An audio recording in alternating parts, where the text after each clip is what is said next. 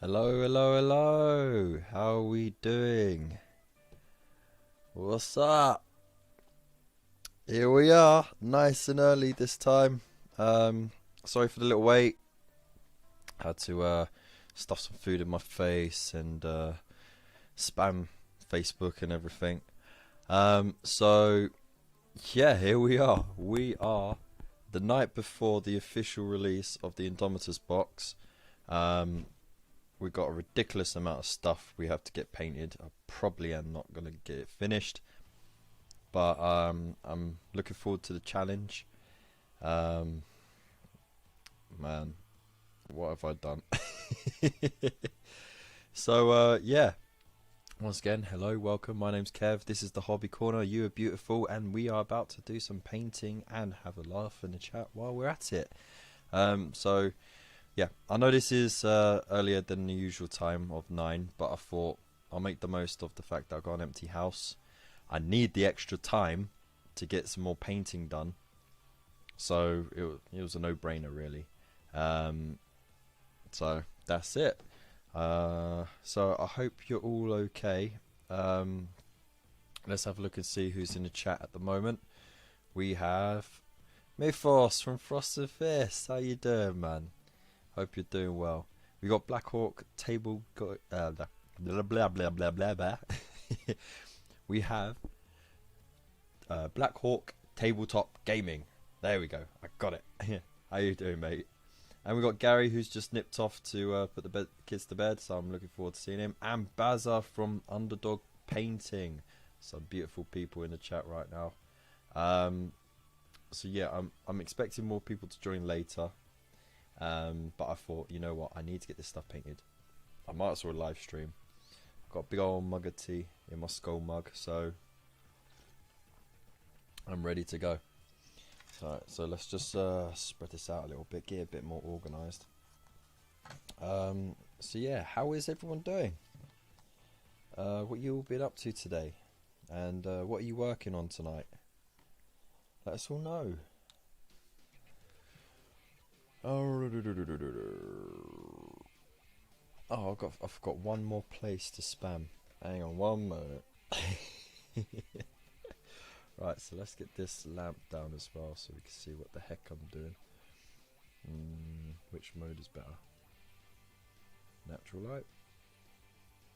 Oh, that's alright. Blah blah blah blah blah. Let's just see. We go on there, we go on here. No, we don't go there. We go here, here. We go here. And copy that all. And then pop in here.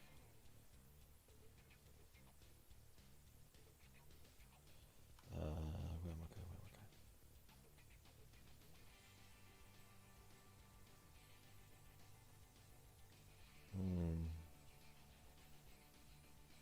Oh, that's nice. Ah, Captain Pickle, you got a really good paint job there from the infamous Mr. Normski.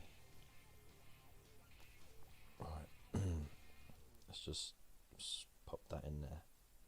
There we go. Alright, that's it. That's all that done. Woo!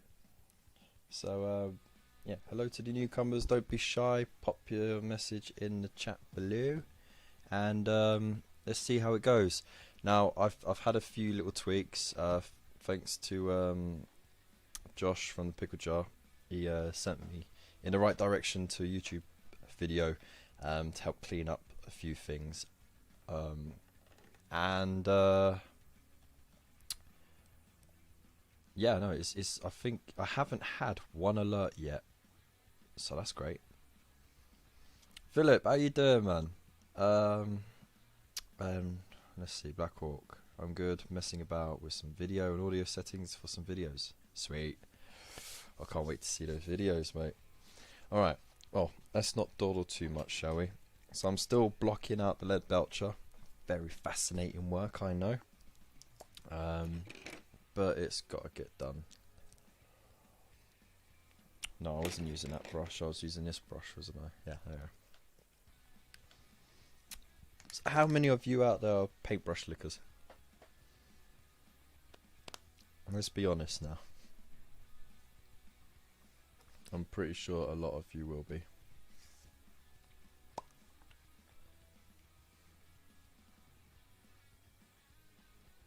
Let's pop that in there. I've completely muted the music on me. I hope the volume levels are okay. If you need me to adjust anything, just let me know. I might be coming across a little bit loud, or the music might be a little bit too quiet.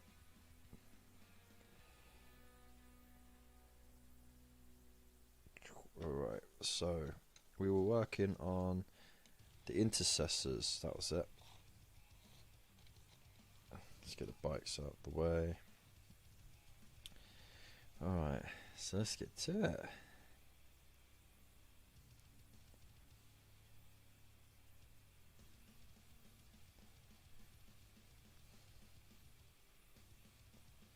Still not used to the lag between when I say something, when you lot hear it, and then when I get the message back from you lot.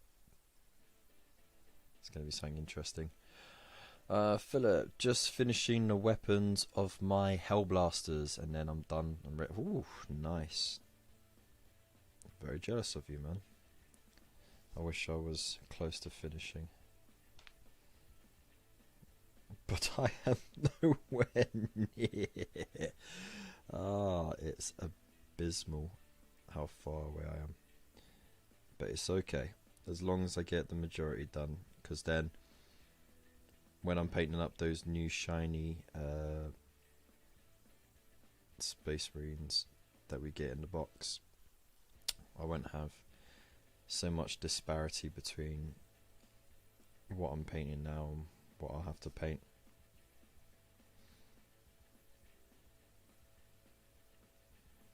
It'll just take me a little longer to finish it all, that's all.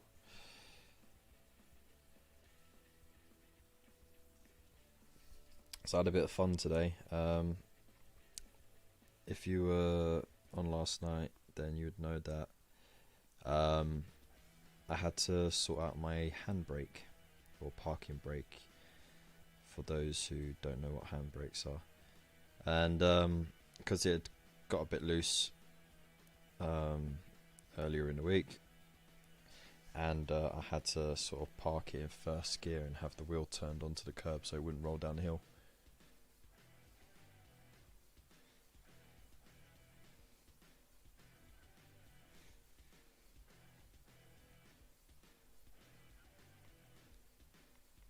I'm being told off now.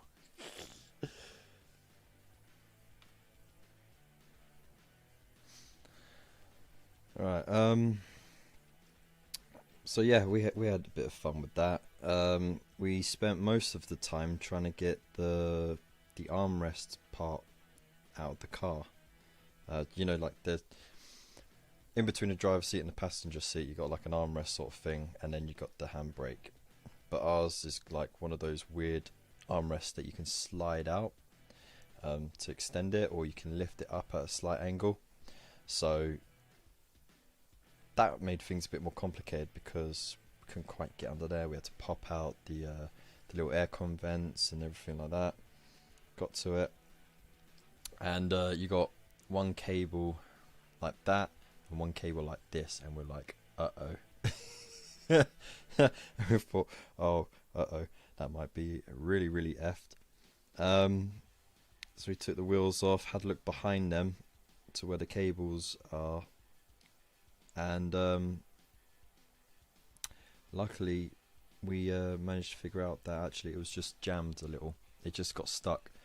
The cable, there's a little ribbed rubber bit near the end of the cable, so like when it tightens and loosens, it keeps it covered. But it had dried out, so WD-40'd the whole lot, wiggled it a bit, it popped loose, and then it just didn't stick after that. And we made sure we got as much WD-40 worked under that rubber rib as much as possible, so it won't dry out in the future and get stuck.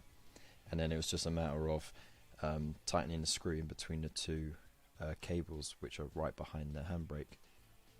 And then that was it. So now I barely have to lift it and it stops. It's great. So It was nice seeing my mate as well. I haven't seen him since before the lockdown as well. So it's good catching up with him. I'm back. Hope everyone is doing well. Yeah, we're all doing good. Bazza, how you doing? Oh, that's probably really loud in your ears, wasn't it?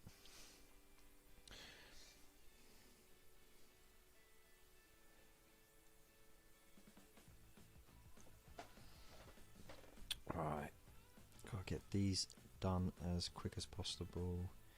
It's all about just getting the muscle memory in there.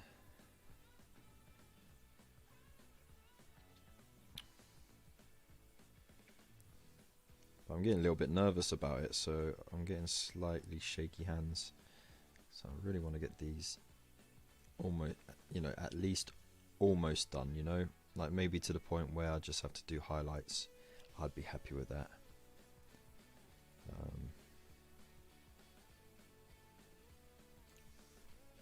But I've always been a slow painter, that's the problem.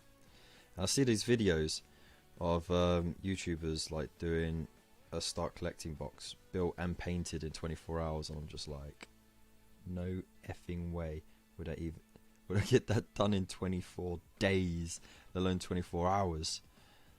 You cocky gits.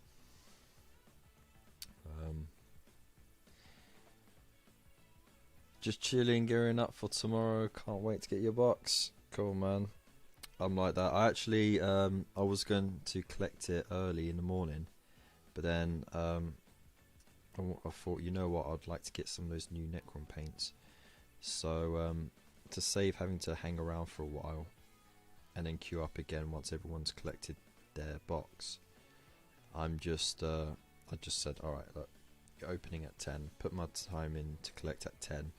And then I could be the first one through the door when you're officially open and not early open. So I can get my paints as well. There you go. Cheating the system. No, I'm joking. But yeah, no, I'm looking forward to it, definitely.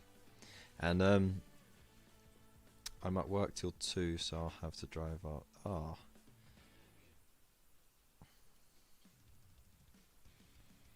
That's alright. Like you got about half hour to an hour before the end of your shift, and like, the beepers start going off. You just start waving people. Don't worry, just go through. I ain't got time for the paperwork. Just go on. I don't want to be late picking up my box.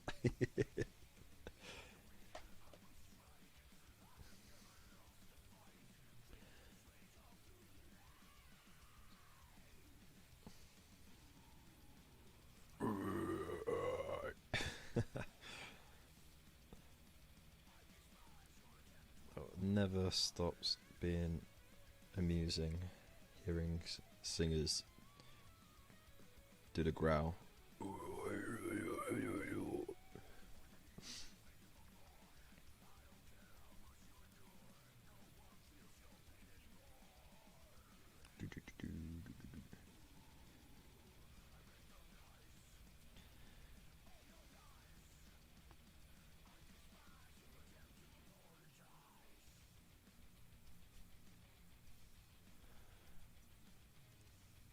So how's everyone's day? What you all been up to today? I was saying I was fixing up my car, and then I dashed off to work, and then I sprinted all the way home. Then actually I drove safely within the speed limit all the way home. So I really wanted to get this started early. I wanted to do a similar thing yesterday, but by the time I got all set up, because I was doing a new setup for last night, tonight, and tomorrow's streams. I never got to get that extra bit of painting done.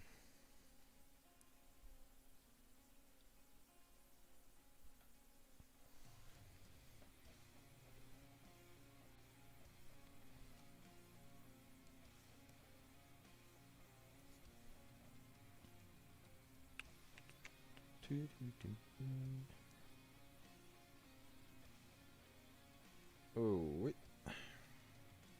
Sorry, I don't mind if I make little mistakes like that, cause as long as it's fresh, you can just wipe the worst off, and then, because I still have to put a layer of paint on there, you know, it's going to get covered anyway. So don't freak out too much about the little accidents. It's when you start putting the layers and highlights down, that's when you've got to be a bit more careful. Of course, always be careful when you're putting down those base colours, just because, you know, make it easier for you later on. Let's clean up.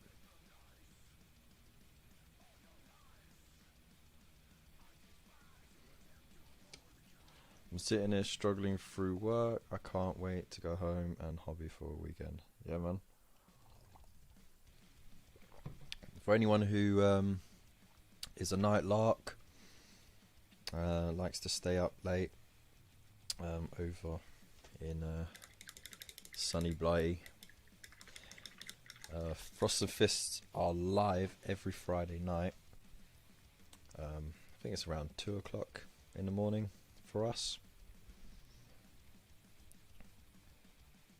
But I've, you know, when I haven't been able to sleep, I've always checked up on them, and they've always been good shows, a real good laugh.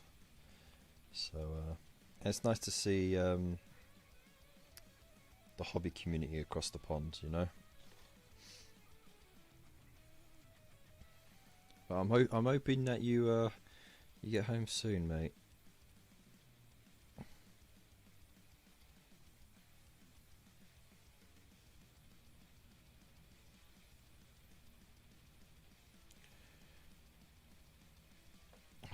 Really need some better brushes.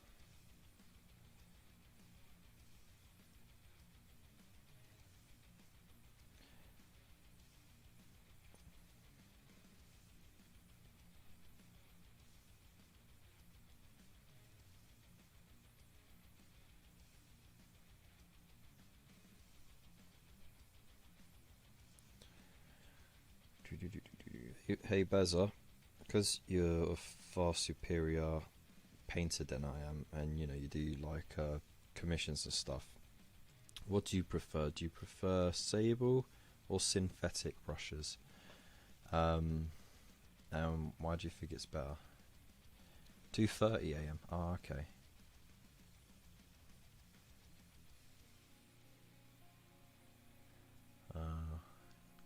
US Central Time. Anytime, dude. Anytime. We're brothers in arms for the Chilling War Gamers Network. So there's that, and also I do shout outs where it's due. Like for example, Beza, he's got some great videos up as well. And you should see you should join his Facebook page, Underdog Painting. And some of the work that he's done for commissions and that, it's really, really good.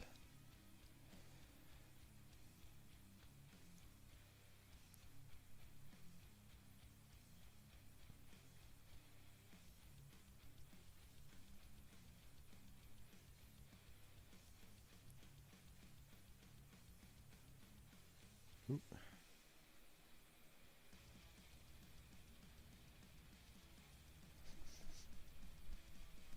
Look at that, I haven't had a single problem with my stream so far, though I suspect it might have a lot to do with the time, to do with the fact that the laptop is still fresh and it hasn't even warmed up yet, and we haven't got that many viewers at the moment. We've got 6 amazing people watching, but like I started having problems when we went over 20 for some weird reason, so who knows.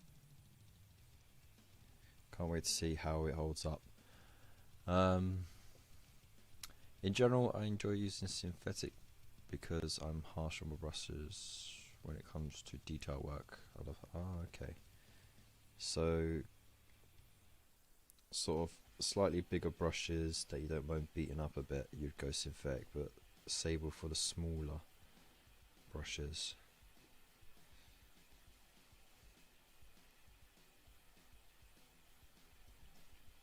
I don't really know. I've only ever used Citadel brushes.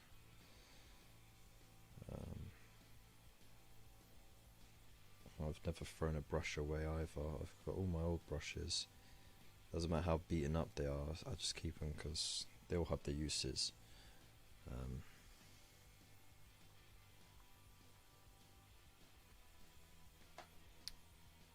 It's not wet enough.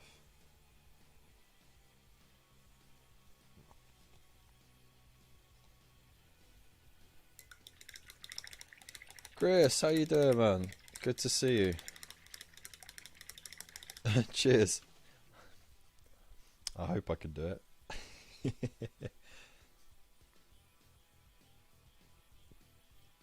I really do appreciate your support, man. Thank you. Where was I? I was doing the back of there, wasn't I? Get in there. Alright.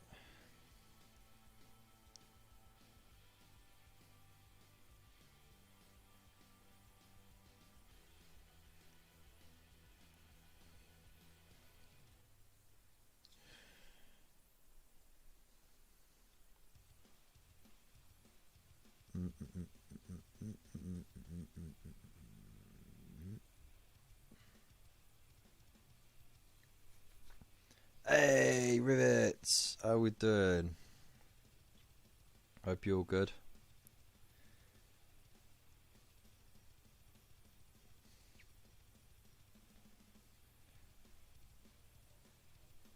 See this now that Rivets is here, this is where the stream starts to fall apart. Right, and I start having stream performance issues.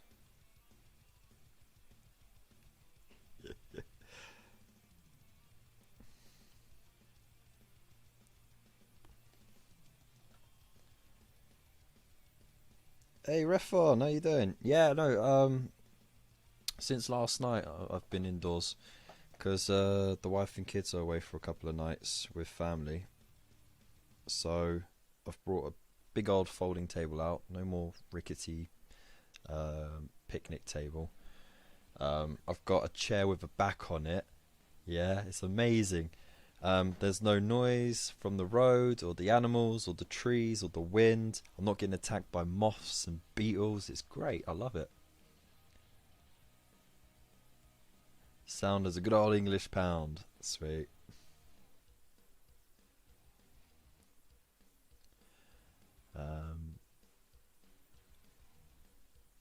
So yeah, hope you're all doing well, man.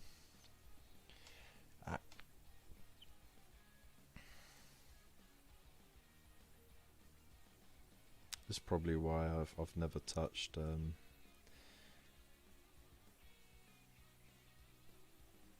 commission work. I don't know. I don't think I could stick to it without getting distracted and then running over time. You know.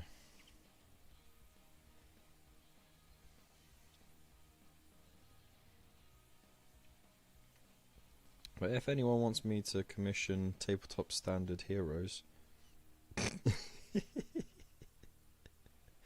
just that single model or that single unit that you want to look alright at a distance, I could do it for you.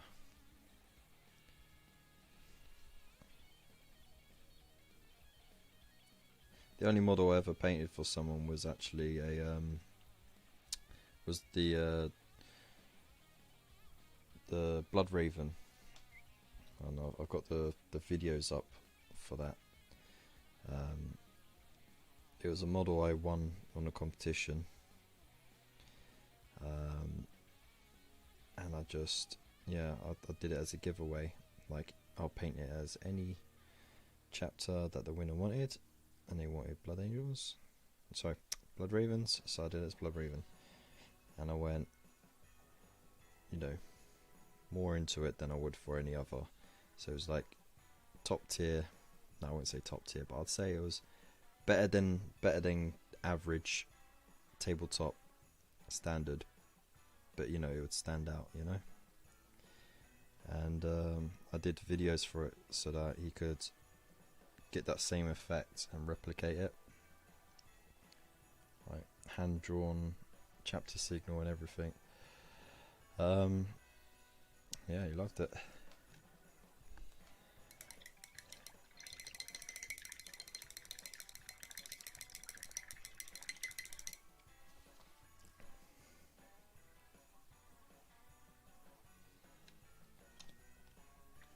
Oh, I can't forget my tea.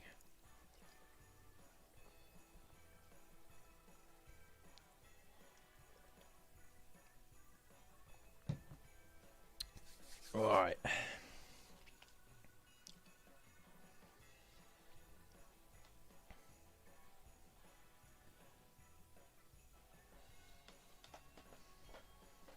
This song seems a little too festive for me.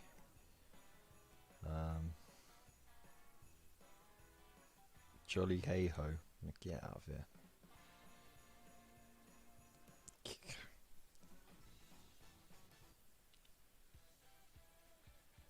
That's better. Christ alive. You just spent loads on bits. That's the problem with being an orc, isn't it? Ooh, shiny gubbins. I need it all.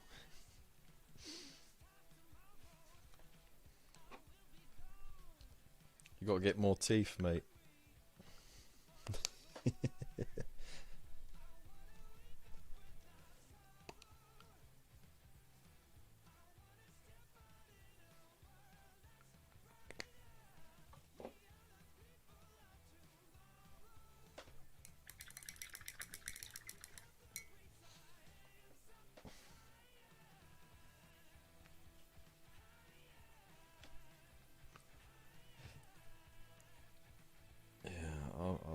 I'll be honest, my job doesn't pay enough either, but I don't do enough hours for it to pay enough, you know what I mean? Like, but even if I had full-time hours, it wouldn't be a good wage. I'm hoping once the worst of the pandemic passes, some more jobs will open up and then I can just start applying again. Don't have to worry about shielding and all that nonsense.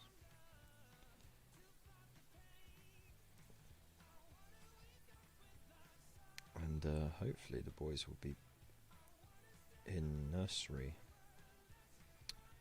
by September, which will be great.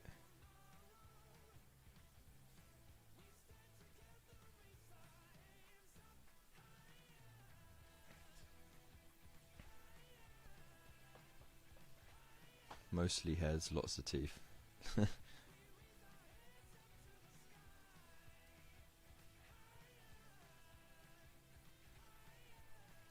So something that I'm not sure anyone's ever discussed, right, is that in the Dark Imperium box you get two types of bolt rifles, right?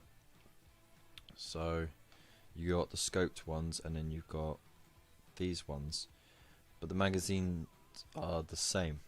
But in the multi-part box, the magazines are different depending on what type of bolt rifle you're doing. But you can effectively put all the ones that have these together and just say they're regular bolt rifles, and then put all the scoped ones together and just say that they are the longer range ones. No, they're not long. Oh, I can't bloody remember the difference between the bolt rifles now. Yeesh. Hang on.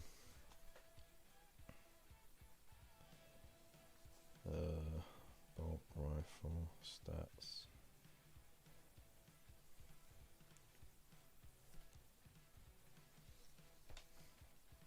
Let's make sure I'm not talking too much nonsense.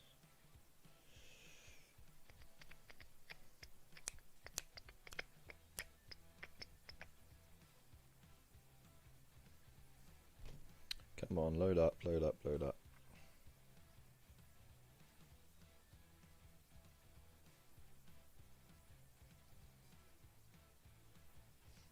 So a standard bolt rifle is rapid fire 1, 30-inch range, strength 4, AP 1, 1 damage. Yeah, so a stalker. Yeah, you can use these as stalker bolt rifles, um, which is 36 inches and AP -2, but it's a heavy one, which means you can't do assault shots with this, so you don't get double shots at half range. And then of course the other ones, the other option, which isn't included in here, but has like the drum, the barrel, like ammo magazine that you have on the bottom. That's 24-inch range. Assault 2 with no AP.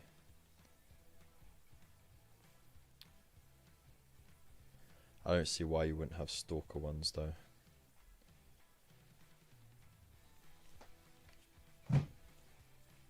Unemployed, self-employed at the moment. Ooh, that's a tough gig, man.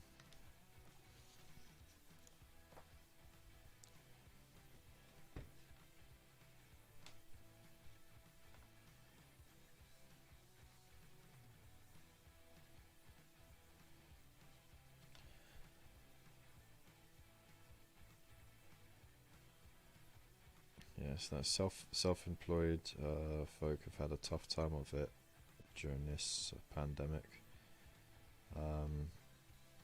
Especially if you recently went self-employed, because it made claiming the furlough scheme a lot more difficult, because they needed like a fair amount of financial records in order to figure out what to cover, didn't they?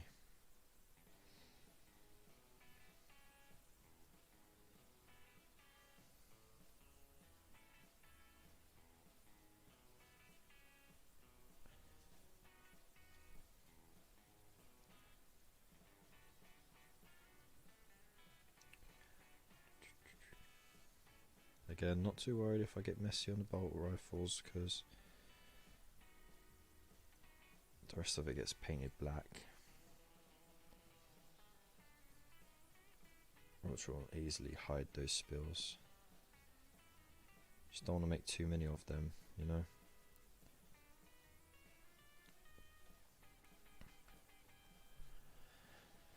Wouldn't have learned to YouTube without time off.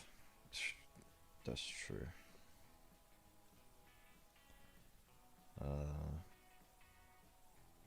When I had time off after my accident, it was 2 years ago, I looked into YouTubing a lot more then. Because I had the time. And since starting this job, so I jacked in the other job so I could be closer to home and be a bit more available for the kids. Since having this job, I've had a bit more time as well, because I have a little bit of a respite time between what I do, so I can research stuff and set things up and that, and just plan things out, which I didn't really have that ability before.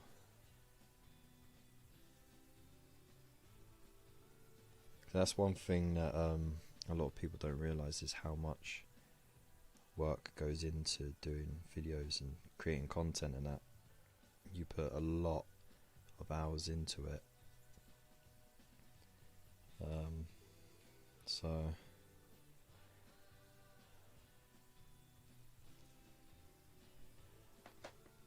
it's always nice to see when a YouTuber gets a break and they start doing well.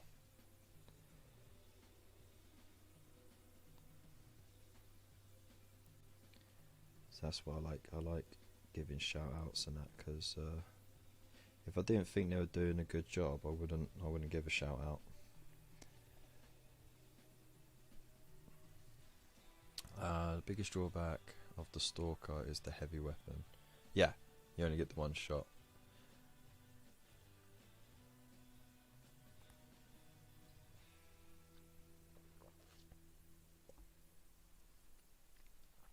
For versatility, the regular bolt rifle would do it, and I would say have most. Say you have 4 units of intercessors. I don't know who would have 4 units of intercessors in army, but just say you have a big enough army for 4 units. Have 2 of them with the regular bolt rifles. Have 1 with the assault bolt rifle that you know is going to be charging at the poxwalkers and the chaff units, right? Because those extra shots will help. Just get rid of them as quick as possible.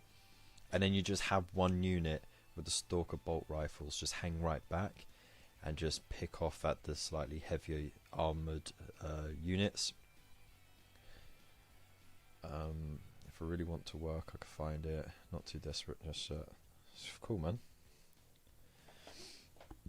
I have to say, I am the laziest person when it comes to job hunting. The laziest.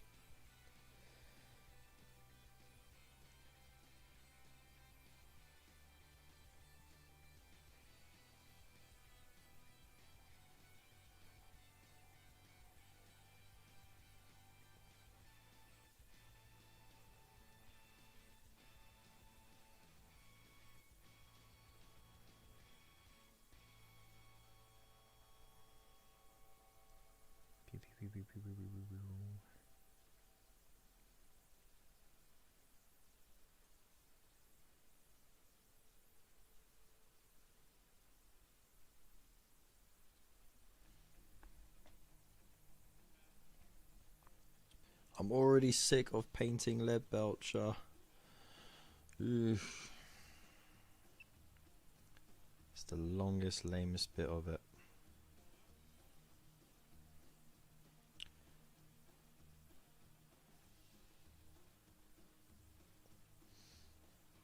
I really can't wait to get my box tomorrow. I really just can't wait to crack it open, smell that new box smell, get a new book smell. Spud was lucky, he managed to get his a couple of days early, and he actually put up a video on the Chilling Wargamers YouTube. I was just having a quick look at the sprues and having a quick look inside the book and all that.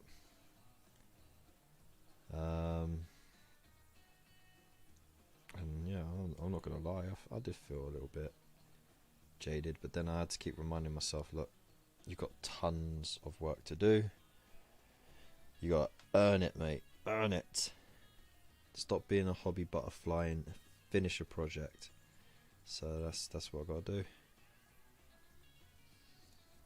Like, I was always bad with homework. I was like big time last minute kind of person. Especially with coursework. Coursework was last minute all the time. I'd stay up all night and get it done. And it'll be like 6 months worth of work crammed into one night. And for homework, I actually ended up getting detention so often that I would just literally just turn up at the end of the day and just go, okay, what work am I missing? Like, the teachers didn't even have to ask me, which was cool. I kind of sort of turned detention into like a study class, but it meant I had no distractions. I got the work done real quick. Because when I was at home, there was just too many distractions. And I remember vividly this one time I just turned up and said, alright miss, so what am I missing? And she goes, oh, just 1 minute. Flicks through all the work. She's like, oh, hang on a minute. And she's flicking through it all and she's like, I know you're all up to date. Yeah, that's it. Actually, you're ahead of everyone else at the moment. So, yeah, just relax for a week. It's like, alright, sweet.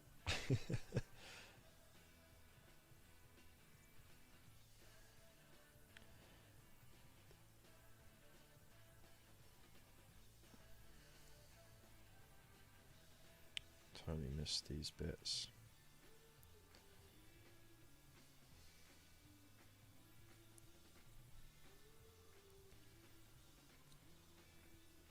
Yeah, that'll do. These little touch-ups that I've missed.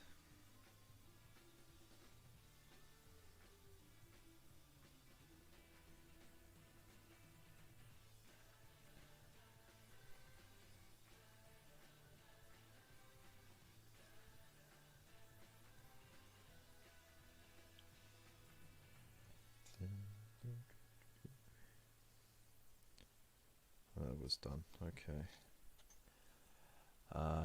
This week I was chipping away at 5 more boys. Nice. I'm just doing a bit on my looted Sentinel Dread Mob. Nice one, man. I can't wait to see the end result of that. Don't forget to share it, man. Okay, these are all done. Alright.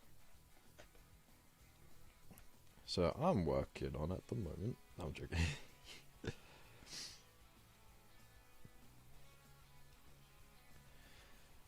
So we're almost an hour in already.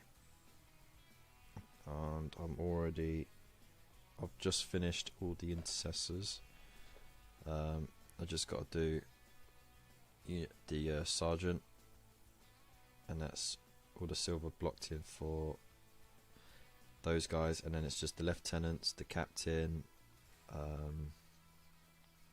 the captains rather, and the vehicles. No problem, no problem. Just got to remember to rinse this brush often, because metallics are the worst for your brushes. There's little metal flakes in it, and you just scratch up your brush a bit.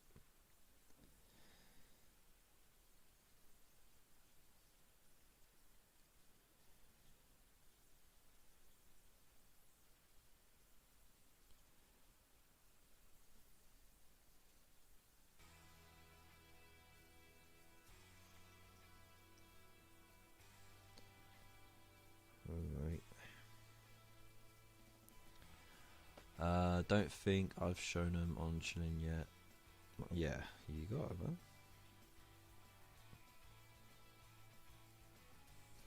We all want to see what that's gonna look like.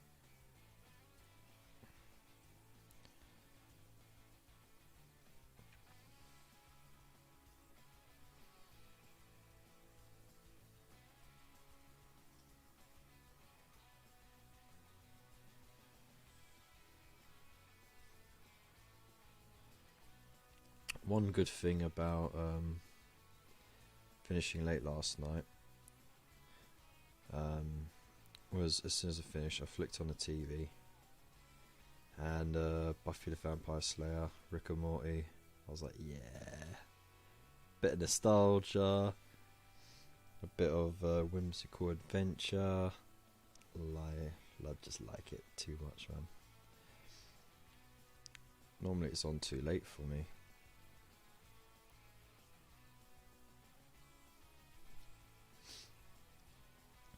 But what a combination to watch.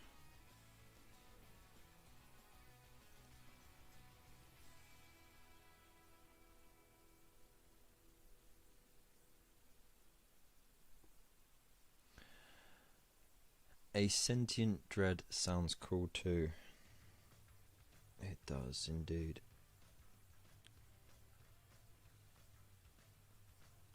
Sounds too cool, actually.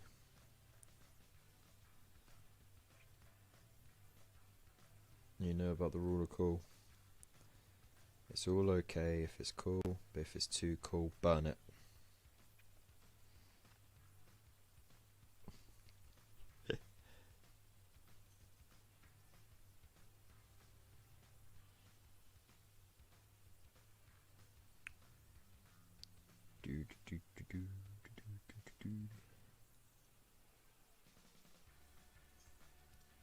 Okay, that looks more or less done.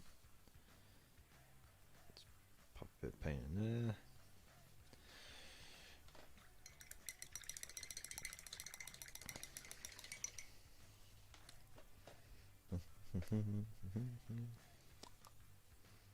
It's a good thing I've got tons of this lead belcher left. I don't think anyone really ends up running out of lead belcher unless you're doing like Mechanicum or Necrons, or even Dwarfs, actually, to an extent.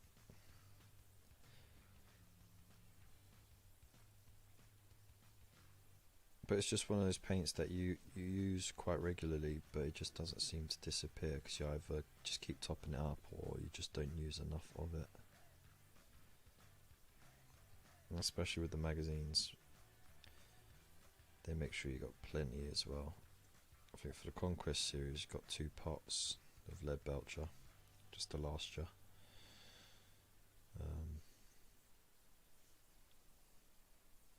Which actually I think you would definitely need because there was a lot of terrain to paint up. And if I didn't have lead belcher spray, then yeah, it probably would have taken all of that lead belcher to do them all.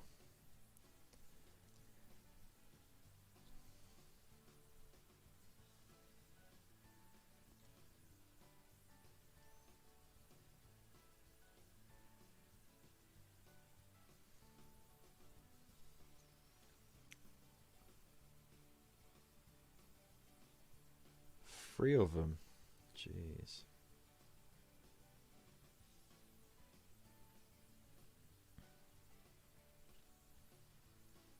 Alright, any other bits I've missed on the main body?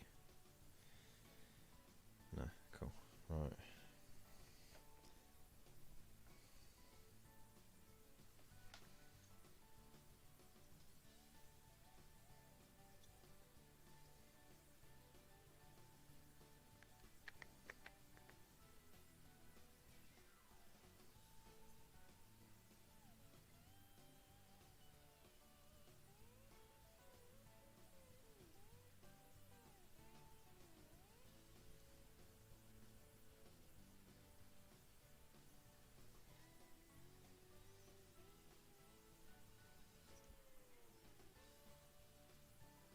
Sorry if I'm being a bit quiet.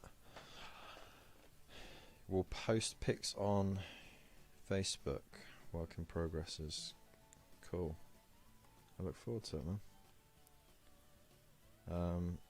Yeah, sorry I'm being a bit quiet.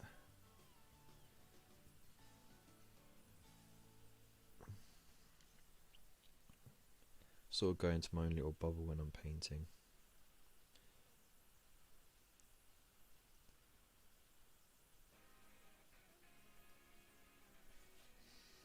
And I just heard in my head, hey, have you ever noticed if you hold your breath when you're painting? And I just bloody caught myself holding my breath. Honestly, don't know why. There's absolutely no reason why I needed to hold my breath.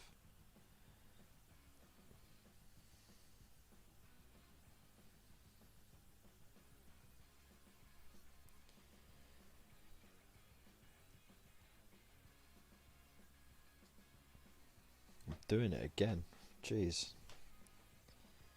Doesn't improve my accuracy at all. I just got to remember I've got to keep breathing, otherwise I'll pass out before I've even finished painting anything. That'll be an interesting stream, wouldn't it? Just watching me pass out and then just like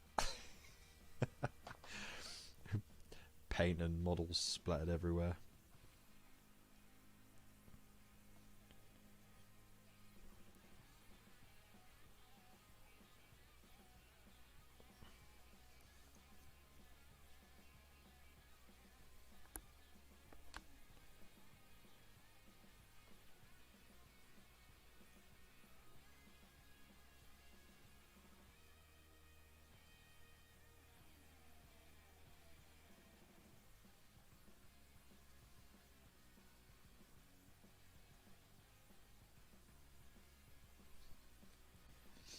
You need to breathe like a marksman. Well, what kind of marksman? A marksman in the desert, a marksman in a jungle, or a marksman in the snow?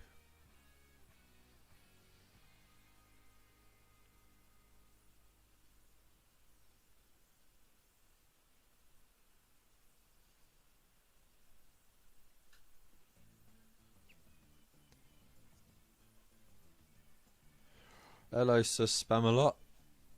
I'm good, how are you?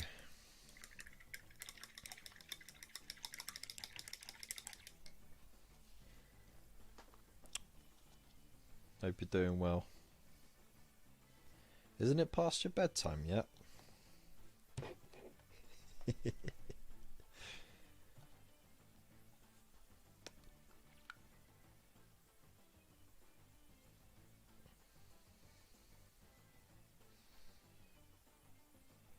Ah, the new I wasn't sure if that link was gonna work. Let's see if that works. Go to the site.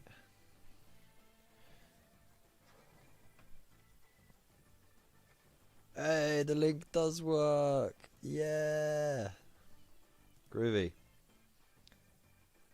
Well, there you go. There's a link to Forbidden Planet, so if you want to order yourself some copies of the repulsor tank issues, sorry.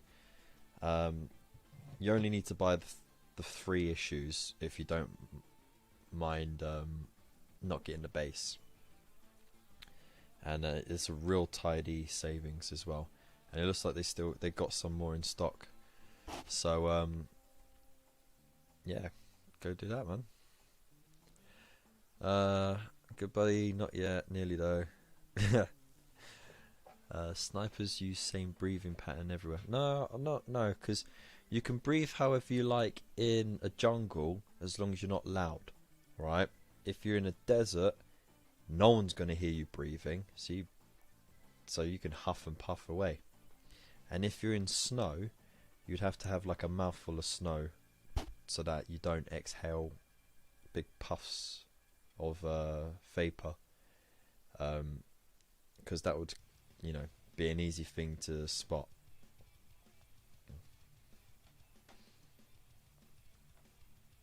Sniper.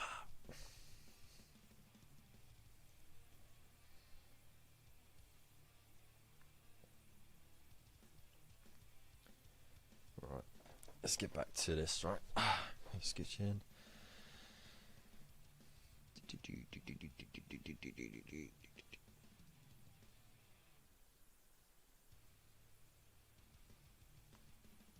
Okay. Have I done it all already?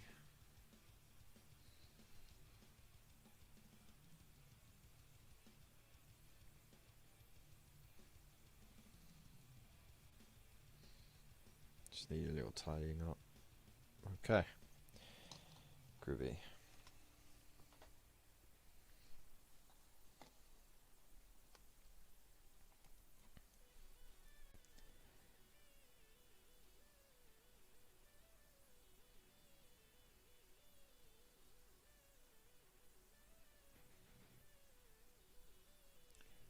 Guessing everyone's just clicked on that link just to double check that there's copies of the repulsor issue left.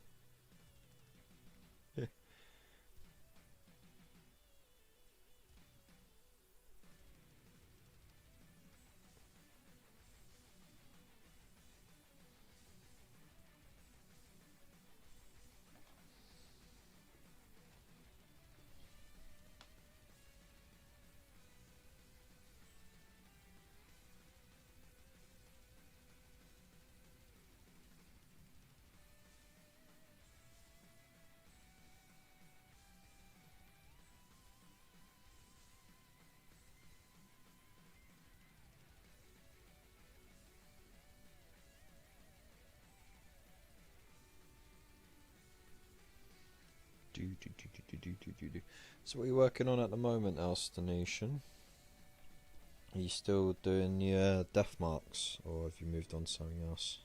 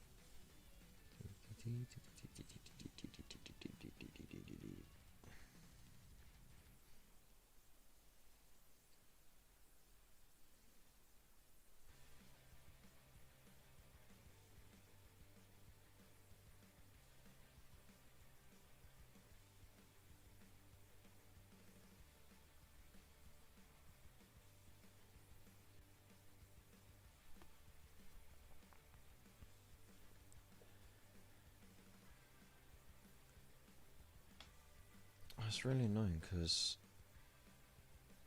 none of those all should be links, and they're not coming up as links. Why did the Instagram come up twice? Nightbot, are you fucking with me again?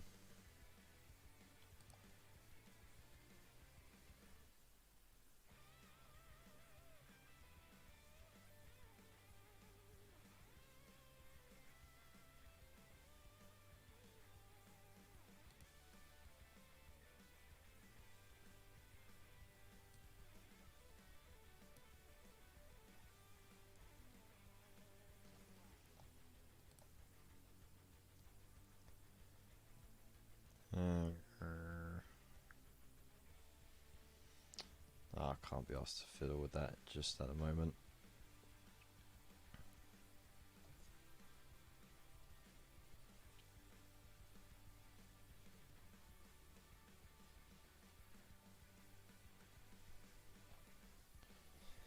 So yeah, I hope everyone's alright at the moment.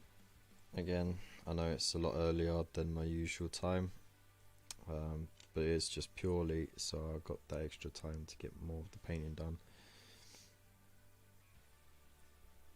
So I don't think I would get this done in time, to be honest.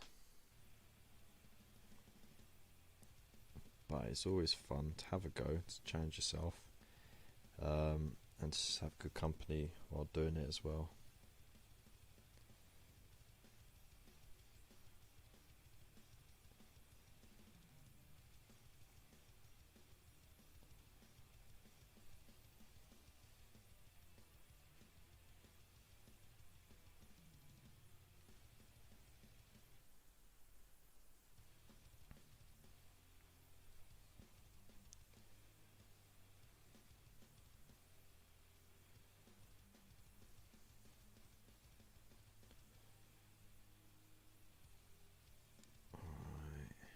Okay, it's looking better.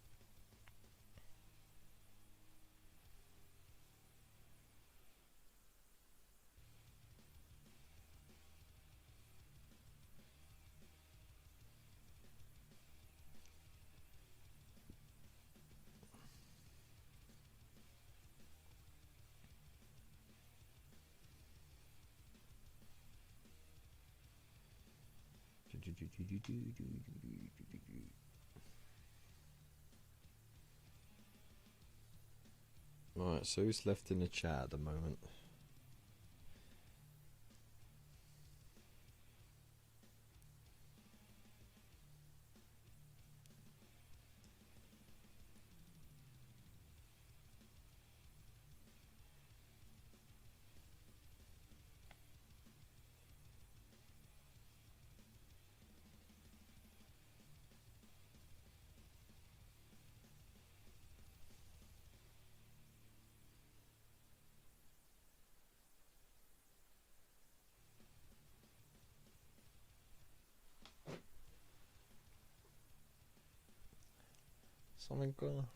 Something happened because this chat is unusually quiet.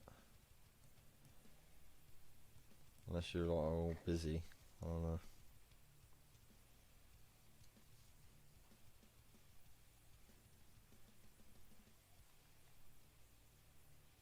know. Rivet's just still there. That's cool.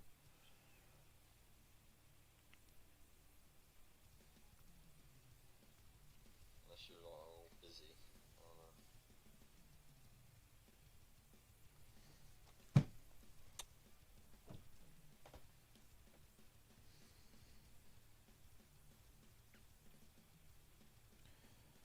know. Alright. God, that took me so long just to do that one gun.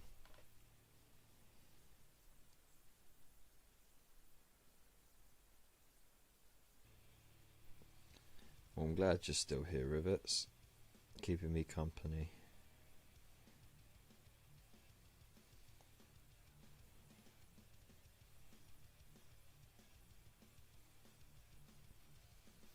Ah, Black Hawk, you're still here too. Groovy. I am not alone. So we had such a busy chat yesterday and the day before. It just seems weird when there's like a quiet moment. So it's partly my fault. Not being chatty at the moment.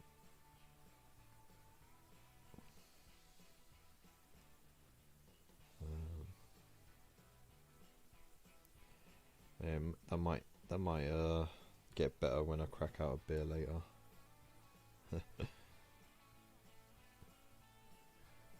Hey, Sanguinius! How you doing? Glad to see you pop by. Dicey guy, what are you doing here? How you doing?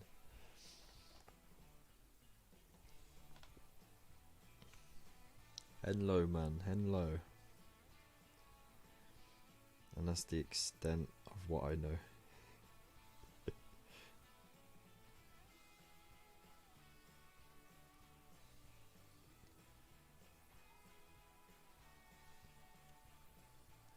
We've got some cracking people here now.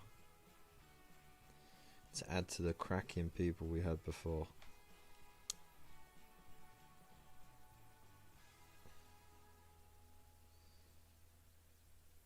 See, spamming all the social media does have its advantages. You know, you get some really cool people come along to say hi. I really should put the water over here.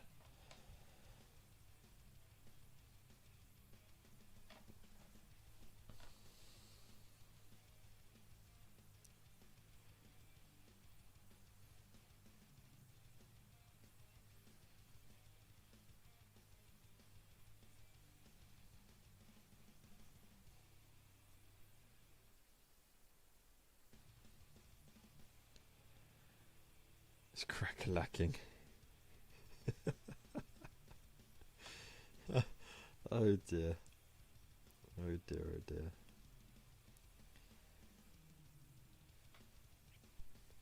You're a big Madagascar fan then?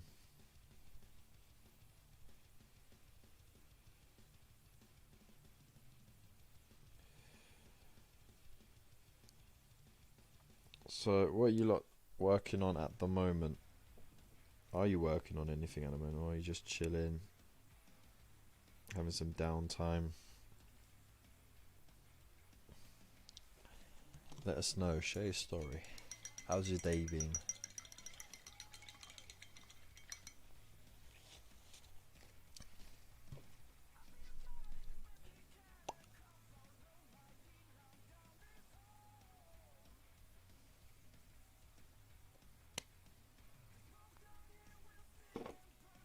Oh, you are.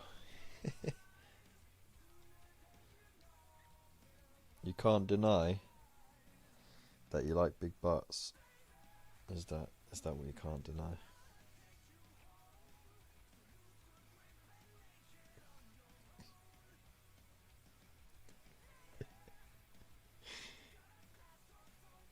Oh, mate.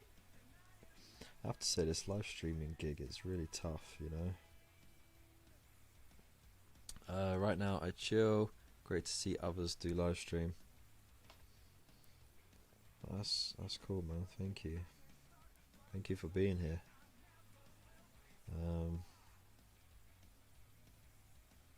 This is kind of like my own little hype train for the Indomitus release.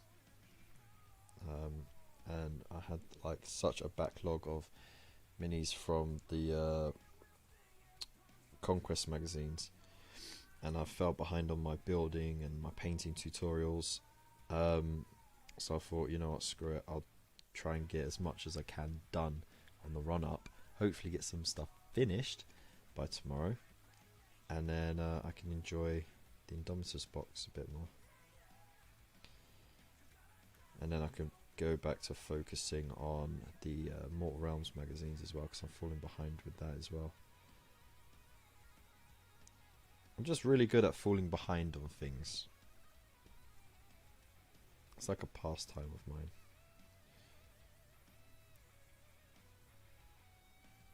I'm a bit of a hobby butterfly. Cheers, man.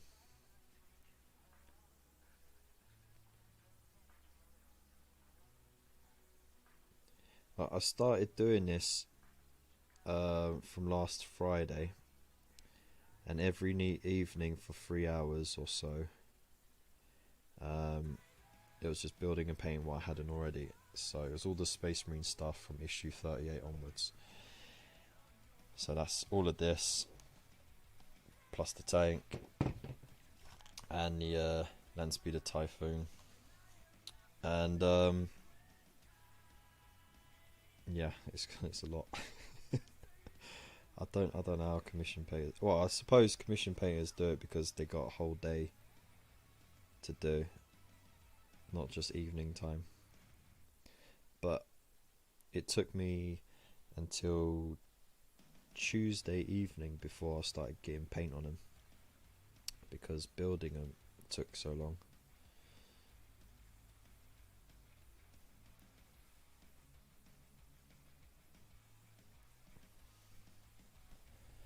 Lupus, how you doing?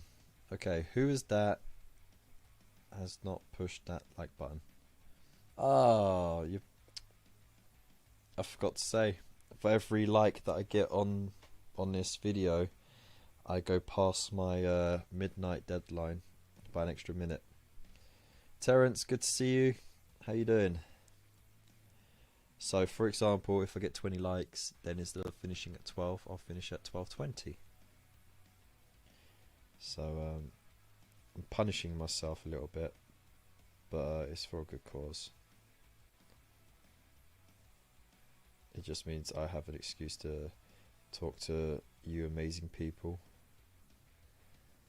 The Bard, how's it going? What do you mean paint faster? I've not slapped that juicy big red button. Oh no, you weren't subscribed already? I thought you were my #1 fan.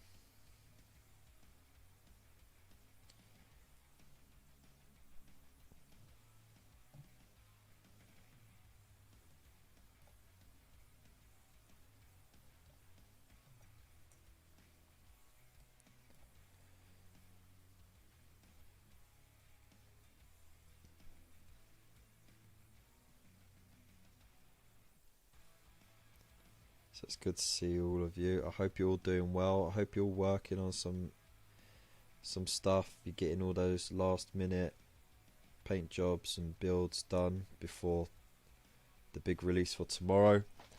And if any of you manage to get your copy of Indomitus early, well then, screw you. That's right, sharing is caring.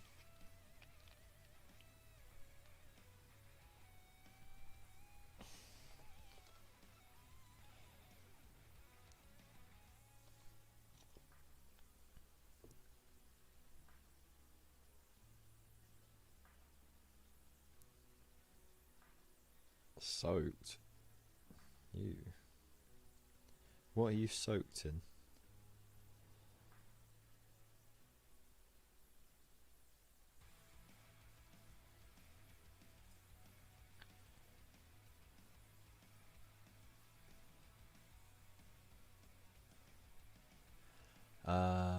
Modelling for Advantage, how you doing, man? It is indeed a lot of dudes. Terence, good to see you as well. I watched that 40k movie. It's not that bad. Quite enjoyed it. Yeah, you know what? It's entertaining. It's just the story's a bit eh. But the actors gave everything they got, considering that they were literally they had a camera right there.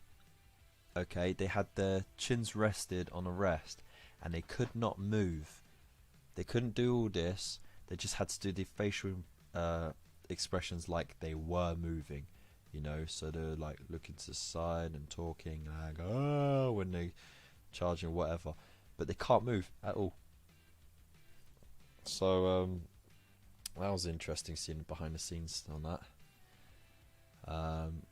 Warcry Corn Warband might go Star Wars Legion Crazy next month. Sweet, sounds cool. That's what she said. Do great, Chief. I'm doing good, man. I'm doing good. I thought I'd take advantage of having a house to myself, so I started the stream at 7 instead of 9. And I already got all of the intercessors with the lead belcher areas blocked out. Just doing this in Scepter, and then I'm working on the characters and the tanks and the bikes. So feeling it. I'm feeling it definitely. Well, I say that. Just got an email saying my Indomitus is coming Monday. Boo. Oh, never mind. I'm sure you got it at a nice discount, so you know. Grass cutting, the ground swampy as F. And now in the grass as long as that sounds cool. How's it going, man? Message retracted. Message retracted? What did you say? Did you delete your message? Still like Starship Troopers better. Yeah, well the first one anyway, by any rate. The first one was great. The sequels and spin-offs were a bit naff. You know, just to be polite, they were naff.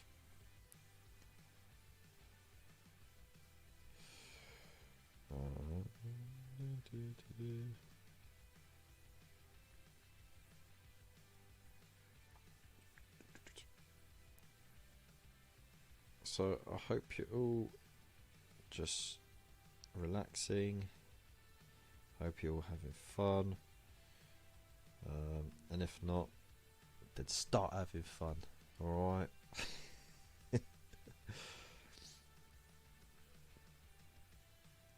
That's an order. There you go. That's a quote from Starship Troopers. Go have some fun. That's an order.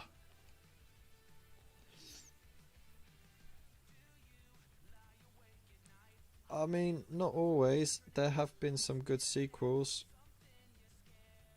There are good sequels out there. They're just, it's just the thing is, and this is a big problem with not just writing, but it's also a big problem with audience expectation, right? If a movie is really well received and everyone becomes a real big fan of it, then you're already going to hold that first movie in higher standing no matter what they do for the second one. So it takes a lot for a second movie to be better than the first one, just as a rule of thumb, which, you know, it is a bit of a shame, but it's just a fact of it. Best sequel? Oh, Shrek 2. The first Shrek was amazing. The second one was just that little bit better.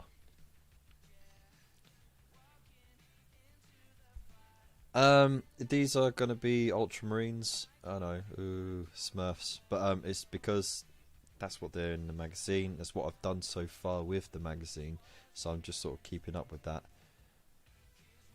Wayne, how you doing? Oh, you gotta go work. Just have this playing in the background, man.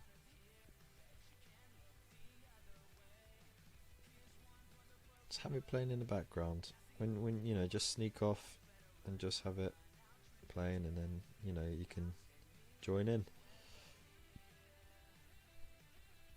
I'm forgetting what I'm doing all the time now. Starship Troopers cartoons were alright. I'll admit, I never saw those.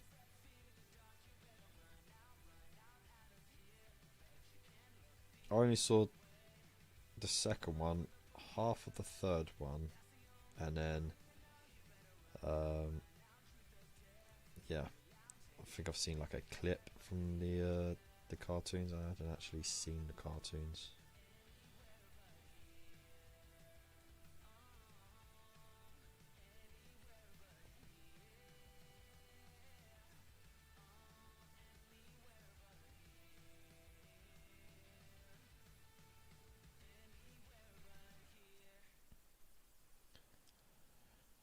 Well, have good fun working, Wayne. We'll see you tomorrow.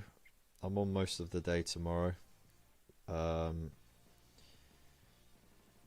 the chaps at Chilling Wargamers are going to be on from 2 o'clock tomorrow to have a mess around with their new boxes. And if I time it right, I might be able to be on for an hour or two before the guys, and then I'll be on for the whole afternoon and evening after them as well. So it's going to be fun. Was it Thinking Toons? But yeah, Shrek. Yeah, see, boom. It's one of those very rare sequels that I better think. Be busy painting my tiger unit of secateurs. I think they're on YouTube somewhere. Oh, the Starship Trooper cartoons. Might look into it. At the moment, I think I finished all of the Star Trek stuff on Netflix. I then moved on to I tried to watch the original series, and I got like 3 or 4 episodes in, and I just couldn't watch anymore. It was just so naff. Like the acting, the costumes, it's all so hammy. It's like a big old pantomime, which I know for a lot of people that'll be nostalgia overload, and you know, or that's what they'll look for in a show. And I'm sure the you know, the writing isn't that bad, but I couldn't get into it, so I went from that to New Girl. And I finished New Girl, and now I'm watching Norseman, which is like a sort of satire show set in the Viking era, and it's kind of like The Office, but with Vikings. You know, it's that sort of humour, and I'm really enjoying it. They just done put a 3rd season on now, which is like a prelude to the first 2 seasons. So you find out how the characters got to where they were when you discover them in the 1st season, and yeah, it doesn't disappoint. Been busy paint. Got Empire Strikes Back. Yeah, Empire Strikes Back. There you go. I'll be punching out tons of rivets tomorrow. Start punching them out now. Star Wars is in a class of its own. You know what, right? The original trilogy, you know, is always going to be the better ones because it was the original. But then what happens is, you know how like sequels, there's always so much more anticipation for sequels to be better than the original, the first movie, that, you know, most of the time it's a letdown, so people always give sequels a lot more stick. That sort of mental process actually happened with the Star Wars movies when they went and did episodes 1 to 3. They thought, this isn't the Star Wars that I remember, even though the Star Wars they watched was like, you know, when they were kids. And to be honest, okay, it's slightly different, but it was sort of modernized a bit to move with the audience, and it still was well received by the general population of movie goers. It was just the die-hard original trilogy fans who really kicked up a stink. Gary, how you doing, man?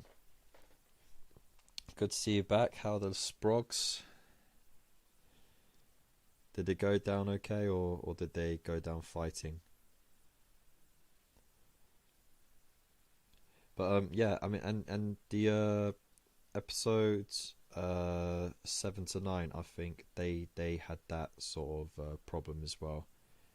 Massive expectations, and you know there was some flip flopping with the final decision on the scripts as well from Disney, where you know I think they were sort of pandering a little too much to the loud minority when it came to expectations for the movies, and then it just sort of fell a bit flatter for that. But as a movie experience, I enjoyed every movie. I haven't had one movie where I didn't enjoy it, and that does include Jar Jar Binks, because you had to have a comedic character of some sort. You know, in the original series, it was C-3PO. So it was when they did the episodes 1 to 3, they needed that sort of character. So you know they brought in Jar Jar Binks. I'm gonna get a lot of stick for that. Oh, you're in bed.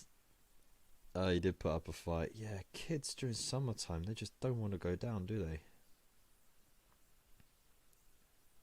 They see that little bit of light through the curtains and are like, it's not bedtime yet.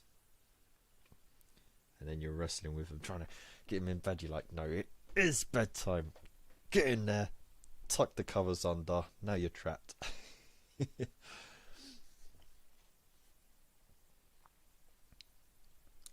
What happened to the music? Where are we at with it?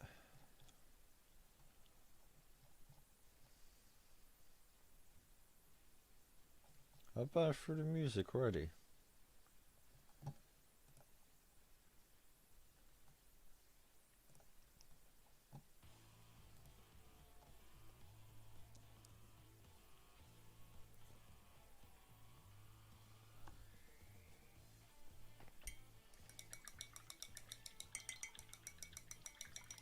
Terminator should have stopped at 2. Oh, I mean, how many times can you change a timeline? You know? And when does it stop being the timeline that you're changing and start being just alternate realities that you're creating?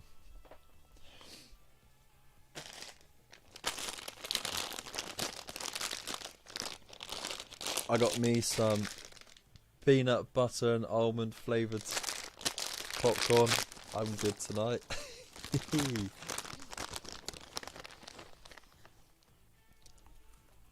Oh.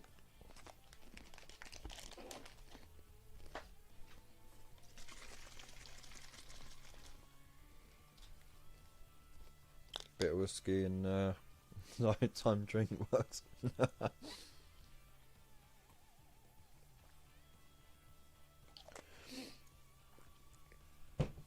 No parent was ever tempted by that.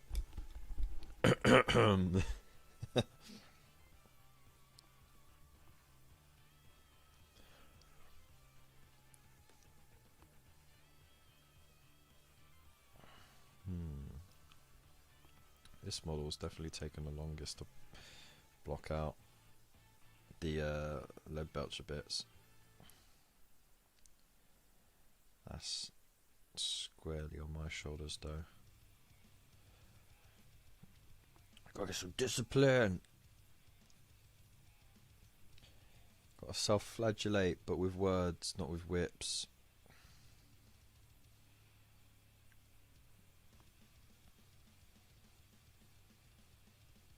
The thing that I'll do for that, I don't want to go over the top with trying to cover the details. A little bit of that. Okay, there's pipes in there.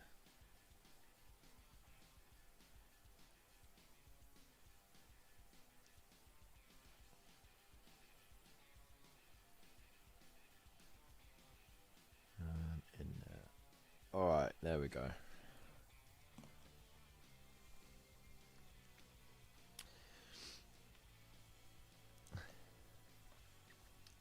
Everywhere but Scotland. Oh, you are in Scotland.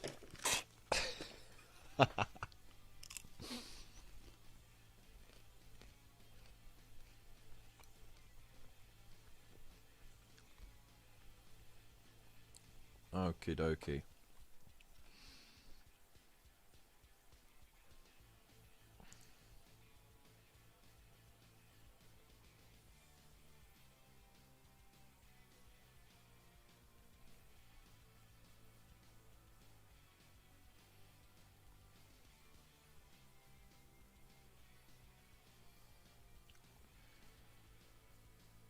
Whoosh, whoosh, whoosh, whoosh.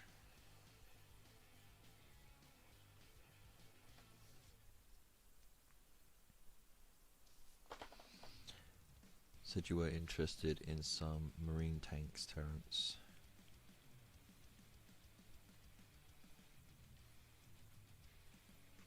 Yeah, I think Forbidden Planet has the issues with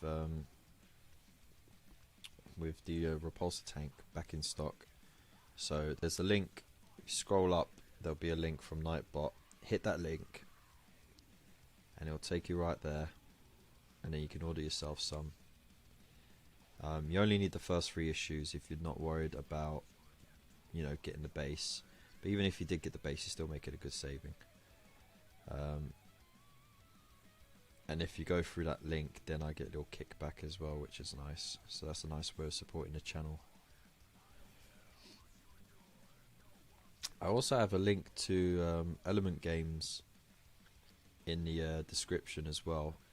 So if you want to order anything, go through that link, and again, I'll get a little kickback. But you can also get like double reward points by entering the code as well. So I'll put the code there next to the link, which you just enter at the end to get your double points.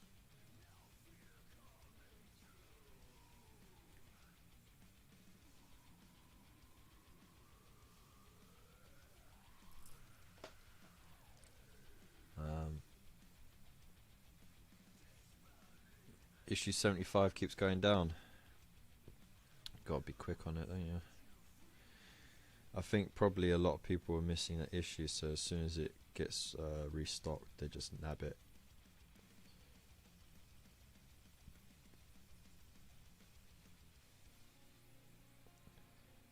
Okay.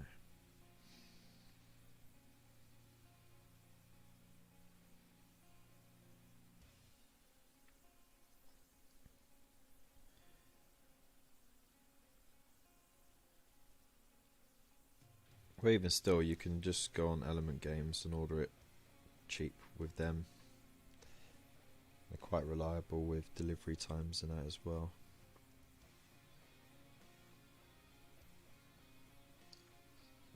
But yeah, if I had a few quid spare, then blast it all on getting the old Indomitus box, then I might have been tempted to grab an extra repulsor tank, because it's a beaut, an absolute beaut.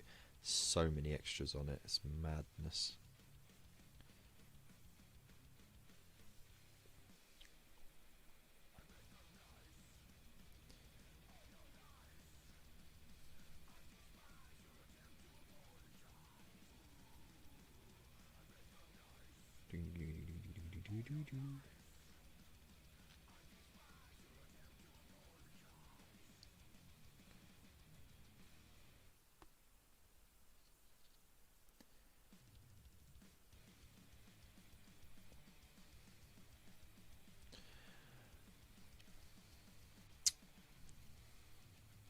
Got 2 seconds, 1. Got another wee bit to do.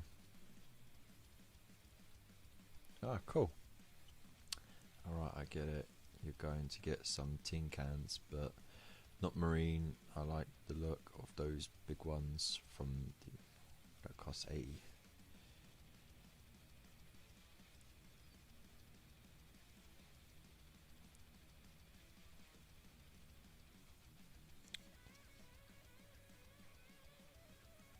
the big ones that cost 80.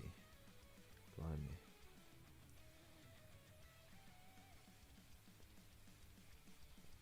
Yeah, I don't think I could ever have a budget for that.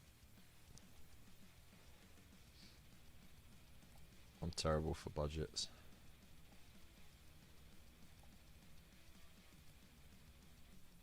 And my hobby budget literally goes straight into those magazines as well.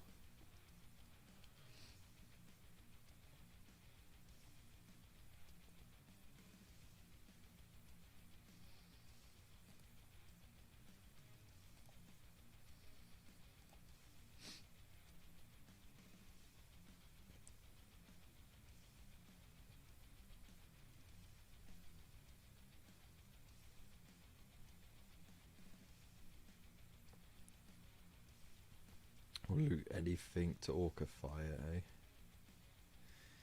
eh? Yeah, troops look like regular Joes. Well, that's because they are.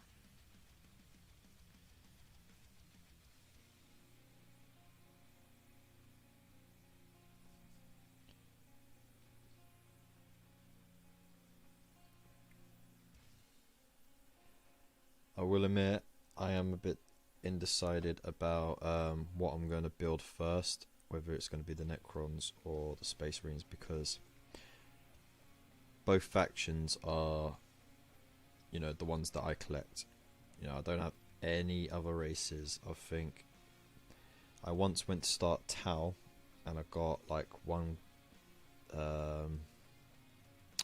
battle suit and some warriors, and that was just because like Fire Warrior had come out, and I was like, you know, a bit hyped by that. And but then I just got put off because painting them at the time, their the paint scheme, they didn't have the right paints for it, and it just took forever. You had to do like a million layers of that orangey brown to get consistent cover. I was just like, oh, forget it, I can't be asked. I never went back to them.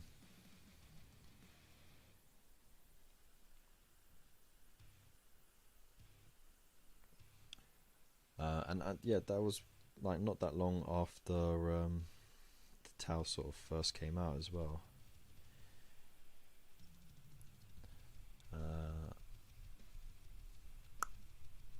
I like getting the start collecting boxes, enjoy building different things.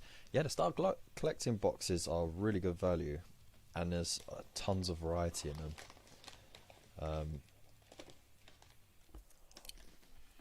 I would happily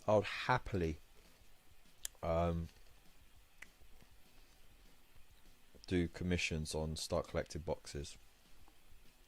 It's a manageable lot to build and paint in a reasonable amount of time. You can do really good work with them. There's room for conversions, and they're a good starting point for anyone. So, you know, call this an advert if you want, but if you want to pay me to build and paint a start collecting box for you, then hell, I'll do it. I picked up some Iron Jaws to give them a bash. Sweet, they look good. You know, I've always looked at Iron Jaws and thought, oh, that'd be fun to paint. 100 odd Space Marines, I needed a break. Yeah, I can imagine. I'd like to do a guard army, but they're a bit small for my eyesight now. Yeah, you know, they do need a little bit of an update with the old Cadians, and their plastics troops choice needs to sort of be expanded a bit. And diversified as well, because you've got so many different guard regiments. I'd definitely like to have like a whole tank regiment for the Imperial Guard. 130 Space Wolves. Oh, that's crazy. Hey, Interesting G, how you doing? Good to see you again. I like good old Clash of Armies. Don't like all this magic that goes along with Warhammer. There's always been magic in Warhammer though, and in 40k, they just call it psychic abilities. But that's space magic basically.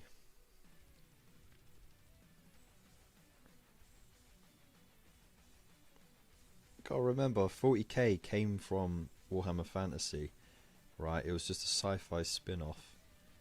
They had all the same races, just with slightly different names. They all looked goofy as hell. And then it got popular, and then they made something of it. And that's the story of 40k. The psychic abilities is just space magic.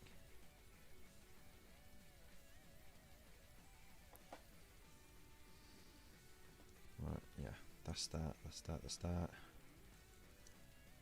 those bits. Alright.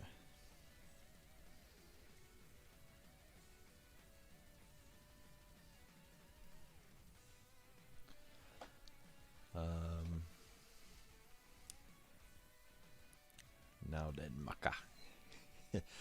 Variants, yes, that's the one I'm talking about. Just cannot remember it.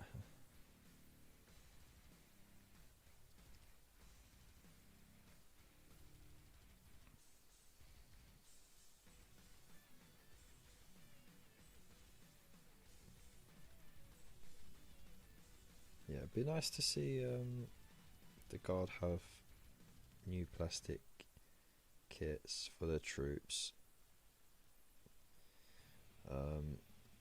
Like, I think the scale of their tanks and their troops is fine now that they've sorted out the scale of Space Marines. They sort of look and feel like they should, though. I mean, the hands need to sort of be fixed, because the hands are a little bit big.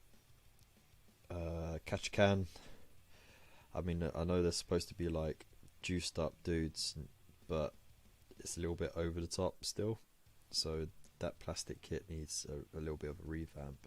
And they've kind of shown us what they can look like with those one-off characters that they did, which you can make a little squad with, actually, if you get those Ketchikan characters.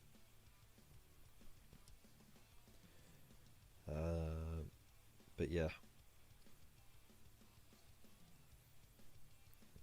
it'd be nice to see all those different Guard variations.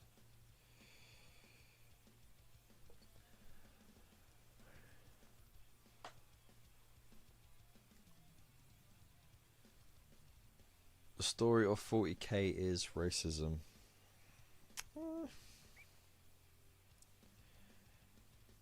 I don't know. Yes and no. It's definitely xenophobia in there.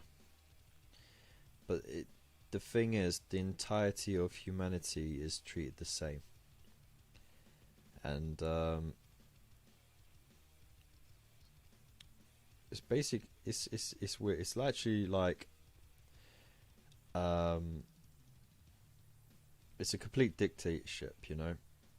It's everyone, you know, it's like a socialist dictatorship. Everyone is treated the same except those who have wealth and power, and everyone is expendable, you know. But I think it's just to show, like, that's how bad things could be in theory in 38,000 years time. But you know, it's all just a story at the end of the day. It's all about non-stop war.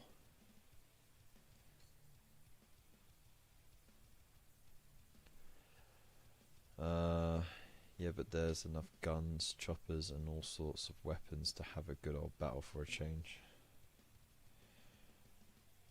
Yeah, that's true. What do you guys think? Do you think Jijo will totally bin the old school Marines? It's hard to say. I think eventually, maybe, like, they can easily write in the fluff that the Space Marines just got phased out.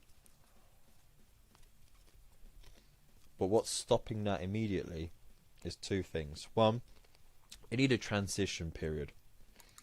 Not just for getting the new models out and the replacements for the old stuff, like the new bikes and all that, but they need a transition period for the lore as well. They can't just say, alright, all Space Marines out the window. No. And I reckon this will probably be like a 10-year transition phase, maybe. Ugh. So people will be a little less sore about the Space Marines being phased out. But we've got true scale Space Marines now, which is fine. But yeah, they'd have to have the lore catch up. They have to have the range catch up as well. And they have to do it in phases, just so everyone's happy with how it's slowly changing. But also, because it's a logistical nightmare to try and do that, they can't design every single kit they need and put it through production and then release the entire lot in one load. It just wouldn't be possible. But yeah, there is a good chance that they'll be phased out, and then they might make Reavers the new Scouts. But it is, like I said, it's hard to tell, because in the lore at the moment, anyone who's like it's tough enough to survive the selection process.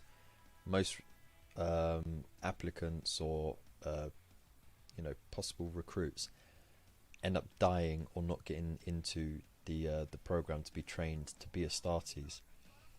Then they have to go through all the augmentations, all the surgeries and everything. That kills off a whole bunch. Then those that survive that go into service as scouts, and of course you see in combat and all that, so that's another chunk of those dead. So the ones that survive that will become full-blown Astartes, get the final bits and pieces done. But then to go from Astartes to Primaris, you have to go through a whole new bit of surgery, and you have to go through the Rubicon Primaris, which means extra organs, extra surgery, extra everything. And again, that kills off a whole bunch. So the chances of success of going from recruit to Primaris is so thin. But that's the current lore at the moment. That's how they explain it away. So who knows? They might keep some of the Astartes and keep they might redo the scouts to be the Astartes size, which I think would fit nicely. But then you got to think, if they do that, what are they going to do with the Horus Heresy stuff? Because they've just got a whole range of Horus Heresy Space Marines who are the same size as the 40k Astartes. What do they do about that? So we don't know. Got a Knights of Horn mini because I love the novels, but it's tiny when you're used to orcs. Yeah. That's a good model as well. But okay, it's about fallen angels of creation. Old school Marines, dead men walking. Possibly. I thought there was a limited amount of Primaris in the books originally. A whole bunch of Space Marines that survived the Horus Heresy got put into stasis for Belisarius Core to work on, to improve them, and then they all got turned into Primaris, but they all stayed in stasis, and they all had training in secret, so they were already experienced. They all got their extra training, they all got beefed up, and then when Robert Gilliman got fixed up, they all came out, but then all of a sudden you had like a ready to go fighting force.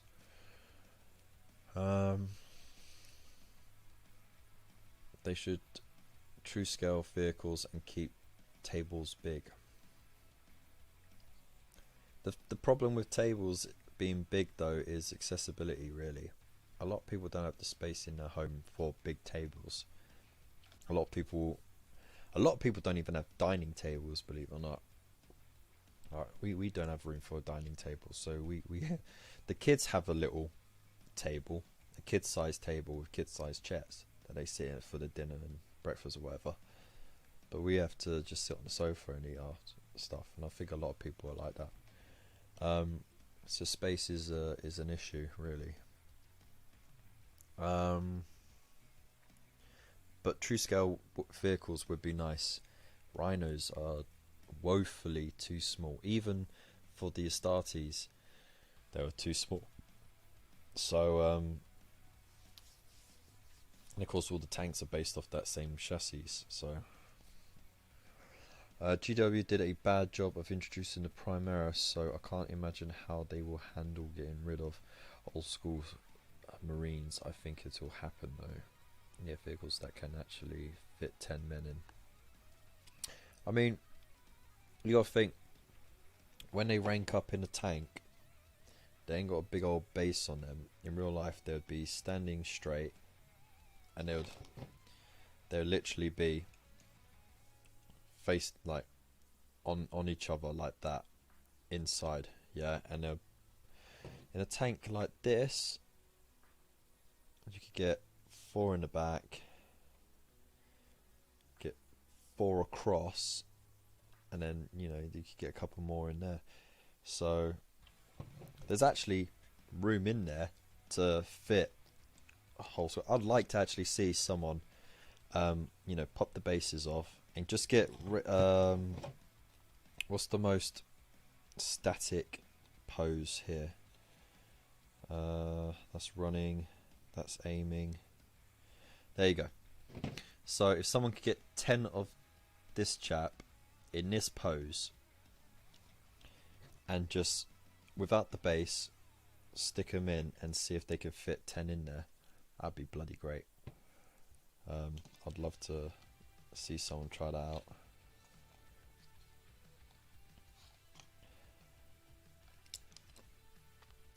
What did you say, Rivets? That got retracted.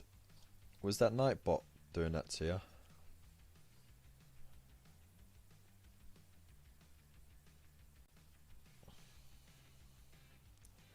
Oh, I totally got waffling too long, didn't I? You guys keeping me busy with all this talk. You know how to distract me. That's the problem. I'm too easily distracted. Coming up with such great talking topics. Talky topics.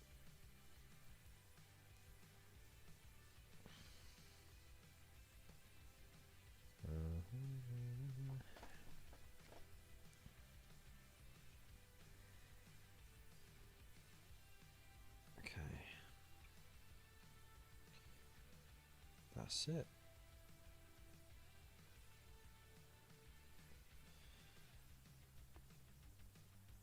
That would do. Haven't missed anything, have I? The handle. The grip, I should say. There we go. But yeah, no, I reckon, say about 10 years to get the whole Primaris equivalent of the existing range of Space Marine stuff.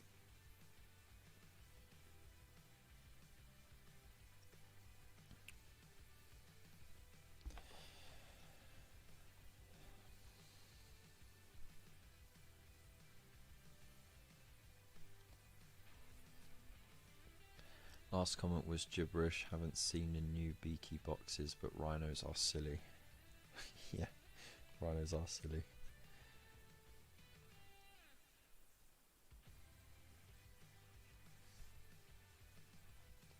They fit the very old plastic ones, not the Rogue Trader Space Marines, but the Space Marines, the plastic Space Marines that were released just after that, but before the standard Astartes model that we kind of familiar with now. Um, they would have fitted in it.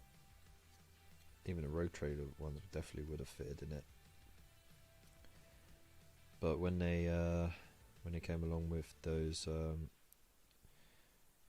Astartes that were like multi-part and all that, like proper multi-part where the head wasn't actually attached to the torso, they scaled them up slightly again, so that became an issue. Oh no, I didn't want to do that, did I? Ah, it's fine, I'm painting that black anyway.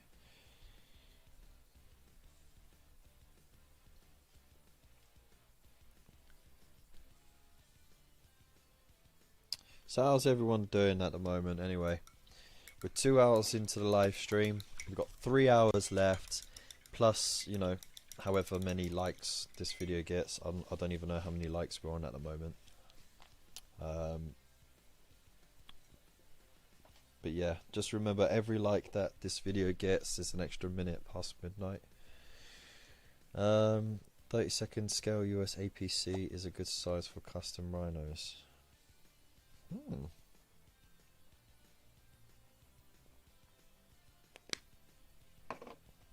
I might have a look at that. Check that out.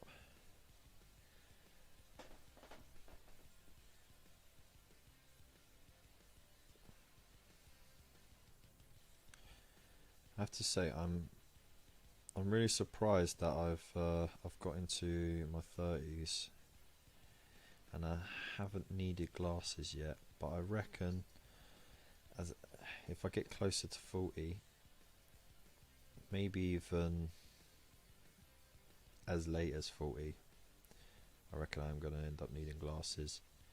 I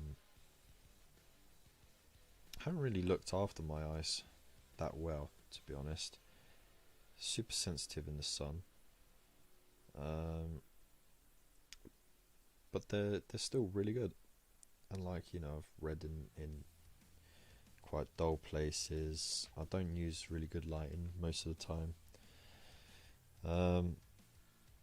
But yeah, my father, from what I remember, he needed glasses in his 20s. My mum has always needed glasses, but she became more reliant on them in her late 20s, and now she needs them all the time. So I'm kind of beating them at the moment in the fact that I haven't really needed to get glasses. It's very strange. Painting some Wolfgang Terminators. No, don't say it's autocorrect. Keep it as Wolfgang. Terminators to play Space Hulk with. Space Hulk. That sounds like a laugh. That's the autocorrect that you should have sorted out. Space Hulk, not, you know, instead of Space Hulk. I should have sorted out. Forget the Wolfguard autocorrect. Just keep it as Wolfgang. Hey, different gear, how you doing? Corneristas. Is that the name that we're going to be calling you lot now? Hobby Corneristas. Christ, there's got to be a better name for the fans of the Hobby Corner. But then, do I get to choose the name for you lot, or do you lot have a general consensus on what you call yourselves? Like fans of the Chilling War Gamers, they're called Chillers.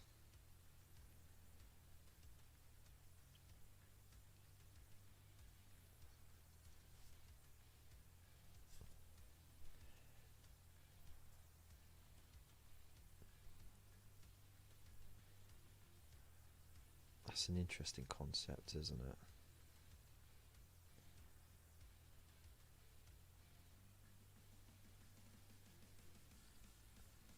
Kev, I haven't been brave enough to ask Spud this because I don't want to offend him, but have you noticed how he paints? He uses his tongue to keep his brush wet while there is still paint on. He won't be offended by that. He is weird like that, but it's not unusual. You'll see a lot of hobbyists do that. They just eat the paint rather than rinse it off. Me, I rinse the paint off before I use my tongue to point it again. So look, give it a real good rinse. And the key thing is for your brushes to last long. Not only do you keep the paint away from the ferrule, which is the metal part that holds the bristles together, try and keep the paint from going further than halfway up the bristles. But when you rinse it, and you got to rinse it often, don't let the paint dry on it. Don't drag it across the bottom. You just bend it all out of shape, or you force the paint up the bristles. So just rinse at the top of the pot. Get the water off quickly like that, just by a quick dragging motion like that. No need to squeeze, and then you just point with your tongue, and you get a nice point on it to do ya while you keep painting. And then when you're finished painting, then you can use like brush soap to condition it. Which I got brush soap, but I don't use it as often as I should.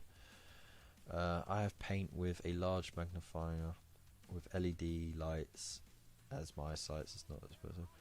That's cool though. I mean, if I had a setup like that, it would actually help preserve my eyesight as well. Maybe just corners. Hey corners, how you doing? Oh my god, there's 4 of you out there. That makes you a square. I'm not making fun of him, by the way. It's just odd. Yeah, you'll see a lot of people do it. It's a weird thing. At the beginning of this year, I had my second eye operation, so I would say to you, use vision aids when painting before you need to. Well, there you go. Lupus has said it. Got to look after your eyes. Make sure you rest your eyes as often as you can. Like I used to play video games a lot, and I'm saying a lot, especially in my teens, right? But I always had this rule of thumb that every half hour I'll just lean back and I'll just stare at random points in the room just to refocus your eyes, because if you're staring at a flat screen for too long, your eyes are fixed in one position, and it's kind of like having your hand held in a certain position. If you hold it, like if you held your hand like this, after 5 minutes you'll start feeling the strain in your muscles like quite badly, and that's kind of what happens to your eyes as well. You have it fixed on one distance and one focal point for too long, and you end up straining it. So every now and then just stare at random things, like find a point and focus on it, and just change the distance that you're focusing on, and change, look at somewhere darker and then look at somewhere brighter. It all helps your iris expand and your lens flex, and yeah, it's one way of doing it. It's a bloody nightmare in here at the moment. 29 degrees indoors and need a fan on. Wet palette becomes dry palette pretty rapido. Yeah, but that's one reason why I don't bother with wet palettes. Just look, I got my paint on there. I put a bit of water in the paint, and then I just wet the tip of the brush now and then and just dip into the corner of the paint, and I just carry on.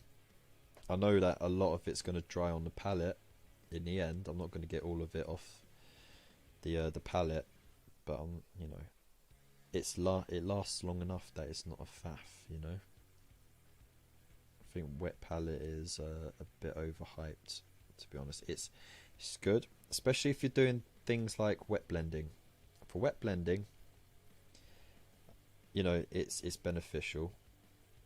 If you're doing glazes, you can work with that as well. But if you're just doing regular painting, there's no need for it. It's just extra faff. As to say, is a brush licker. Yeah. All hail the brush lickers.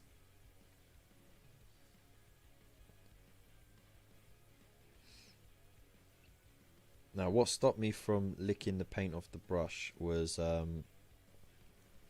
one too many times I was using chestnut ink, which was a really old ink that Citadel used to do. It stank, it tasted horrible, and yeah, if you put that in your mouth, that sort of stopped me from eating any more paint and just like making sure I rinsed everything. But chestnut ink was like the go-to shade. It shaded everything well.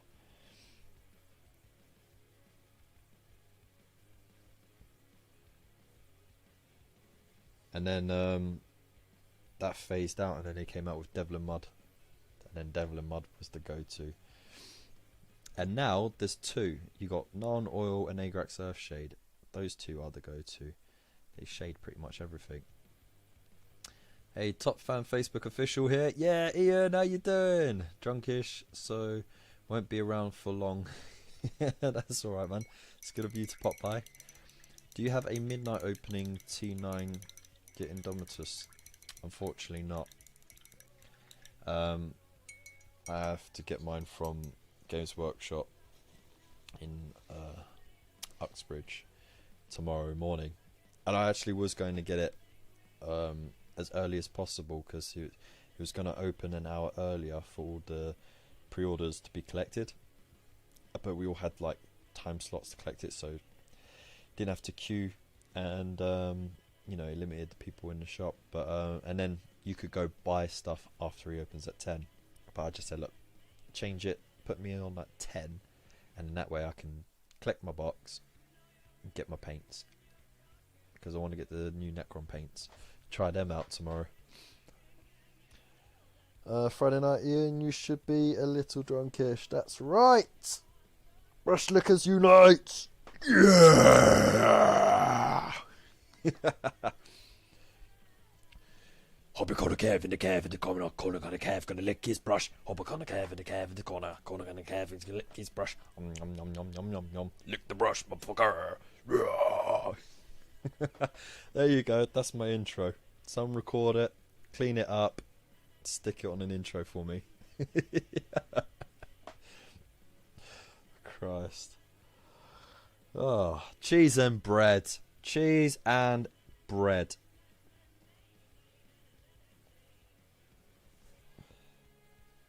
It's a bit thin on there.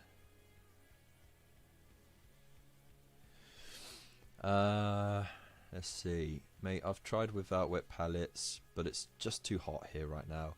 The fan is the main problem, but can't sit here without it.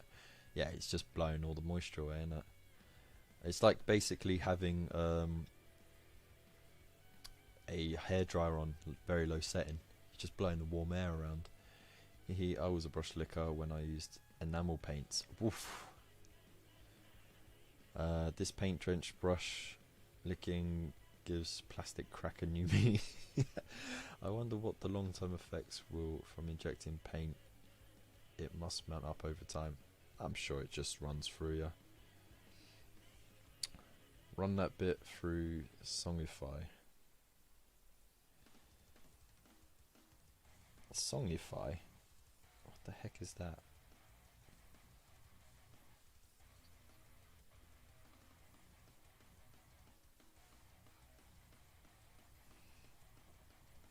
I don't think I would be able to anyway, because I've got music playing in the background.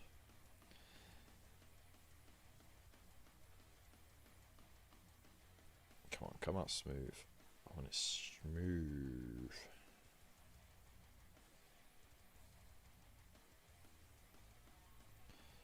There we go. I'm not going to do any blending or light sourcing on this. It's just going to take too long. I may do some like electric work if I get time. I think that's it. I for this chat. Okay. Milk is the secret to flushing paint out your system. Or beans. that would do it.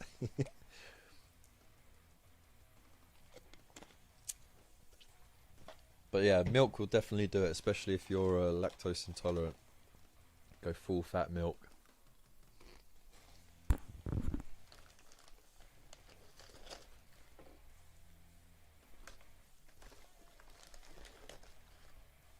Ask a pro paint sprayer, they would tell you.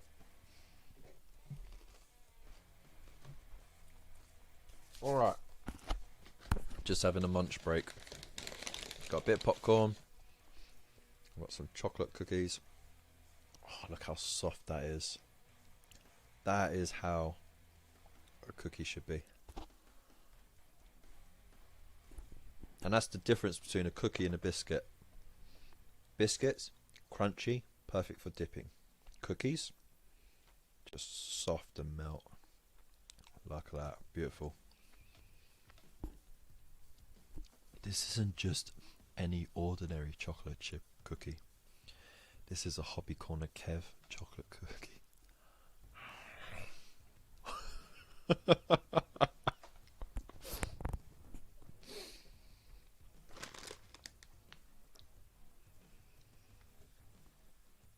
Cheese and bread unpickled. Love you. Love you too, Spud. How you doing? How's your holiday break? What should I call your bonication instead of vacation? See what I get with that? Bonecation.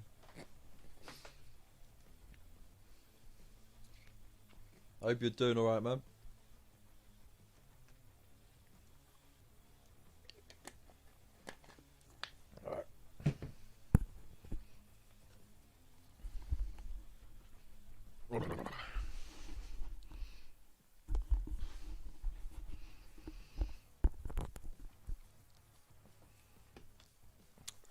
No. Again, I got mine from Games Workshop. I've never ordered anything from Battleground Gaming. I try calling them or emailing them.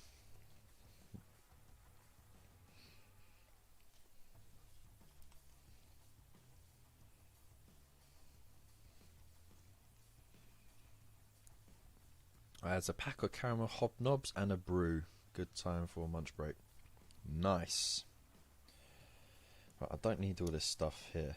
So what I've done is I just used super glue and I kept the stuff on the sprue because of course this is a character, you know. Well, not a character. It's a captain. It needed a bit more focus, so I kept everything separate on it. I need to find the Crux Terminatus that's missing here. It's in the box somewhere. But yeah, the idea was I was going to spend a lot of extra time on this one to pretty up, but I just want to get it painted now. Just want to get you painted. I want to paint you like my French girls.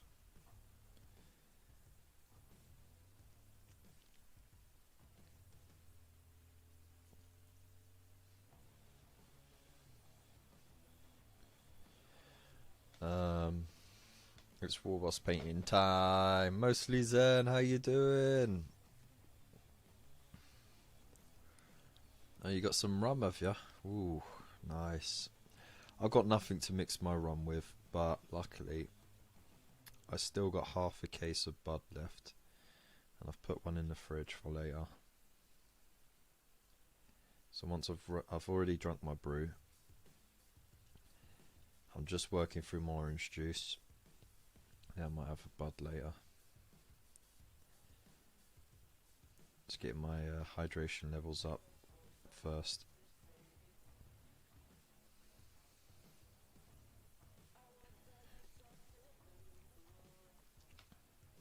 Now with this chap, you had the choice of a Stalker bolt rifle or the assault bolt rifle. And I went the Stalker one because I wanted to hold him back from the front lines, even though he's good at holding his own. I didn't want my captain to be charging off into combat. I want to use him for his abilities, so I gave him a ranged weapon, and then he can just support the troops with the special abilities from behind the front lines, and then if he needs to hold anything up, he can.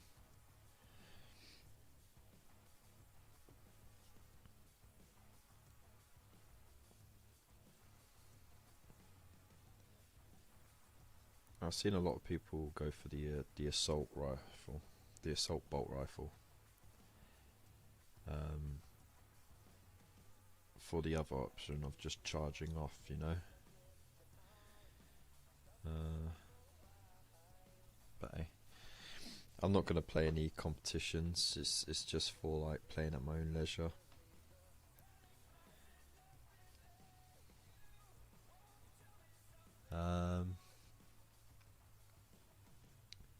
My war boss has an assault cannon.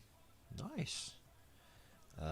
It's rumoured to have originally belonged to a space wolf. Alright, but sensible orcs know that is just a myth. Wolves don't come from space, and even if they did, they couldn't use assault cannons. That makes perfect sense. My wolves can and do. Not sure you can give a captain a rifle, mate. Lieutenants only, if I recall. Well, this is a captain model, and that's the bolt rifle that came with it, and you had the option for it. It was on the sprue, like this bit here with the scope and the magazine is an option, so you could put one or the other. The lieutenants, the ones that come in with the thingy box, that one has the assault one. See the drum magazine on it, and this one has none. He just has the pistol, heavy pistol.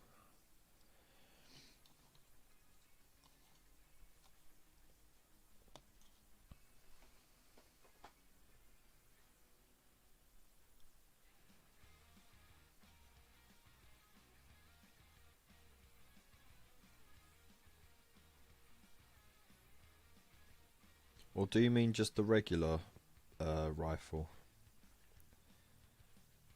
The regular bolt rifle?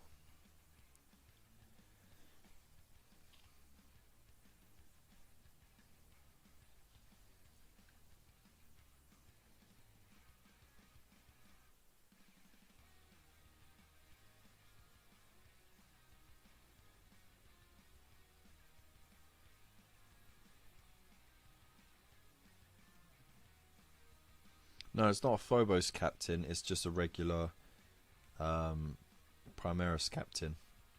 There's a big old cloak on the back of him and everything. Let me see.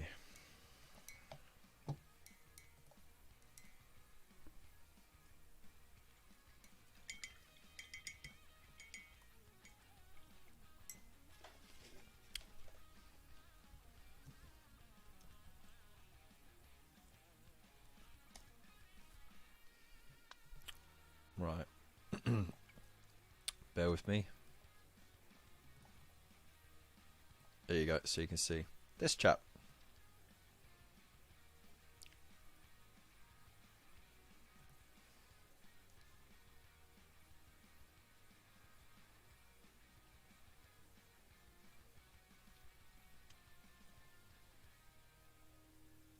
See?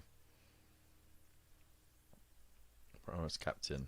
That's the chap that I'm painting right now. It's the only thing in sub-assembly that I got.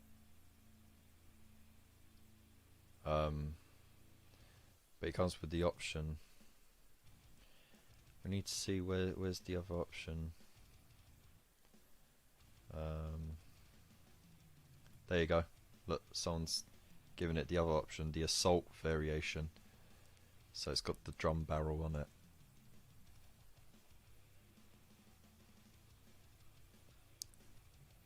So that's that.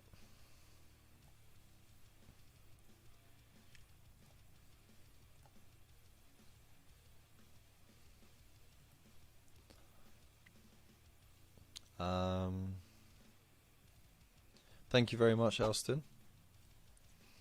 If you're an officer, you can have whatever you like. Who's going to argue with you unless they want to be put on the charge? That's true. Which kit is that? Not sure. Oh yeah, well, I think you just seen it. There's Smurfs, so it don't really matter. Anywho, can't see the pics.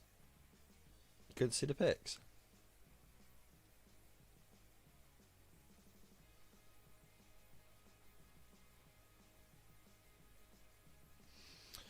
Alright, guy. I'm glad you asked that. So, Josh from the Pickle Jar and Elston from the Chilling War Gamers will be doing a live stream from 2 PM tomorrow. I'm not sure how long they're going for. So, yeah, they're going to be doing that. What I want to do is from 12 noon, if everything goes well, from 12 noon until 2, I'll do a little run, probably just to finish up some bits. Then the lads will do the whole box opening, all the hype train nonsense. They'll be like just shoving it down your throats about how amazing the box is. And let's face it, we don't need much persuasion. It's a freaking amazing box. Got tons of value. And if you want to see, Spud just done a video of opening up his, and even he admitted that this box is really good value. So yeah, from 12 till 2 it'll be me. From 2 till whichever time the lads from Chilling War Gamers will be on, and then after they've finished, I'll pop back on and I'll be on for the rest of the day. So we can get building, we can get painting, we can get chatting about what we see in the book, and our experiences with the models, and we'll go through it together. So we'll all be doing it together, we'll be working together to get through the box, and we'll be a nice little support group. So because you want to see the pics, yeah, I changed it. Didn't you not see the when I changed the screen? It should have. Hang on. What I'll do is I'll find the pictures. I'll try and download them, and then we'll have a look. I thought you lot were could see my screen.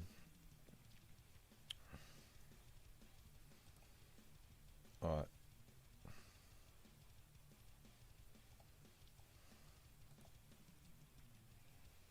But I mean, you should be able to just go on the Kids Workshop. So. But anyway, yeah, we're going to be building and painting together. It's going to be like the whole experience of a release day at Games Workshop, but in the comfort of your home with me, and some amazing people in the chat. So it's going to be fast and loose. We're going to have a lot of fun, and I can't wait for it. I'm really excited for it. Okay. Is this it? Haha, yes, actually I just found the picture on the Games Workshop website where they show save image as. Okay. Where they have both weapon options zoomed in on. Right, save it to Conquest. Right. I haven't had any streaming issues as well. I haven't had any latency or lags.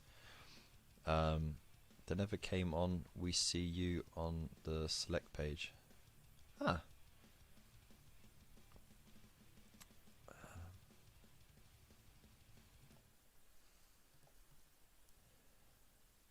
Interesting. Right. How am I going to do this? Minimize that. Minimize that.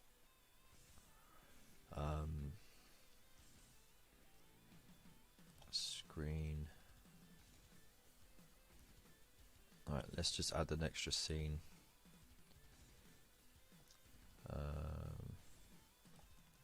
Done. And then we'll add a pic. Image. Add source. background, yeah. Oh, bugger, no, didn't want that. Get rid of that. Yes, get rid of it. Add image source. Add a new source. Image, okay, just add that. And browse. Right, should be in the folder, nice and easy to find. Conquest. Scroll down.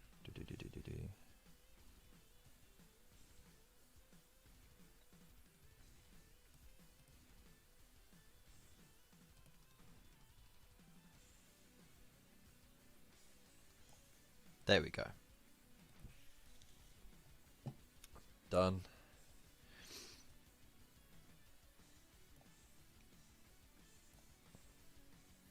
Alright. There you go. Can you see that okay? So yeah, there are your two options. So you got the Stalker bolt rifle at the top, and then you got the assault bolt rifle at the bottom. So those are your two weapon gun options for that Primaris Captain. That was a lot of faff, wasn't it? I literally had to create a new scene and everything just to get that picture up. So there you go. So I hope that helps.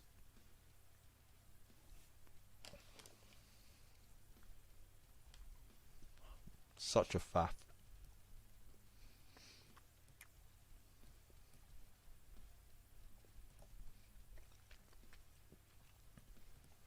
Alright, now it's my face again.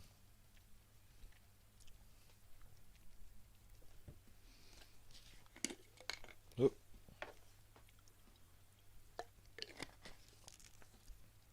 It's a good thing I knew how to do that, isn't it?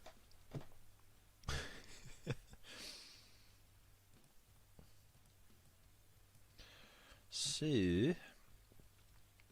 let's get back to it, shall we? Been procrastinating far too long now. Too wet. Too wet again. So how is everyone at the moment anyway? No, they're not a plague. So yeah, somehow I completely overlooked that model. I guess as a wolf player I didn't come with an option for fist or hammer, so please. Ah, so you passed, okay. Yeah, it's just a generic captain model. It's a good one though.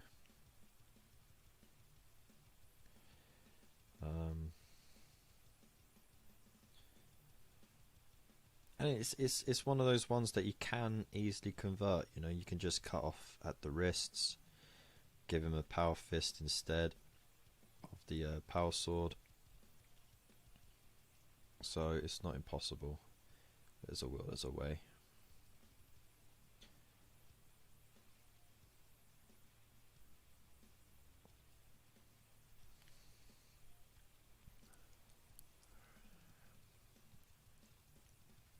Yeah, that's right. Plague is the other half of the collection.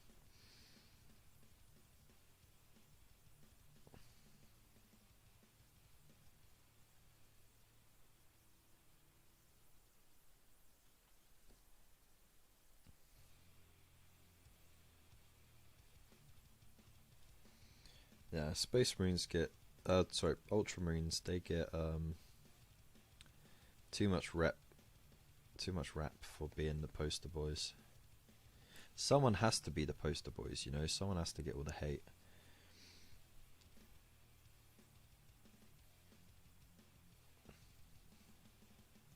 But it's alright. You just hate us because we're better, that's all.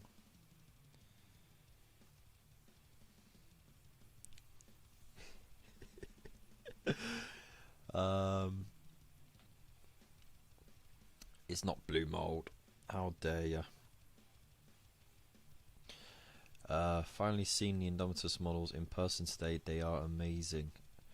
Yeah, I mean, I've been told, like, once you see them in person, it's like a whole nother ball game, because it's and you know, it's the same all the time though. You see pictures and you can get a fair idea of them, but to actually see them, hold them, pick them up, feel the weight of it in your hand, see the detail, the scale of it, that's when you can really appreciate it.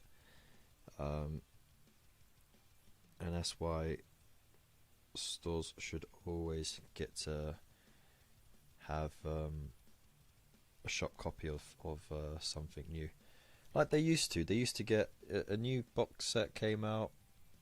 Every shop got it like 2 weeks in advance so they could build and paint it and put it on display. And they don't do that anymore. It's only for the big launches now, for like new editions. That's when they will bust something out. Or if the manager of the shop like buys something for himself and paints it up and puts it in the shop window.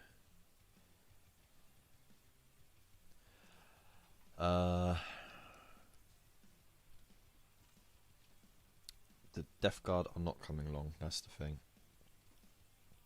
I just have to sort out the base for the Plague Surgeon and then carry on from that with, you know, the Conquest series.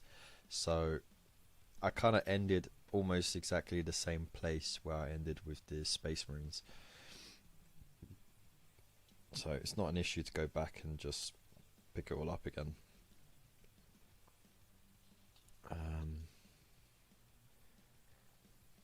But yeah, I did ask for the pictures, and I am planning to put a video up after all this, after the Indomitus hype, and continue getting those Death Guard minis done, and these as well.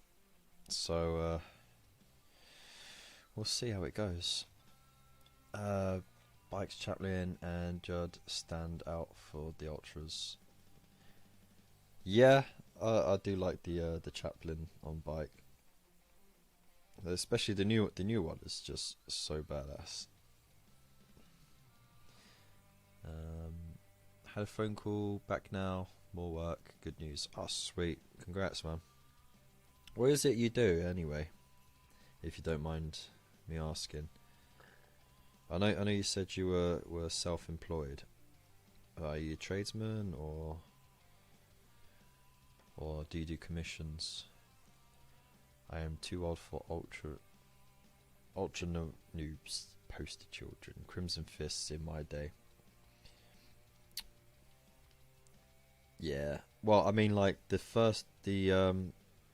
edition that was out when I first got into Warhammer 40,000 was I think it was the 3rd edition, and it had the Dark Elder and Black Templars on the box and on the rule book, and I still got it in the loft. I still have a couple of those Dark Elder left. I don't know where a lot of them disappeared to. Just got lost in the garden, I think. I was still kidding.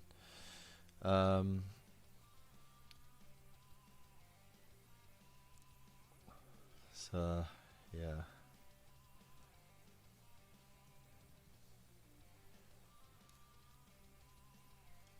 I finished my Contemptor, but got my second Contemptor, so started him and my big boy due on the morrow. So busy.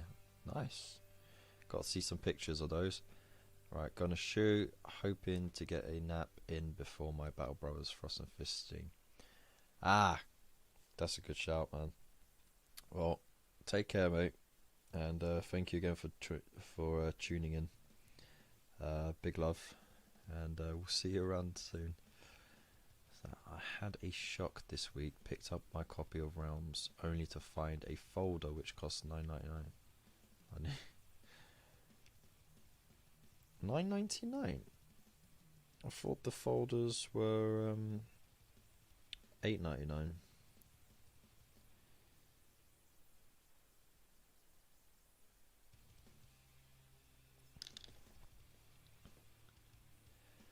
My day there was a rule book and blister packs. blister packs were alright. Though it you know, like it really did add up if you wanted to make a unit or something from the blister packs. Like the old dwarf miners and iron breakers. You only got 3 of each in a blister pack for a tenner, and it's just like, that stung a bit. Well, no, it was like £8, but you know, it's still a lot to get a full unit. It did cost a lot. So when they became plastic, it was like happy days.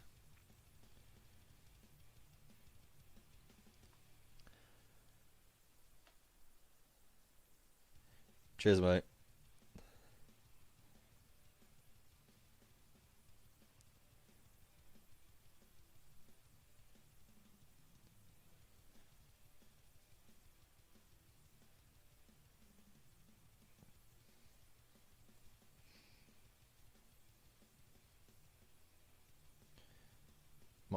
I might try and pop in later to Frost and Fist Street, just say hello. But it won't be for long because I will have to still get some sleep for tomorrow. It's a big day. We can't have Hoppy Corner Kev, that's a corner, that's a Kev in the corner. To be tired now, otherwise I won't be entertaining. And I'm doing a very long stream tomorrow. I don't know how I'm gonna do it. Absolute madness. But hey, if the guys, if Duncan and Peachy could do it for 24 hours, actually they weren't there for the whole 24 hours. They traded places. Well, anyway, it's gonna be a long time, at least 6 hours, probably like 8. Carpenter and joiner. Whoa. Carpentry is a highly underrated skill set. Like, people don't realise how much we rely on it. It's because, you know, like, if you do a good job, people won't really notice. It's when something goes wrong, then people will like, hey, you didn't do a good job, blah blah blah blah. Maybe the cost is different from newsagents. Maybe. I had to fess up. I hate the drastic minis. Don't mind the resin, but prefer metal minis.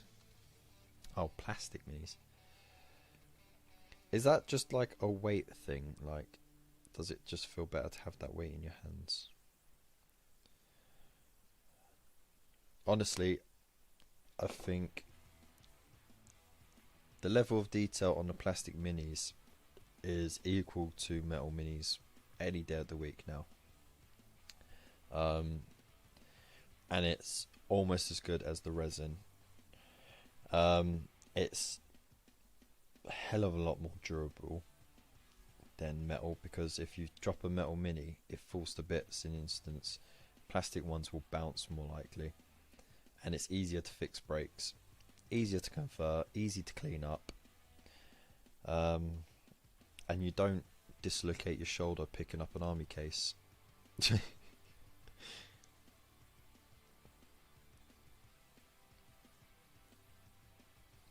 But I do know what you mean. Like, if it is like just the feel of the weight of metal minis, like it felt like it was worth its weight, you know. Now if you pick up an army case, it's just so light, and you just think, God, that don't feel right.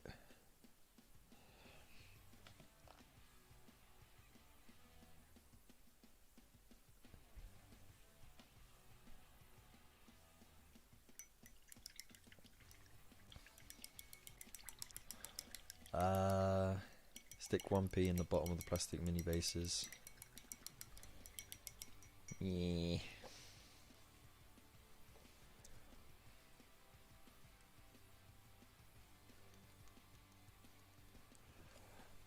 Forge rod resin it's hit and miss, isn't it? Really, it's still in large production, so because it's the large scale production, I guess that affects the quality maybe.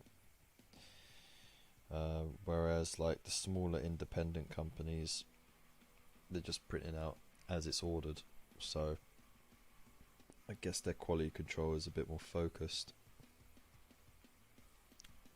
But I haven't got any Forge World resin, so I don't know, I can't really comment on that.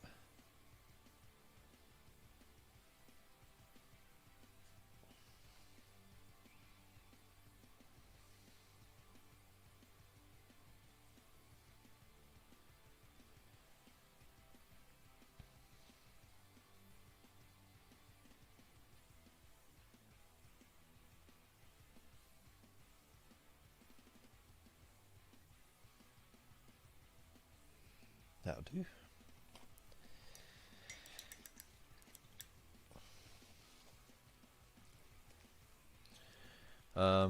I've dropped lots of metal minis, never had any of the break yet.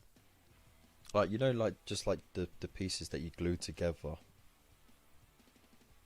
without pinning them, they easily break off. That's my experience. I prefer plastic myself, but each their own. We all love awesome minis. That's true. Yeah, no. Yeah, people are always quick to complain. New plastics are ace. I found third-party resin better than Forge World. Yeah, I mean, like I said, because it's on a smaller production scale, so they probably have better quality control because of that. Whereas Forge World, they're batch making it, so more things can go wrong. But like I said, I can't comment too much on the quality of the Forge World stuff because I've never bought any. I haven't even got any Horus Heresy models. Like the closest I got to buying Horus Heresy. Oh no, tell a lie. I got these two, but that was with the magazine. Closest I think that's the closest I've ever got. I've never actually got any of the resin stuff. I've definitely looked at the Necron stuff though. That's in Forge World.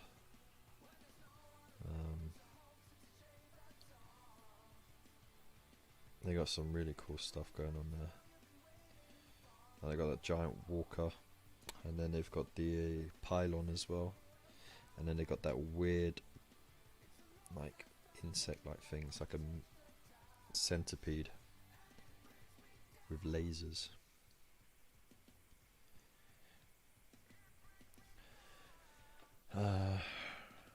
Got third-party 3D printed Land Raider, probably the best one I ever had, and it costs £3.18.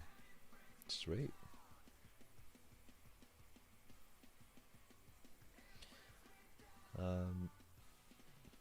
But it's the initial cost of getting a 3D printer. You know, you got to factor that into the whole cost, don't you? Because 3D printers aren't that cheap. So you have to print off a lot of stuff before you've sort of started to make savings. As a joiner, I can assure you none of my minis are falling apart anytime soon. That's cool. That's Hellblaster Squad done and dusted. Yeah! That's mint. I got it for free because my buddy was trying to sort his printer out and asked me what to print. Fair enough, man. Yeah, let's get one for free. Can you get me one for free? Oh, I'll be printing out stuff all day long, painting it up, selling it on.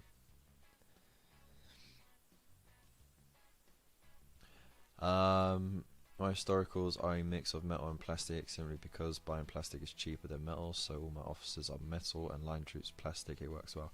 Yeah, no, that's a good mix. for the longest time that it was like that with Games Workshop models, and then they put all the characters into Finecast, and it kind of went tits up from there. But then they started doing the characters in plastic as well, and it's been outstanding since then. Got the Forge World flat gun, terrible, lots of work to make it right. I asked for a Rhino, he printed a Land Raider. Fair enough. I've got to pin a metal Gazgul claw onto a plastic Ambot body for my war boss. Nice. That's going to be interesting. Got to see some pictures of that. Put it up in the Chilling Wargamers Discord, or you can find me on Facebook and message me, or even Instagram. Send me a message. I'd love to have a look at that when it's all done.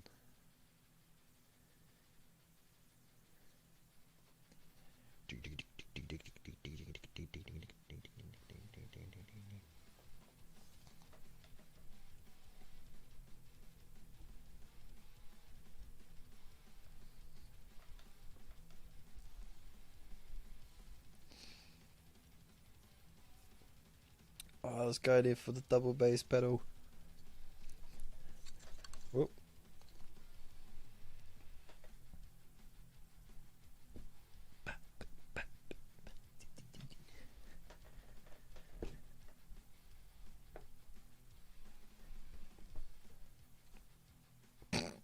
Little bit air drumming. Never hurt anyone.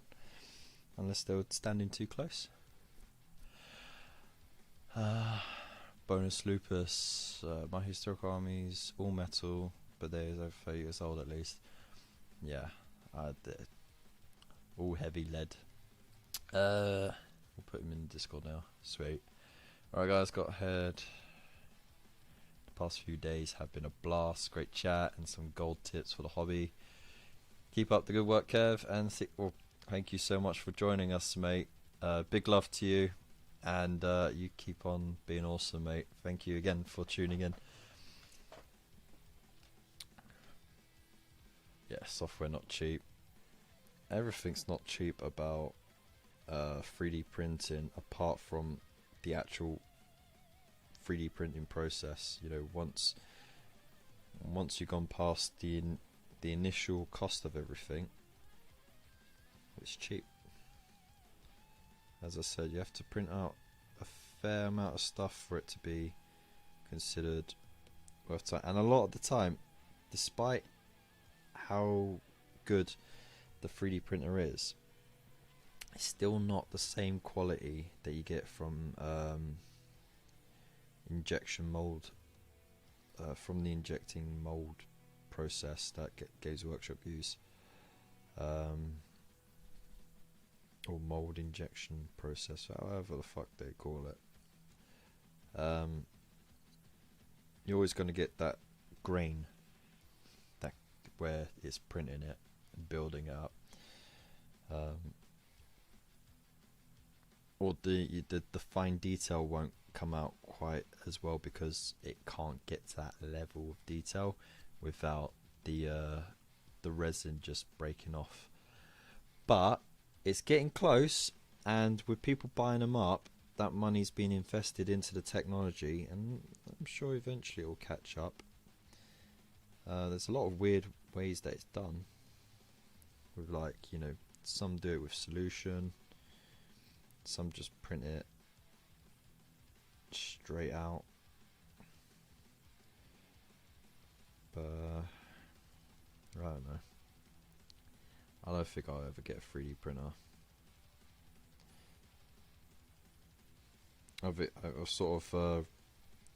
I just accept the fact that this is a hobby. It's not cheap, but it's not a necessity either. And as much as I love it, I still got lots that I can do before I have to buy anything anyway. So whenever I buy something new, I know that I'm paying that money to Games Workshop, and yeah, some of the profit is going to shareholders and that, but they're really good at reinvesting it back into the tech and back into the designers and all the artists and everything. So, you know, that's why I keep buying it in the shops like I do, because it's supporting that process. And if we also just stopped buying them from the shops, there won't be a Games Workshop anymore, and we won't have all these fantastic things anymore. But 3D printing is good for stuff like terrain. Tanks, I would say, would probably be good as well. Stuff that doesn't have too much fine detail, you can easily get away with. You can smooth them out and that before you get the paint on them. But yeah, for regular minis, I'll just stick to buying it. So little faff, and you can just buy it and it's there, you know, like you got a box of minis ready to be put together and painted. It takes a long time to 3D print something as well.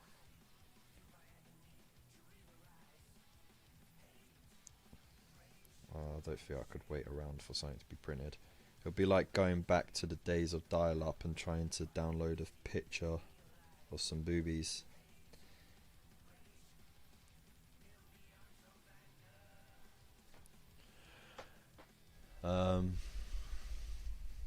Not just my fused as a drumstick.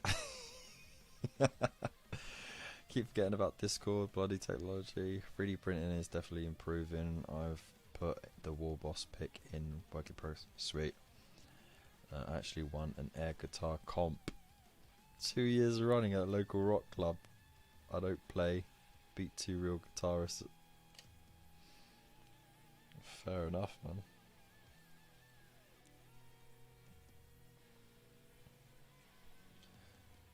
I'm sure it was all down to the enthusiasm.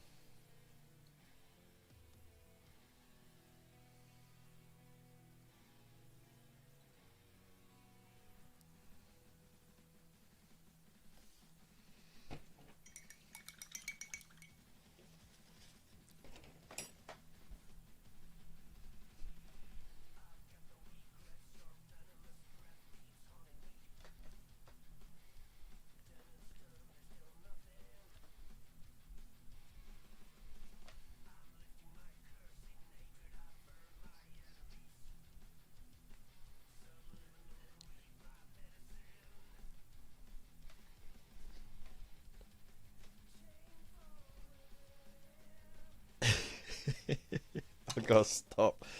Oh, just let myself get distracted way too easily.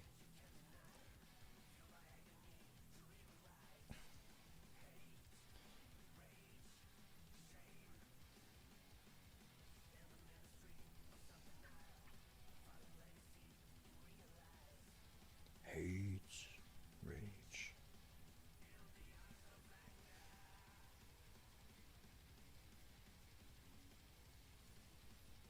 I have to say I've been pretty impressed with this royalty-free music streaming service. I got some pretty good tunes on there.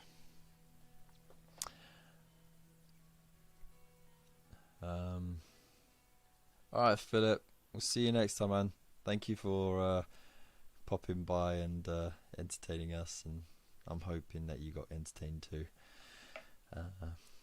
Keep up the great work. See you tomorrow at some point. See you tomorrow, man. That's the sort of thing that wants real players just throw the damn thing in the bin and never play again. Just looted some old school Space Marine Devastator shooters for my... nice. That's the way to do it.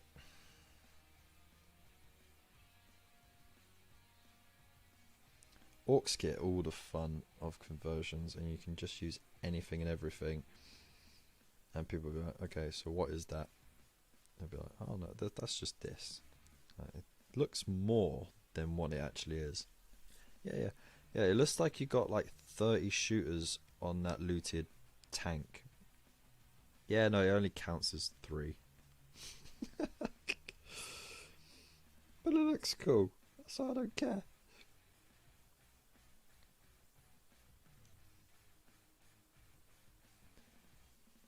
The problem is, right, as much as I love doing conversions, and I'll probably be like a real big orc mech about it, I get stuck with indecision very easily when it comes to having too many options, you know, and I just get run away with all the possibilities and all the creativity that can be put in it, and then I end up trying to chase like 3 or 4 ideas at the same time, and then I just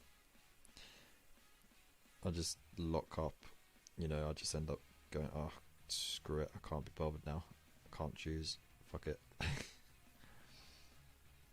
But when I was younger, I just bloody did it. Conversions were fun, I don't care.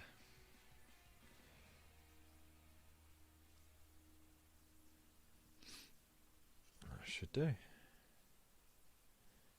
The agent is done. Some notes there. I've pretty much just spent the whole evening putting on fucking lead belcher on everything, and you know, getting distracted. So bad. That's so cool, Gar. Now I know an air guitar champ. Yeah.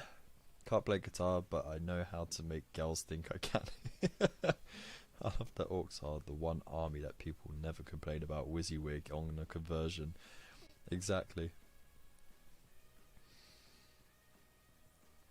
No one, they're just like, yeah, okay, I'll just accept it. Like, you could pick and choose what it is whenever you want it. Ah, it's not this, it's actually that this time. People just felt, yeah, fine, whatever, I'll take your word for it. You paid the points for it, yeah, alright, that's fine for me. As soon as someone tries to say that a regular melter is a multi-melter, no, I don't think so. I paid the points for it, no, I don't think so.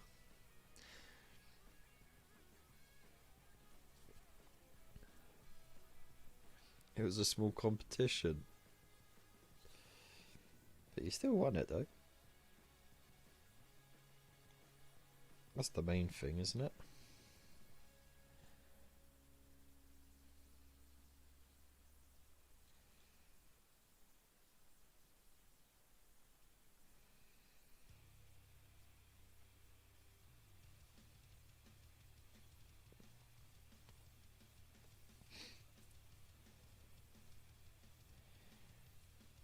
Yeah, it's a shame that I can't play regular tunes, because this time of night is perfect for listening to like Queens of the Stone Age.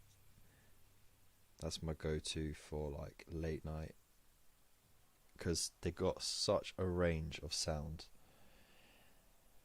and I like all the stuff from the first album with Dave Grohl on the drums, just thrashing it out. I like all the stuff that they put in the second album, the third album. All of the albums have got something tasty in it, and it's different, and I love it. And they got some chill out beats as well. Cheese and bread, I'm back. Are you now? Are you actually eating some cheese and bread as well? Or are you just cheesed?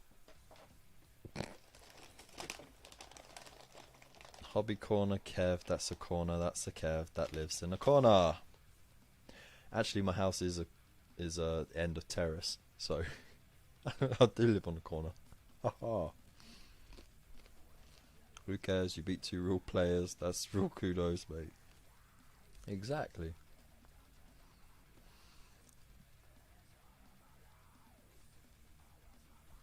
Ah, so you're missing all the great chat, and I'm telling you that whilst you can't hear it. Someone tell Spud that he's missing the best talk ever.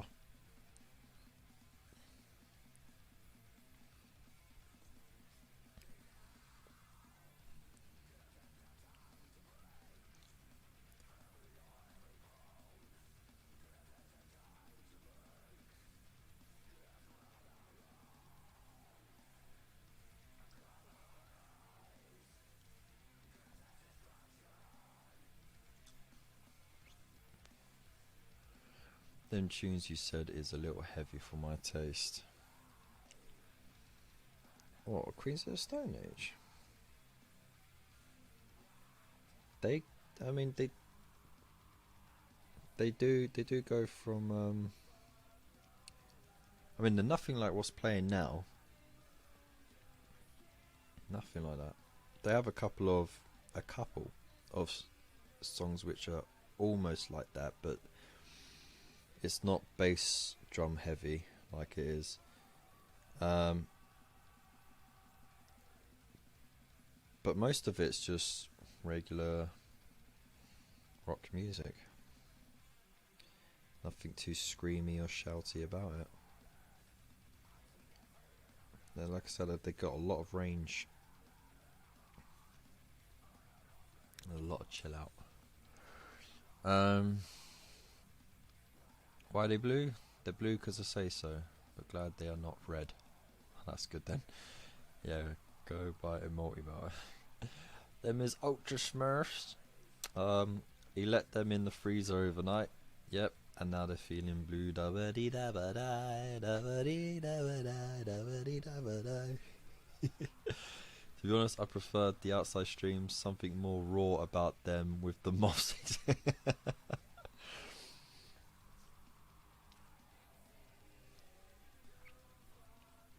You're a boomer, so it's heavy for you. Alright. Like, oh yeah, I think we discussed this the other night, and you're an actual boomer, like a baby boomer. In which case, you're more accustomed to the old rock and roll rather than modern rock. Maybe a bit of Rat Pack, Frank Sinatra and the lot. Maybe a bit of Louis Armstrong. Maybe you're a jazz guy. Yeah. Elvis.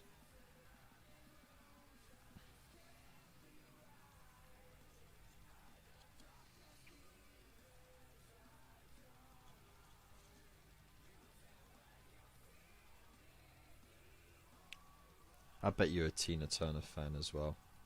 But then who isn't a fan of Tina Turner? What's love got to do with it? That woman knew how to strut in heels.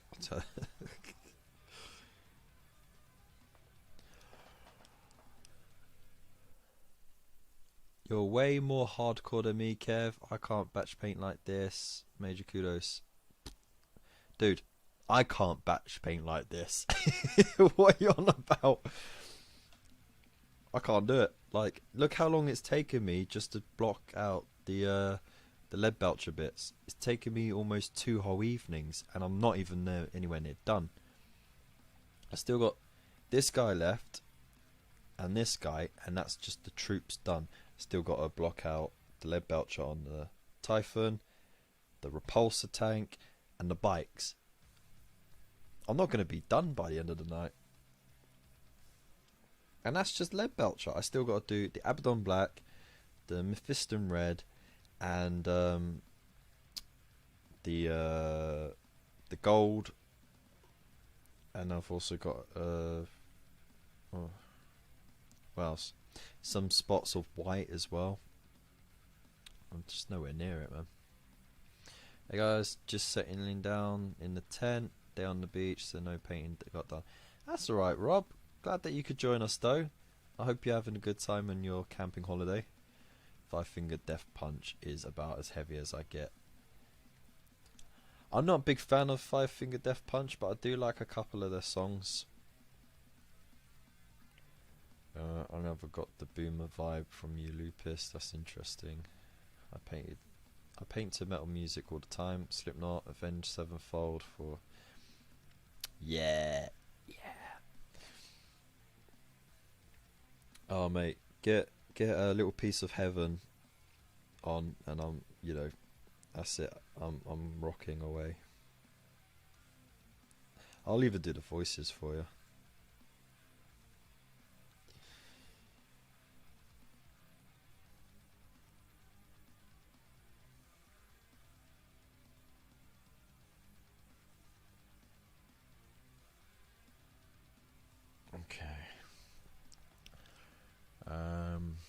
5 Finger Death Punch is pretty heavy. It is pretty heavy. 7-fold. I may be a boomer, but is a geek as well, so I find a balance that way. Yeah, I like to listen to different things now and then as well. Like, especially in my teens, I had a real good mix. You know, I had grunge, rock, pop, R&B. I had rap as well. Like, you know, I'm a big Eminem fan, and I really liked D12 as well. And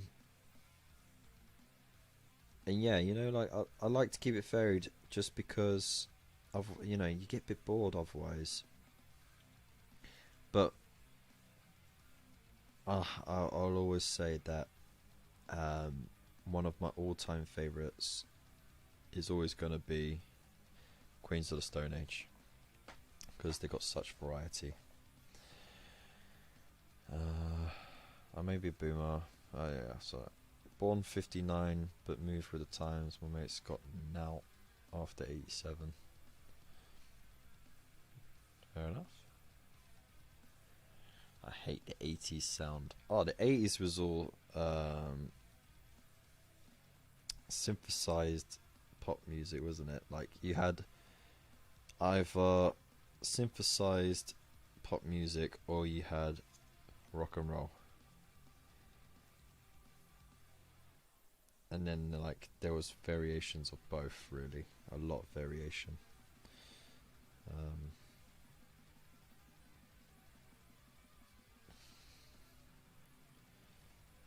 Jason Brad.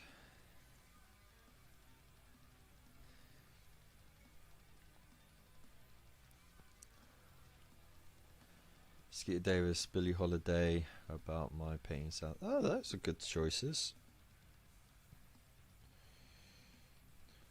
80s crap decade for pop music. Some good rock from the 80s. Yeah.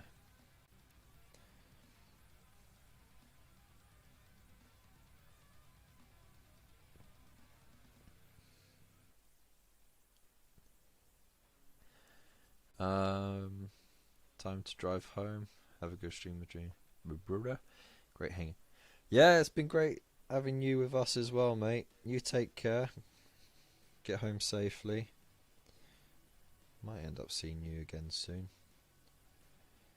And if I can stay awake, I'll I'll pop on your channel, give you a little shout.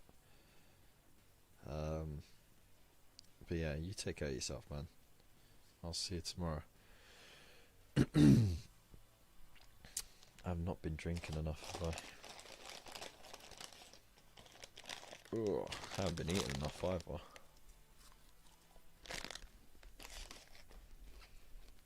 Oh, glam rock is fun.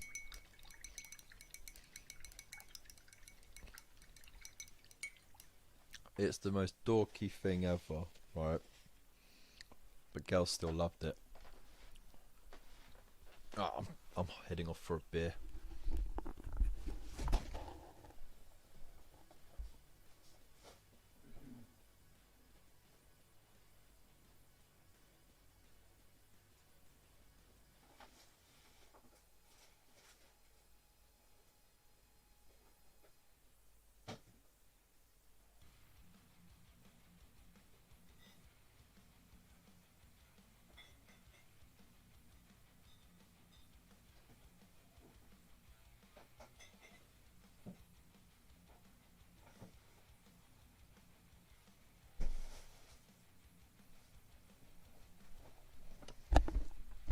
So it turns out I didn't have a beer in the fridge.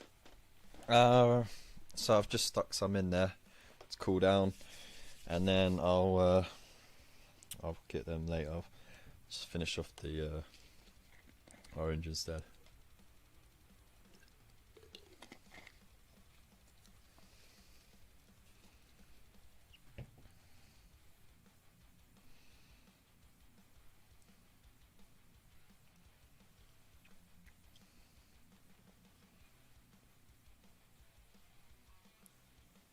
my mum's brothers were into bikes as well, and her twin sister, because my mum's a triplet, one of the twin sisters was into mopeds as well.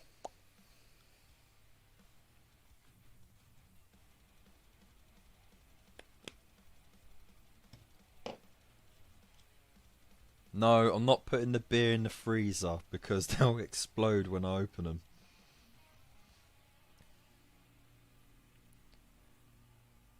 That's silly silly stuff. Alright, let's have a look, see what music shall we play now.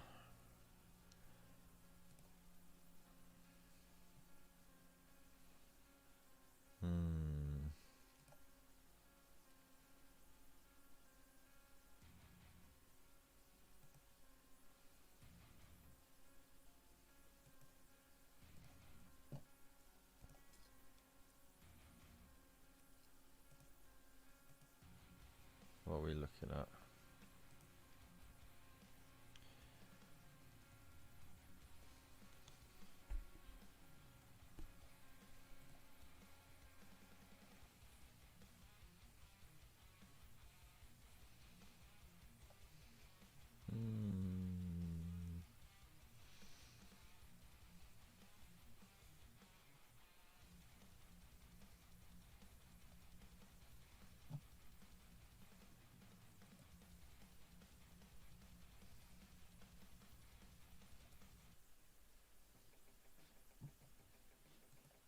There we go, something different.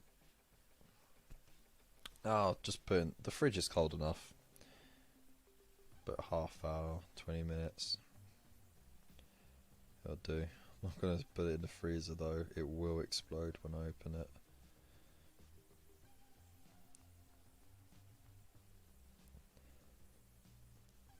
You just want to get me all loosed up, don't ya?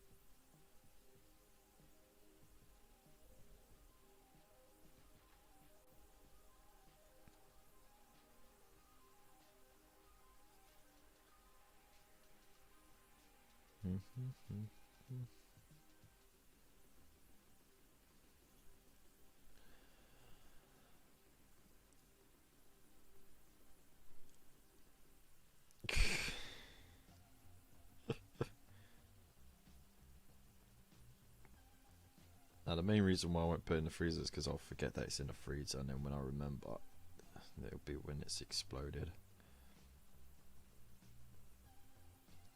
Did that once with a fizzy drink.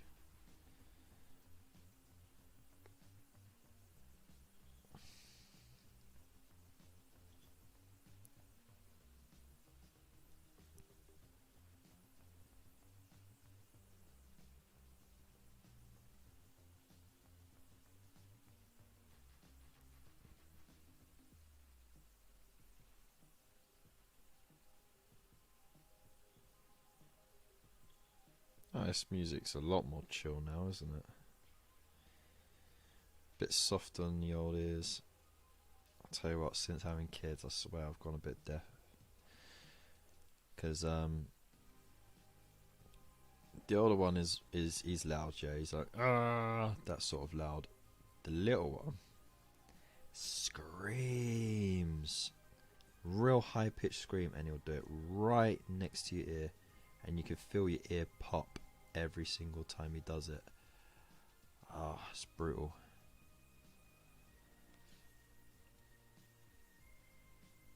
And like, you know, if a full grown adult did that to me, I'd turn around and thump him. But he's a little kid, you know, he's not even 2 yet, and I can't just thump him.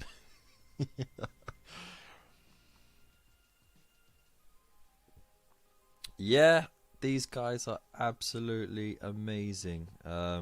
They've been sticking with me for most of the week, some for the whole week, and yeah, they've been keeping the chat alive, and it's amazing. Seriously, I was starting to question whether or not they got other things on in their lives or not, because you couldn't possibly watch me every evening. I think that's it for that. You won't forget, trust me, you need that cold beer. What are you trying to say? Are you trying to say that I'm not that good unless I'm drinking? I thought you were a hobby cornista, eh? Is that actually going to take off? I have no idea. If it does, it's going to be very strange. I'll have to greet everyone in my videos as hobby cornistas. Can't help me. Yeah, thump him, he needs to learn quick. You want girls when a spider is around, your ears bleed. No, it's that kind of scream, and he does it for everything. Everything. It's and I'm just trying to snap him out of it a little bit, so I ignore him. It's the only way to do it. If he screams, I ignore it. If he then actually comes to me and says, you know, like something's wrong, then I'll give him my attention. But a lot of the time, him and his brother will be playing, and he's screaming when he's happy, he's screaming when he's frustrated, he's screaming when he's sad. If his brother's done things, he's screaming. So we don't know, like, when his brother's been naughty or not, unless we got eyes on him.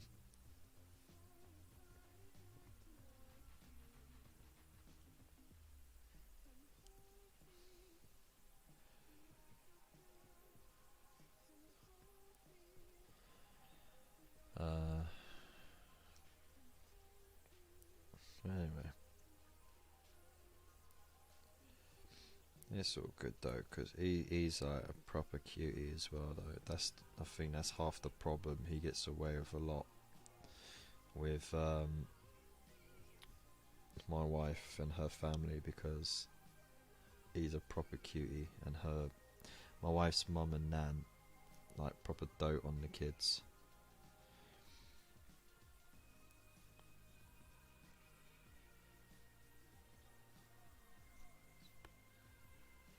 So I have to be the bad guy sometimes, which I don't mind at the end of the day. They need that balance.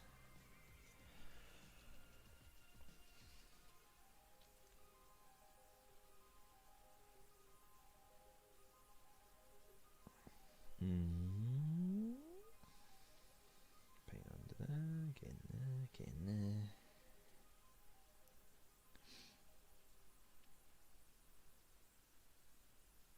So, who's going to be catching the Chilling Wargamers tomorrow? At the very accessible and reasonable time of 2 PM.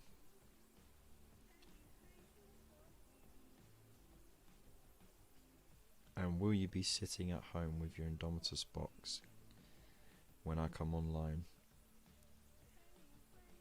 so we can build it and paint it together?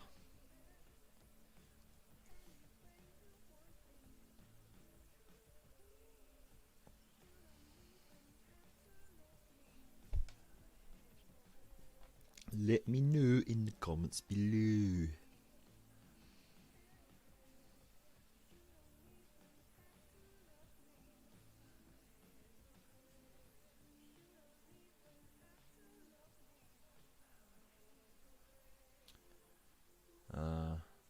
Been a great week chilling with you guys.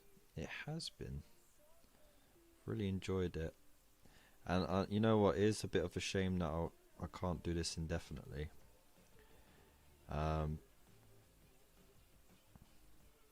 But I am looking to try and sort of arrange to have like 1 or 2 nights a week live streaming soon, and have it regular and fixed on the Chilling War Gamers timetable, and you know, that way I'll have time to do videos and edit them and that sort of thing, and then I'll also have time to spend with the family, which is of course important as well. I'm out with the wife all day looking for new net curtains. Oh dear God. Oh, and net curtains are not cheap either. They're ridiculously more expensive than just regular curtains. But they look nice, and they stop people being able to look through your window when you got the curtains open. So I see the point in them. But yeah. Hey, Interzone, you're back again. $9 spot for me. Just dropped 200 notes on 3 dreadnoughts. Absolute madman. My firstborn was a proper git, lovely bloke now. Dragged by the hobby shop Terrence. Yeah, you should. You know what, right? You should say, look, since you're you know, taking me out on this exciting adventure, I'm going to bloody Games Workshop after.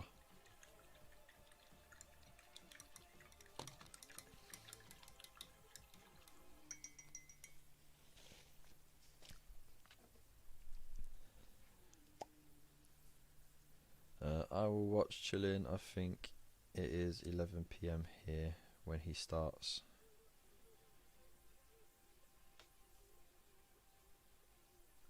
Just think. I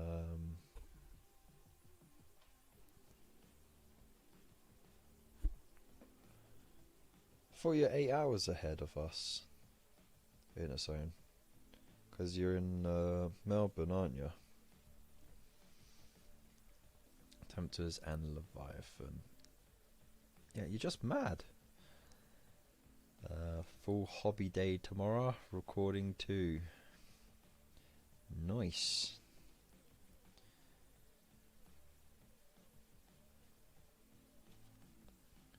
Well, I know everyone can't be watching me the entire time, and that's cool. But all you have to do is just pop by and say hi, and that will make it worth the while for me. You know, I love chatting to you guys. You've made this whole experience like really fun for me, and I was a bit nervous about whether or not this live stream would be popular or if it would just sink. And it's been well received by you lot and well supported by you lot, so massive props to you guys. And my wife, she's sort of been trying to be a bit more supportive with it all, because you know, it does take up a lot of time and stuff, but she's seen how well received it is, and you know, she's become a lot more supportive about it as well, which is nice, you know. So yeah, you guys are amazing. That's what I'm trying to say, and I just said it. So thank you very much for this week. Just think how many models I could buy with the money she spends is nobody's question, but when I mention buying some new figures, all hell breaks loose. I have those conversations. It's ridiculous, isn't it? 7:30 AM there. Quick maths. So you're 9 hours. Okay.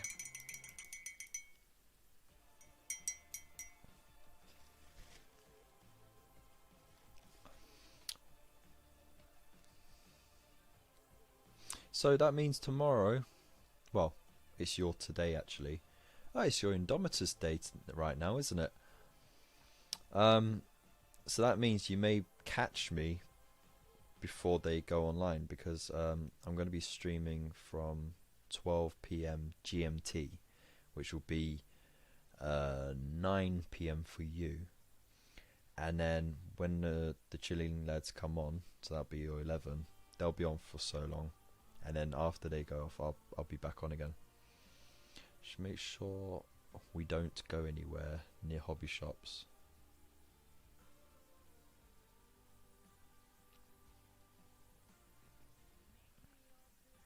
No, thank you. HCK for this week. Who's HCK? It's the Hobby Corner.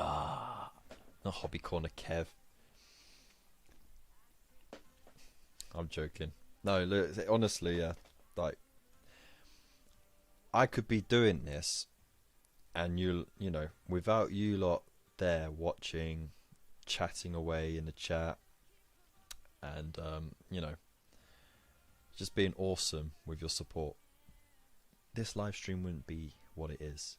Okay, I'm just painting models in a really bad way and talking absolute nonsense, and yeah, if it wasn't for you lot there, then you know, it would just be me talking to a camera on my Jack Jones. So no, seriously, big love to all of you. Oh, by the way, I've just finished doing all the troops. Yay!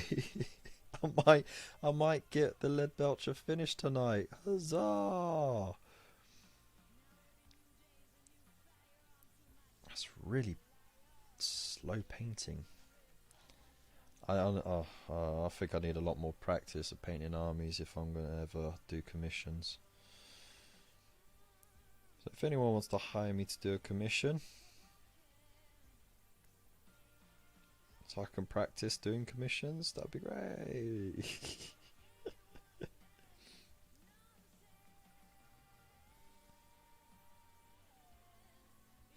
Be interesting to paint something different now I don't collect as well.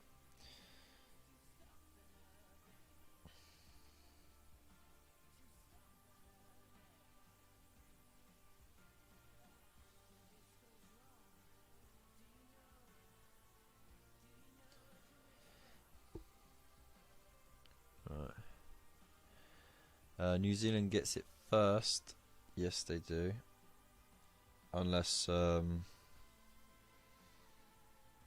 there's any shops on the Polynesian islands, in which case they would get it first. We'll still be here. We'll mute occasionally. That's cool, man. Corner Kev is who you is. Fair play.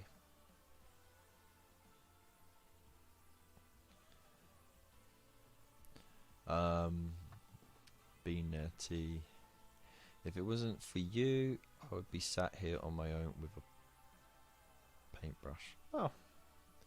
Well then, I think we'd all be sitting at home, all very lonely, with a paintbrush. So, let's just agree that if it wasn't for all of us, including me, this wouldn't be so great. My missus, Gork bless. Nail boots. What? Just let me have £300. Blew it in an hour on hobby. Don't go down the commission road, Kev. It is what cost me multi-eye operations. Fair enough.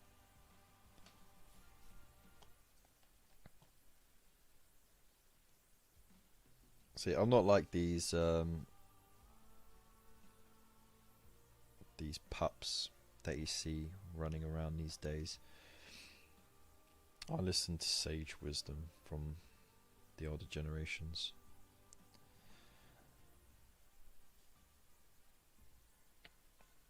There's a lot that can be said for life experience, you know.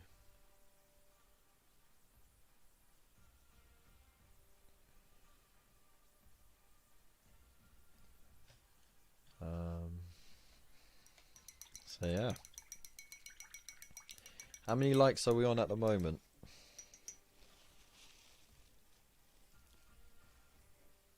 Cheers, man. Yo, I feel the same way. You know, I feel like I've made new mates. we've talked about such random, interesting stuff, and I've had such a laugh. Um, so yeah, definitely look to carry this on. We was on holiday once, bored sick of clothes shops, walked round the corner. Yes, you'd be surprised where Games Workshops pop up, but you know, where there isn't a Games Workshop, there's gonna be a hobby shop or a toy shop that has Games Workshop stuff.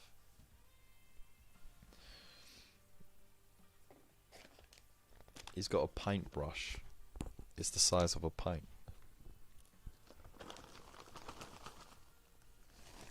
Oh, oh.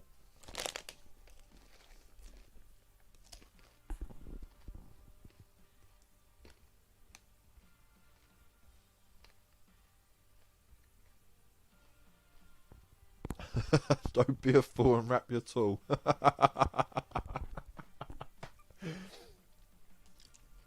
Yeah, that works.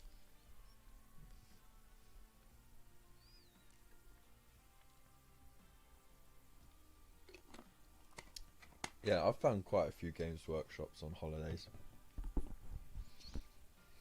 I just happened to stumble across it, you know.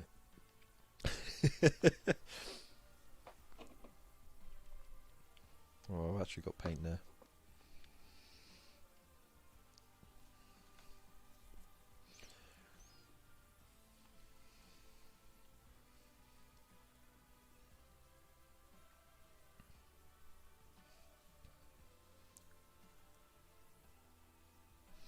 So which screen do you guys prefer?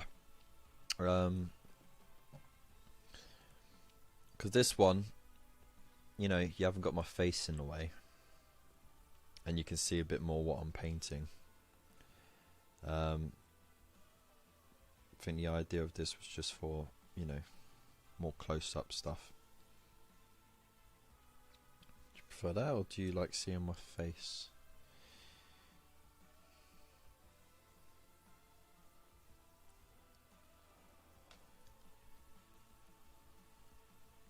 I'm sure there are easier ways to earn money.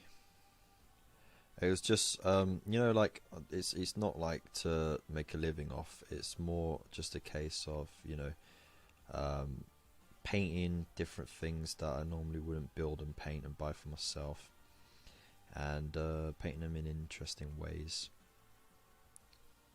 you know, and then just, you know, that money goes straight into my own hobby sort of thing. But hey, look, and I'll flash my titties on here if I made enough money, you know.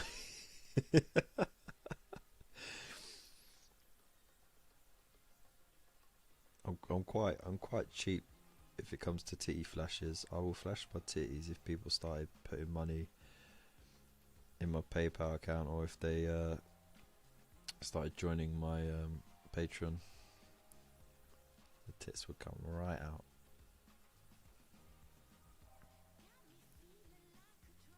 And you know, because of lockdown, like my manly dad pecs has turned into floppy pecs.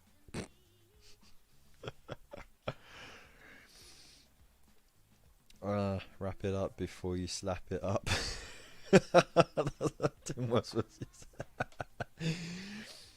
To be honest, I really don't watch the screen much. The chat, yeah, but mainly keep my eyes on my people. Yeah, that's fair enough.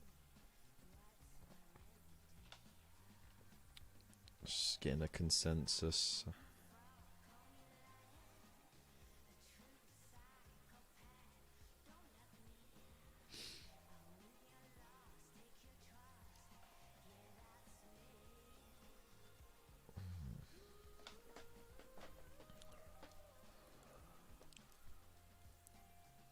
It's a disturbing image.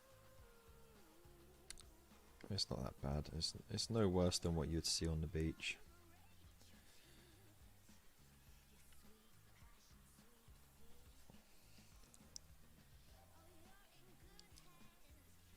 Or at the swimming pool.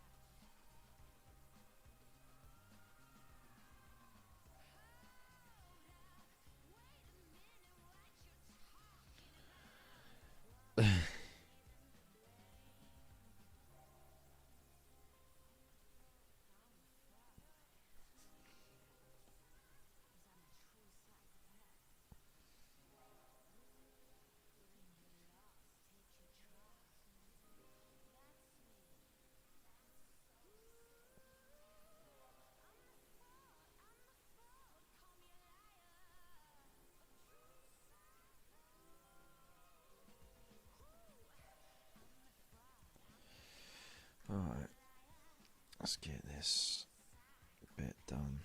Come on now. Don't do the beach or swimming pool. It's hard to paint my yeah, all that sand and chlorine. That'll definitely make it tough. Don't do swimming pools since a kid had a bump in our local one.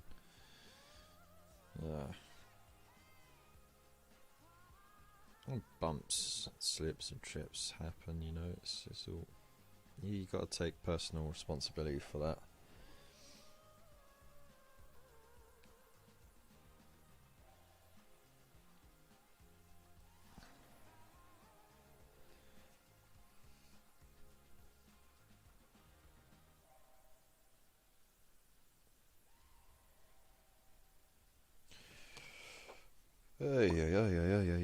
Who's sick of seeing me paint lead belcher yet? No, bloody well am. I'm the one painting it. It's just, it's worse than watching paint dry.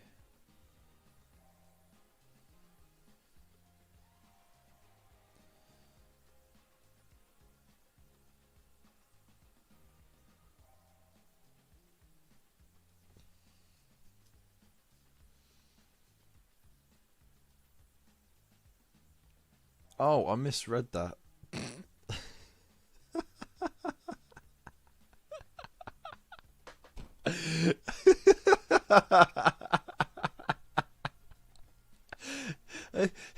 You saw a kid take a dump in the pool.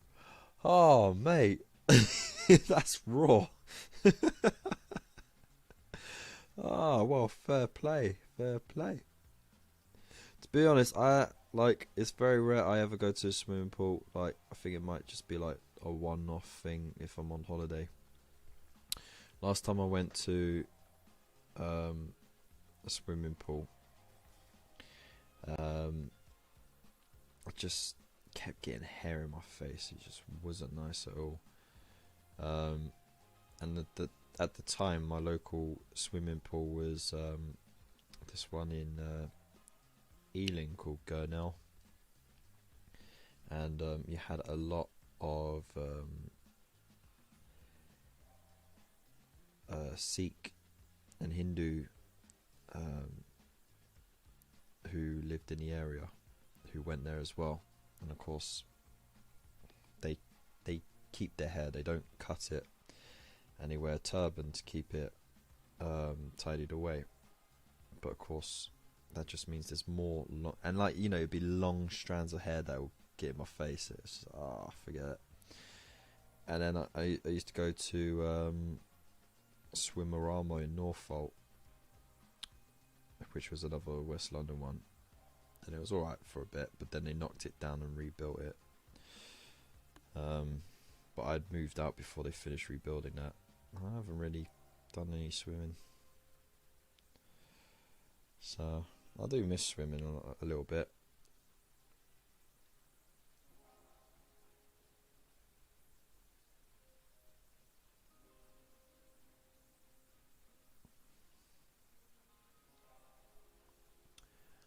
Yeah, sure. Puts you off your stroke watching something like that floating by.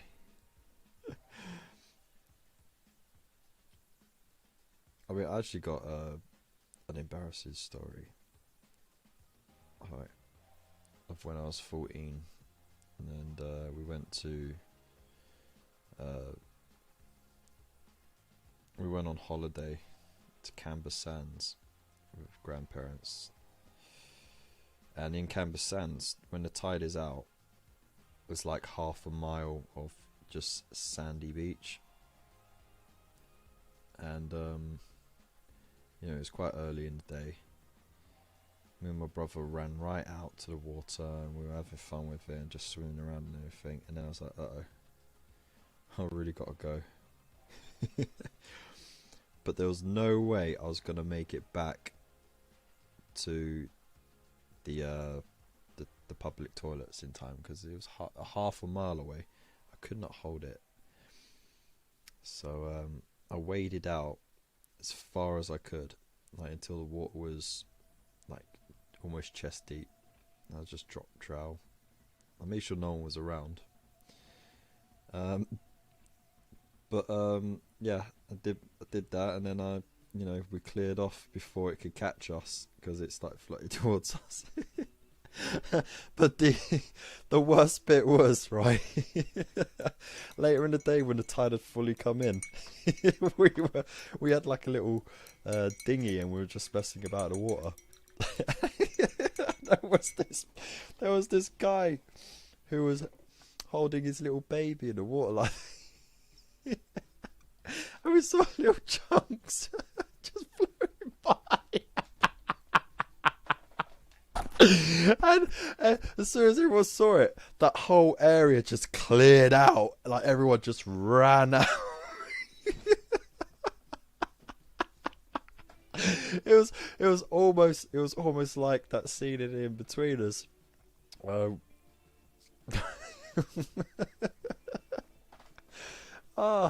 It was just so funny though, because we thought, like, we completely forgot about it. It had been a couple of hours later, and it was like a few hours later. The tide was fully in, and we've completely forgotten about it. And you just see these little chunks float by. We're like, oh no! And everyone's running out, going, "Turned in the sea."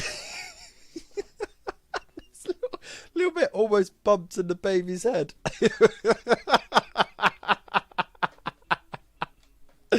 Oh, but that's nearly 20 years ago, it's just it never stops being funny. Oh,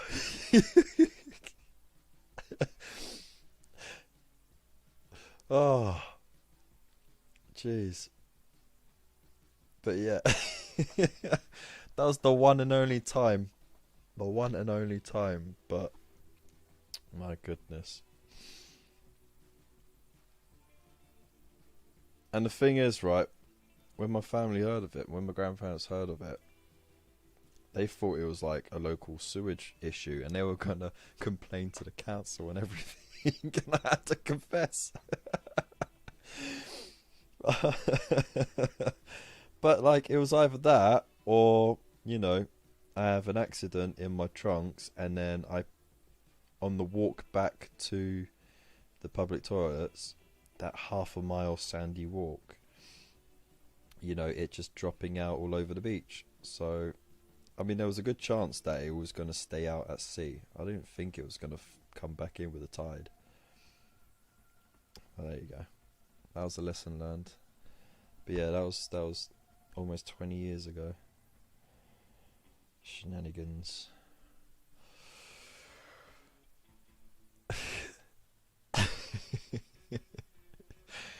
Let's see.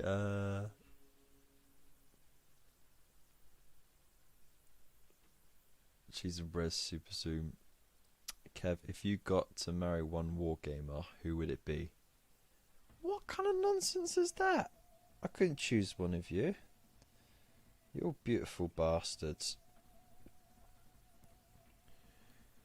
Each and every one of you. It's like in the movie Caddyshack, where Chocolate Bar gets put in a pool and everyone thinks it's a dump and runs out the pool. He misses swimming ever since he did that dump. He did a dump in the ocean and it floated all the way to Terrence's pool.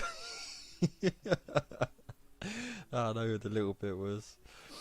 Gross, man. That poor little kid, no wonder he came and didn't pull it.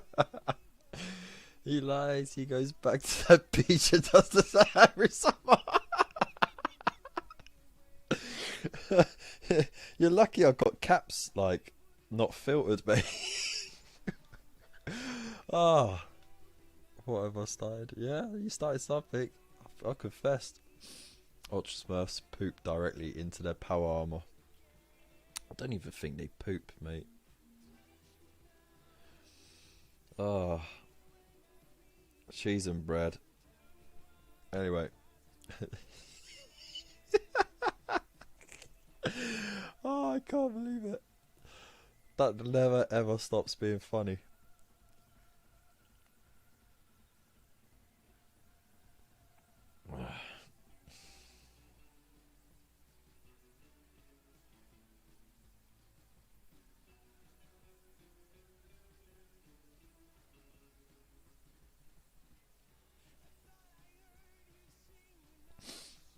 I'm gonna see it now on the local news circle. Hobby Corner Kev confesses to pooping in the ocean, and it almost hit a child in the face.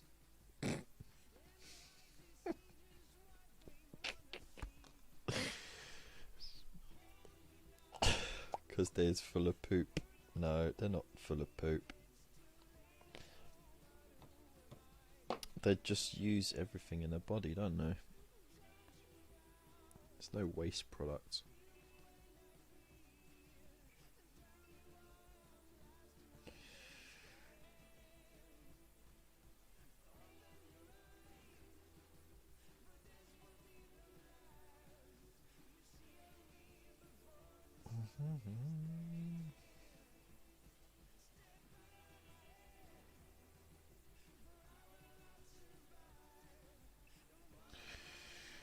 Do you realise you have yeah, I do realise I have confessed on YouTube.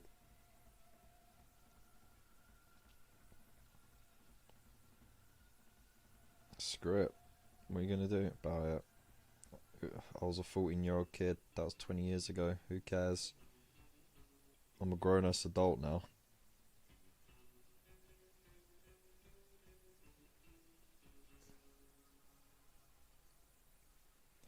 That's what I mean, like, you can't hold a 14-year-old accountable when they're now in their early 30s for something that silly. I don't even think it's a crime. Kev, you is a Smurf fanboy. Not a Smurf fanboy, but I like him. Before I didn't like him too much, but then I read No Fear, and yeah, that made me like him.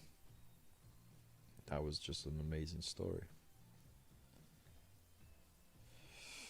Right, I should do. Just waste too much time on that. Not pooping defies laws of thermodynamics.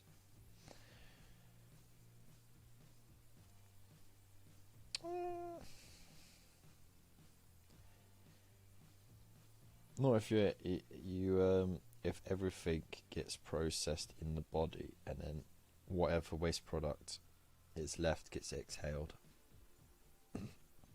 They got genetically engineered lungs after all. They also spit acid for no reason. And I bet you still won't make that half mile.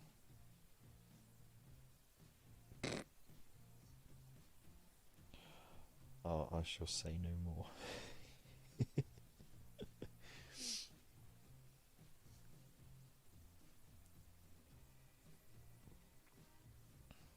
No, you know what, I just wouldn't run out all the way, knowing my limitations. That's a big thing.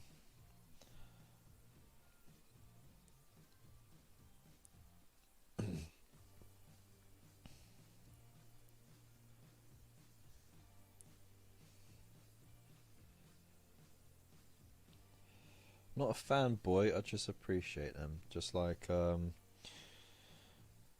after reading the Salamander novels for the Horus Heresy, I I found an appreciation for them. Falcon is he's one tough git. But I wouldn't do him as an army. The only reason why I'm doing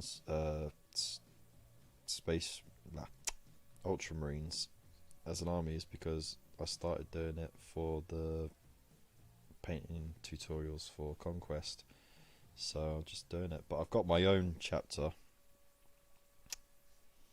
so they might get some love one day. I wrote a little background for them and everything.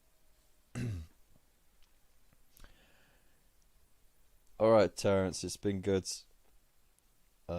Cheers for tuning in. Really appreciate you. I'll see you tomorrow. That's what all fanboys say. Jeez. You're using circular logic, yeah? Just like, it's like the same as people accusing other people of being racist, and then they go, oh, well, I'm not racist. And you go, that's what racist would say. Or, you know, you're a sexist. No, I'm not sexist. Ha, but that's what a sexist would say. You're flipping it out like saying I'm a fanboy. Doesn't hurt me if you call me an Ultramarines fanboy. I'm not bold. I'll fight ya. I'll fight ya. When I see you, I'll fight you. I'll fight you for your shoes.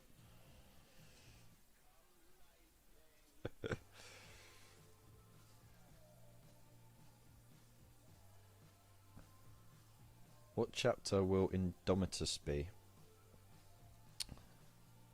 That is a good question, isn't it? I don't know. I think I will do them in my own Umbral Templars scheme, and not the Ultramarines paint scheme. And if they ever do another magazine series and it contains those models, then, you know, those will be painted in Ultramarines, because the paint guides will most likely be Ultramarine paint guide. So, but I'm not looking to keep all of the stuff that I got for the magazine. I'm looking to sell some of it. So the stuff that I never got round to getting, like the scouts, even though they look derpy, I want to keep them. I'm not decided on the bikes. Tank, Typhon, Land Speeder, definitely keep. I'm still 50-50 on the Horus Heresy characters. I don't know if I'm going to need 2 Ancients. Who knows? But what I do keep will be like reinforcements. You know, I'll use them as my Ultramarines reinforcing the Umbral Templars.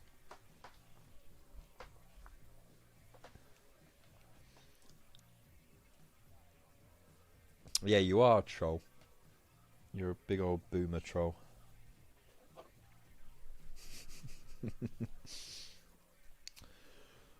Right, we're in the final hour now. Cheese and bread. Cheese and bread. What's going on here? Ah, Spud shared the video. Nice one. Look at this. I'm competing with Chapter Master Falrak at the moment. Boo! Give me some of your subscribers.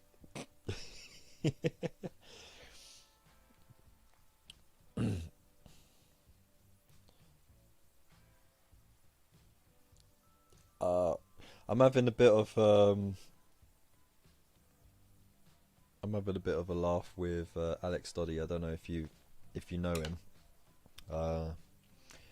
He did a couple of videos for Games Workshop a little while ago. He did that contrast paints video, and he also did a Kill Team playthrough video. But yeah, like we have a joke about it and stuff like that. And we've just been having this funny conversation. Where is it? Oh yeah, so he got the Indomitus box early, and he started converting his Blade Guard as salamanders. I was like, and you've already ruined it with salamander nonsense. And where is it? And then he goes, tough talk from someone within flamer range. So I'm like, laughs in bolt rifle. And then he's like, chuckles in thunderhammer. So I'm like, I chortle in tactical retreat. And he's like, well, now we are back to flamer range. And I'm like, if you're in flamer range, you're in chainsaw range. And he's like, what are you going to do? Throw it? And yes, I am going to throw it. It's amusing, you know. It's not laugh out belly laughs, but it's amusing. Anyway, the reason why I came on here because I wanted to check the how many likes we got. 21, 22. So I got to stay till 20 past. Right. Well, I think the beer's cooled down now. Definitely.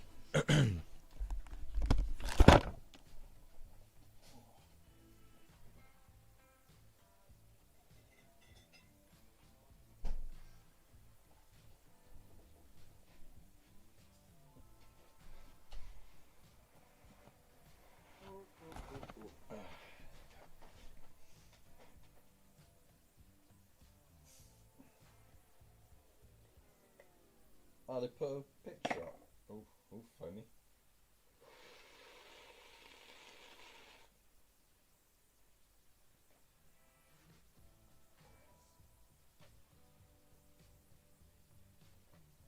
Okay. Now we're cooking with gas.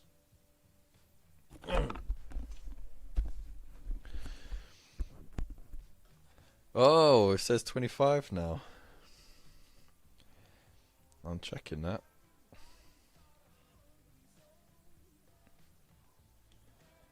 Still says 24 on my thing. Facebook. What did you say? Debunker, Mr. Debunker.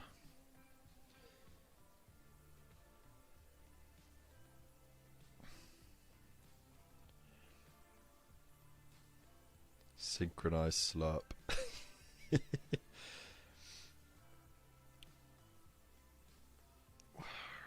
You know, I'm really terrible with names. What's his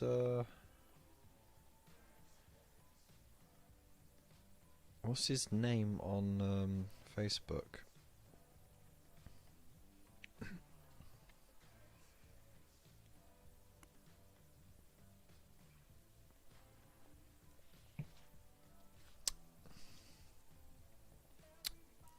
Ian, are you Mr. Debunker? I get very confused with all these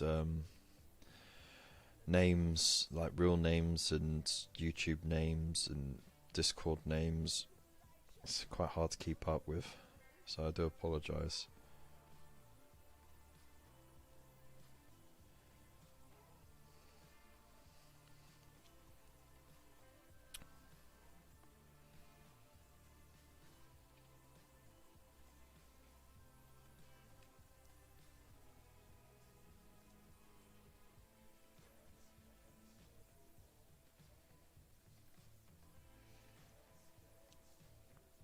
No, Ian, you're goldfish.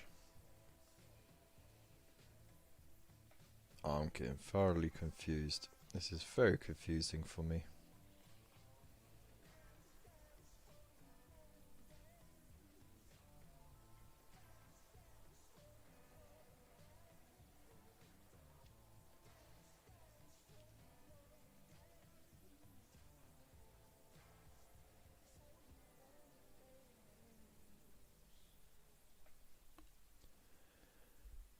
In work in progress. It's cool, dude. I'm one-eyed texting at the moment. Yeah, I'm the bunker, dude. Oh, okay. Then yes, that is a very lovely picture of you and your missus. Crikey, you got 3 different names.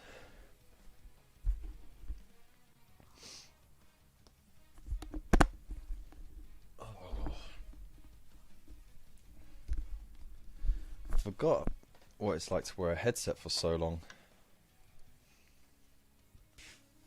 I might have to sort out the big mic.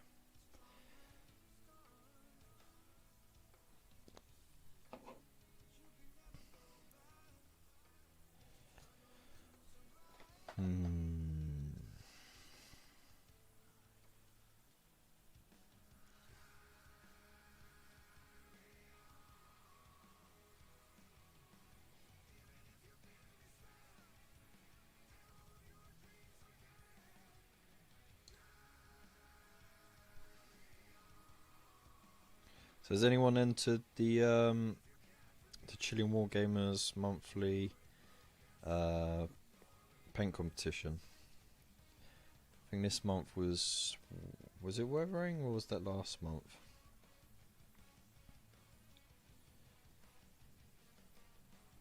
I just haven't had time to do anything with it. It started with my eBay name and I've used it for all my online persona. Otherwise, you know what? I actually have another name. Bob Monkey Cheese. I used that as an online persona ever since high school. So I've had that for 20 plus years, and yeah, I've always kept it. I'm still on Twitch with that name as well. But if you look on Discord, you'll find me as Bob Monkey Cheese / The Hobby Corner. Because I can't get rid of that name because too many people know me by Bob Monkey Cheese. And it sounds like the most ridiculous name in the world, but that was the whole purpose of it, really.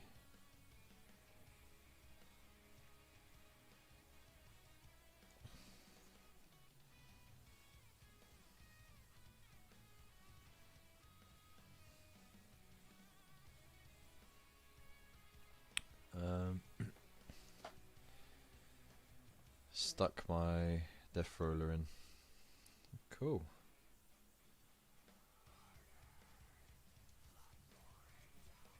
I'm gonna check that out later. Try and get this painted up.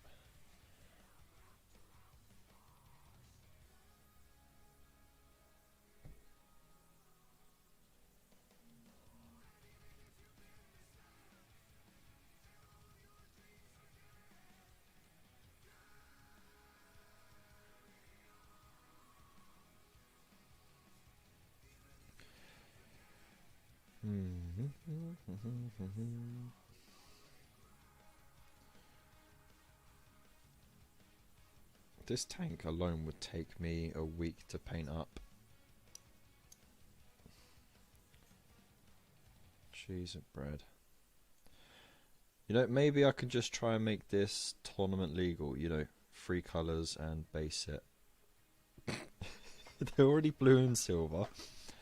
I just got to add any other colour, just a little bit, to all of them, and then that would be it done, wouldn't it?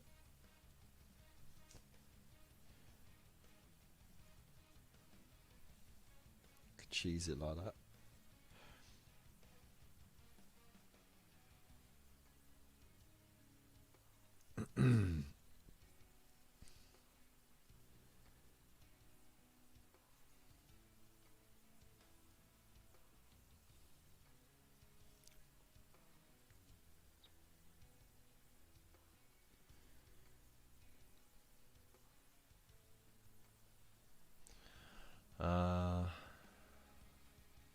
Even my Xbox ID is Debunker. Yeah, my PlayStation ID is Bob Monkey Cheese. And 1 bottle of vodka in. 1 whole bottle? Christ. Was it one of those mini ones, or was it like a full blown one? Just me and channel name otherwise. Fair enough.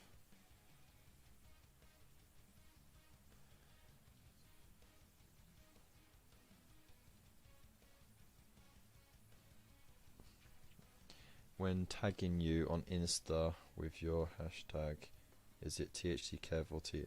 It doesn't matter. The capital letters don't really matter. I only just started. At first I started with the capitals because I thought it'd just make it stand out, but then I just ended up just keeping it lowercase because it literally makes no difference. So just go for lowercase, man. That's the short answer. Alright.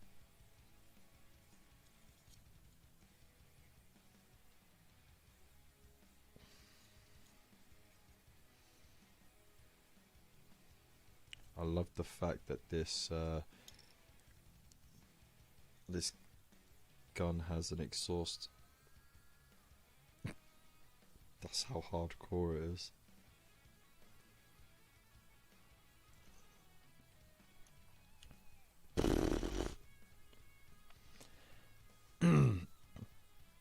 Okay. Of course it is. Why am I not surprised?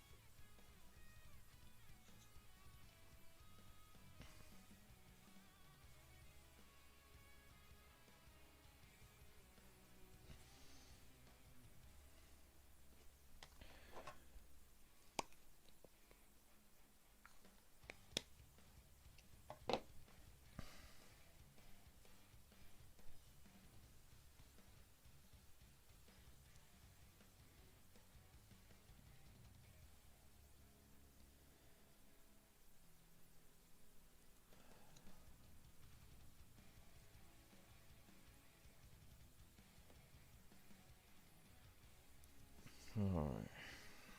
Let's get some... you know what, I think part of the problem is I'm picking out too many details as well. I think I just need to go for the bare basic stuff. Stick to the gun bits. Stick to the cables and the pipes. And I should get it done faster.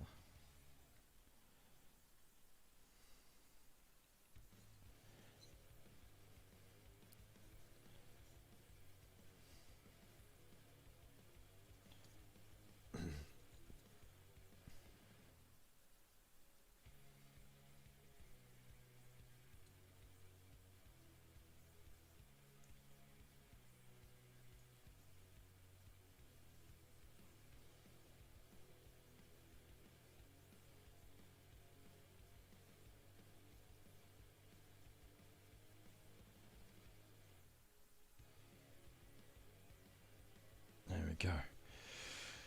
Right. Alita. It's not just me. We're having a party the day before. My girl turns 17 tomorrow, so we're getting wasted and have 2 days recovery. Fair enough. So when you boys join in the Xbox One squad, most of us have them. Nah, I'm not joining the Xbox squad. It's PlayStation all the way, mate. Xbox is for people who don't care about gaming, like properly.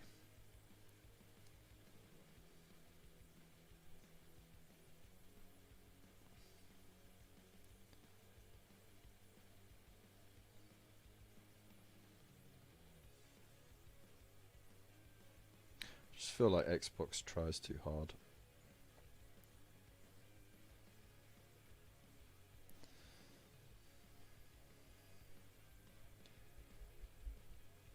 Got a looter knob assembled from old metal bits. Got a Space Marine heavy bolter.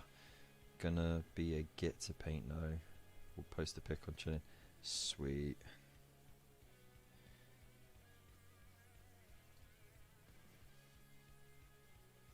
Can't wait to have a butcher's at that. I always enjoy seeing orc conversions, you know. There's a lot of imagination goes into it. And it's surprising how well a lot of it turns out as well. I don't do consoles. Why would I when I has a PC? PC Master Race! Nintendo Switch is for serious games. Actually, yeah, that's like the most competitive platform to play games on. Nintendo Switch.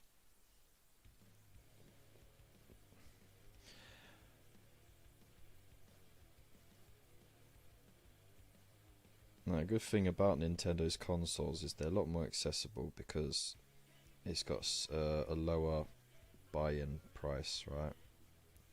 And then the games, they're just fun and they're inclusive. You got one player games and all that, but then you got loads of multiplayer games. It's really good for like family gaming and stuff like that, getting everyone involved. And the Nintendo Switch is just like a really good console. They kind of took what they used to have with the Game Boys, and they sort of ran with it. They went, look, Sony tried to copy us with their PlayStation Plus. It didn't work out too well for them. Kind of phased out real quick. But let's do it better, because we already know how to do handheld consoles well. So they did it, and they made a TV console into a handheld. Well, that's innovation right there.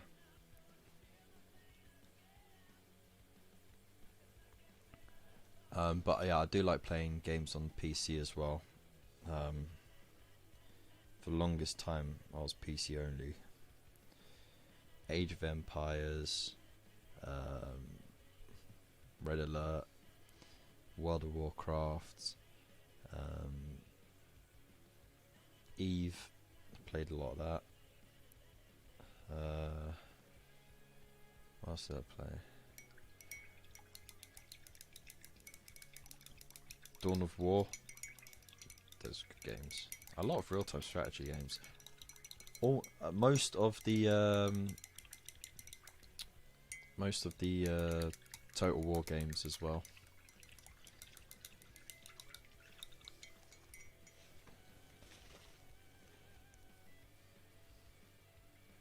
At the moment, I'm playing Total War 2 when I get time, and I'm really enjoying it. To be honest, the reasons why is above. Fair enough. PC Gamer, who check out Lupus Canis.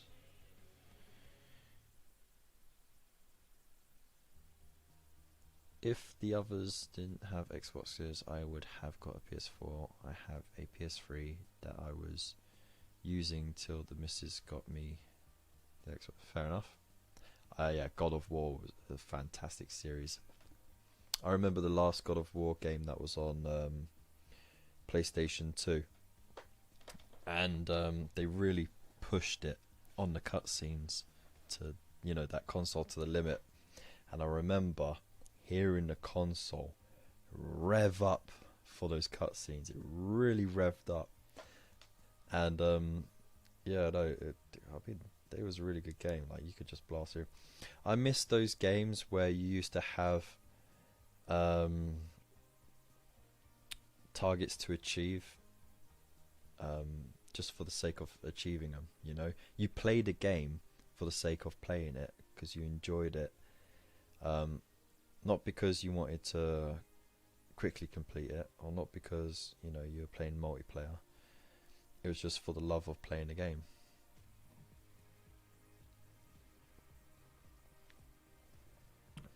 I tried out Fallout for a little bit, but I never ended up having time to really get into it. Same with Skyrim. Diablo, yes, Diablo. Do you remember Dungeon Keeper? That was a good game.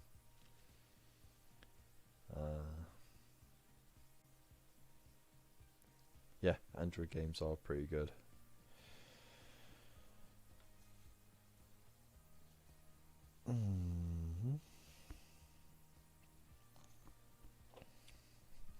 I need a slightly bigger brush.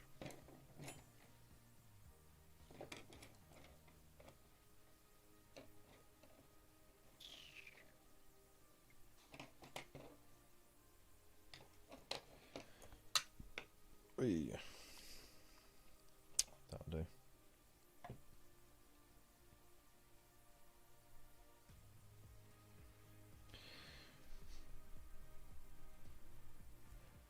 Have a PC. I am software developer and engineer. Sweet. That sounds cool. I'm gonna probably buy the new one to play it because it's the only good God of War I haven't played yet. I never got to play the last one, let alone the new one. Fallout 4, I played that over and over because I like it, not to complete it. It's a nice open game to play.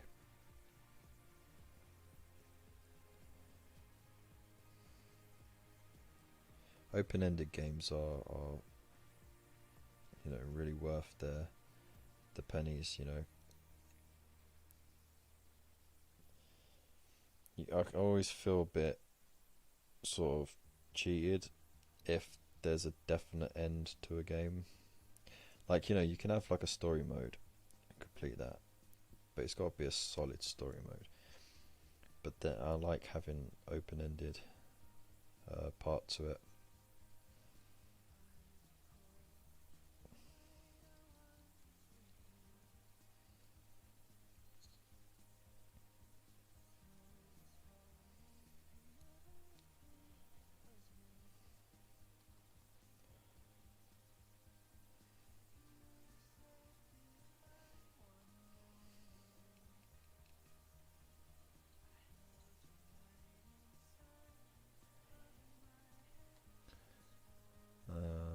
Did you have a good night's sleep last night? I did, actually. Didn't get out of bed until 9:30. It was great. I mean, I was up until 2:30, just tweaking the settings and everything. That's why we haven't had any lagging issues. So, you know, big thanks to Mr. Pickle for that, because he sent me a link to a video, sort of tweak the settings and everything. But yeah, apart from that, I had a real good night's sleep. It was great. I'm going to have another good night's sleep tonight, and then I am going to smash it tomorrow.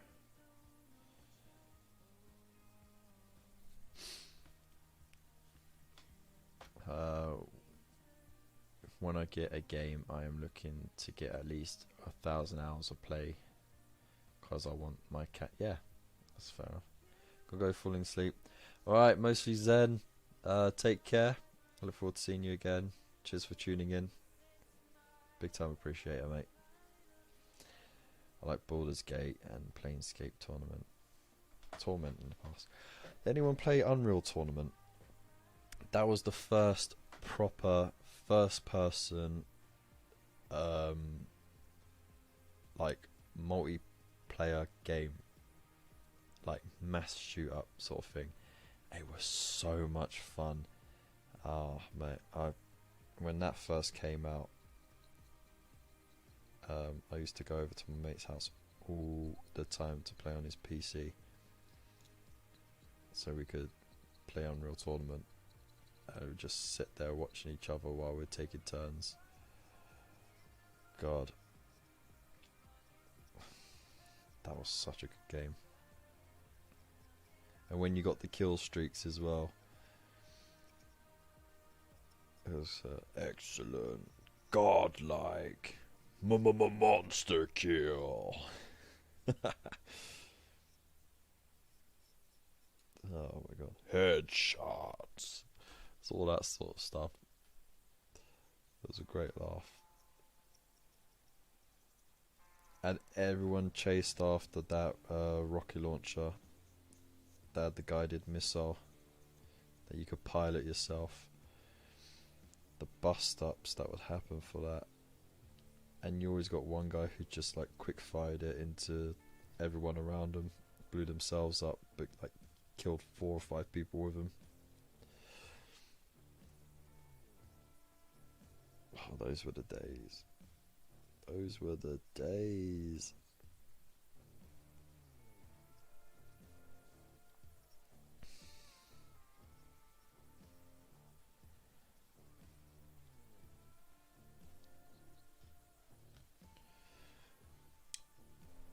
I was only any good at car racing games.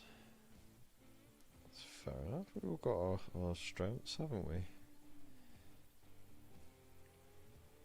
Need for Speed Underground. Now that was a game. Customizability of the cars. The campaign that you had. Man, that was a good game. and the playlist on it as well. A flight sim fan. That's cool.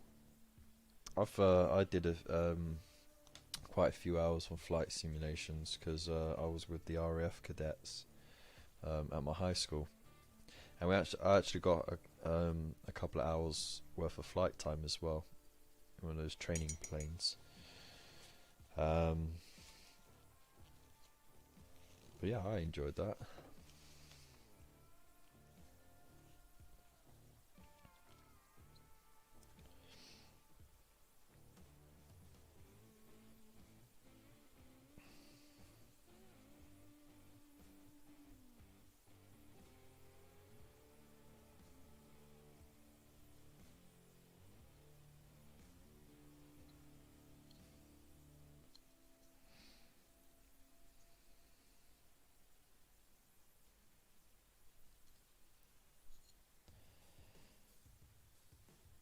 There we go.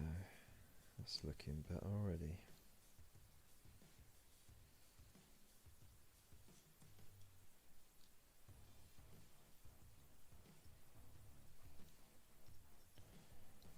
Sweet. That brush isn't really doing anything for me, it's just making a mess of everything. Hoo-hoo, you was ATC, I was 1151 ATC. No, RAF.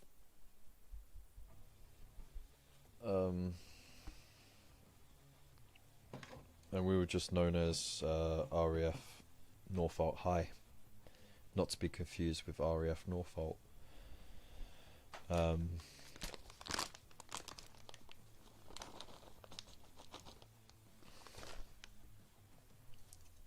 Ask me anything about it now. I could do parade ground drills.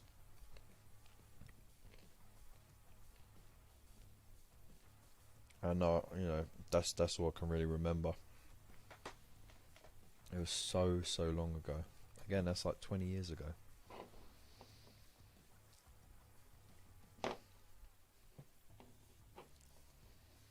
I couldn't choose, I said all of you. Mushed into one. Killed all the NFS games. Pro Street was my fave. It was top. That's cool. Oh, Air Training Corps. No, see, it was done through the school. So it wasn't like it was more treated like a school trip than anything else. But over the time that I was in the cadets with my high school, I went a few times up to the RAF base near High Wycombe actually, and I can still see the training planes fly over now and then. And yeah, I remember it. It was one of those training planes though, where you're sitting side by side. It wasn't like one in front of the other. Propeller up front, and you could do simple tricks with it, like a quick barrel roll, or you could go right up, over, and then flip round. Don't think you could do a full loop. But it was great fun. I got to fly it for a bit. I got to lift off and land. It wasn't too bad.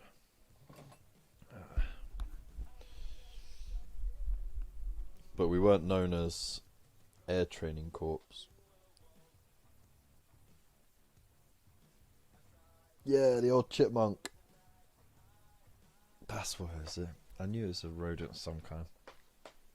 Someone tell Spud that I said all of the wargamers mushed into one person.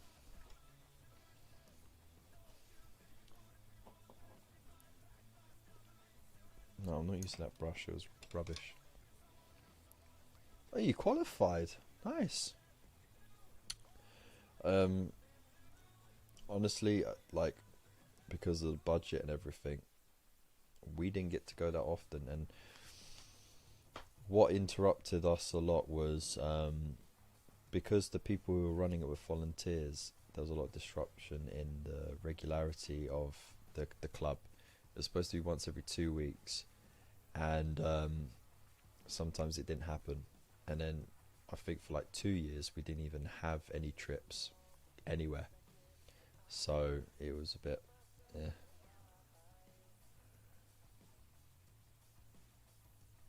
No, no, I told you it was. I was, I was an RF cadet, but I was like a junior. Like I was just a teenager, and it was through my high school. We also had army cadets as well.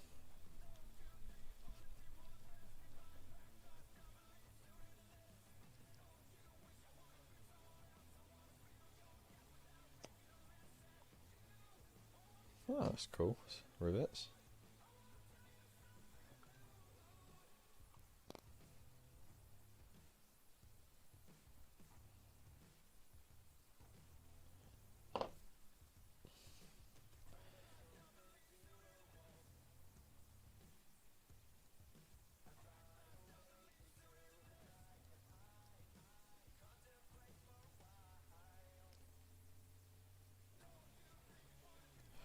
But I did reach rank of senior cadet. That was it. That was like the highest rank you could get was senior cadet. We didn't really have much of a hierarchy. Um, but in the last year that I was there, we had this teacher who was ex-forces, and he took over, and he did his best. Um, I ended up getting another flight lesson in before I finished high school, which was nice.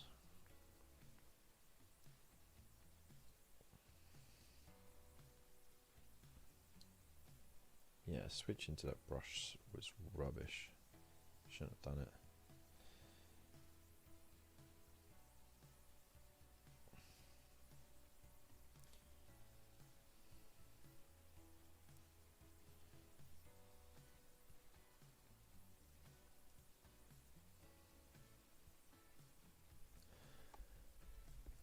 Kev and Spires sitting in a tree. In the army, I made Lance Corporal for 14 hours. 14 hours? What happened? You just woke up the next day and thought, sod this, I'm out of here.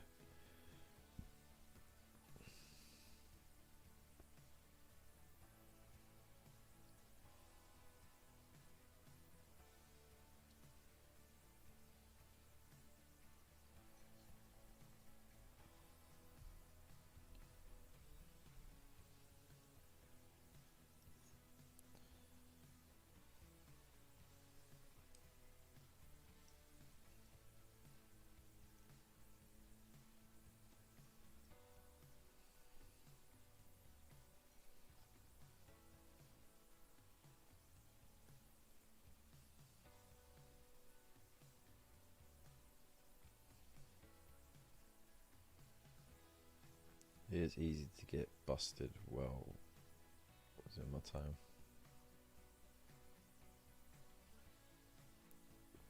I still remember how I had to address. It's like,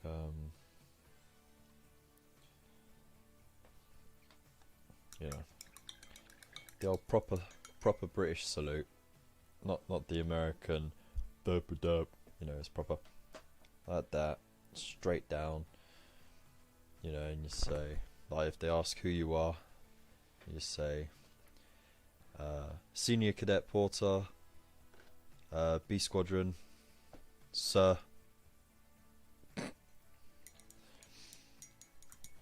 It's that sort of thing.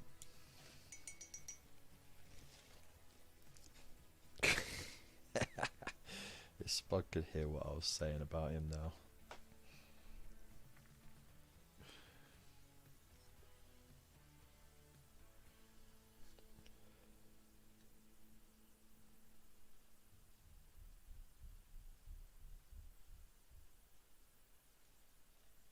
It's surprising what sticks with you, to be honest.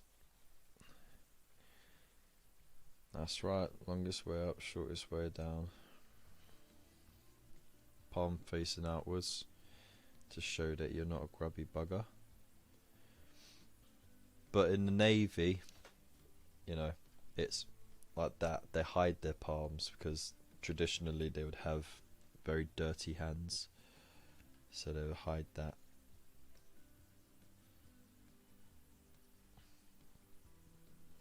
I think that's where the American salute kind of came from, sort of bastardization of the Army and Navy.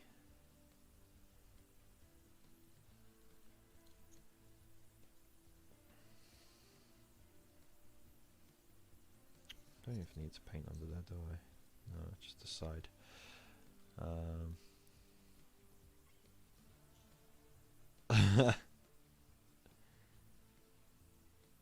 Yeah, tell Spud that I want to run my fingers through his big bushy beard. And I'm not talking about the one on his face. No, I'm joking. Don't say that. Oh, yeah, don't say that. I'll get in trouble with his missus.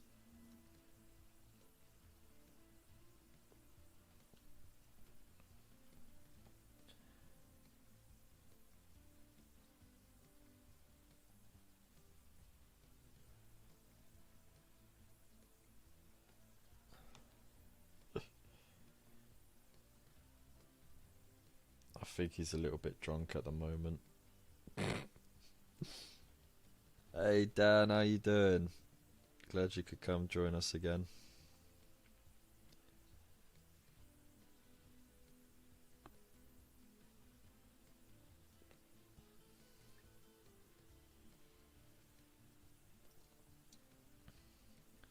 Him said he wants your kids. Ooh,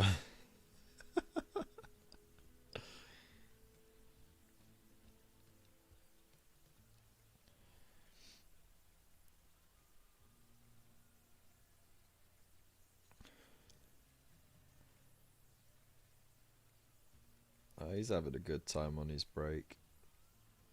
He said he's spending some quality time with his lady, because they had to spend a lot of time apart during lockdown, so he deserves it. On his boncation.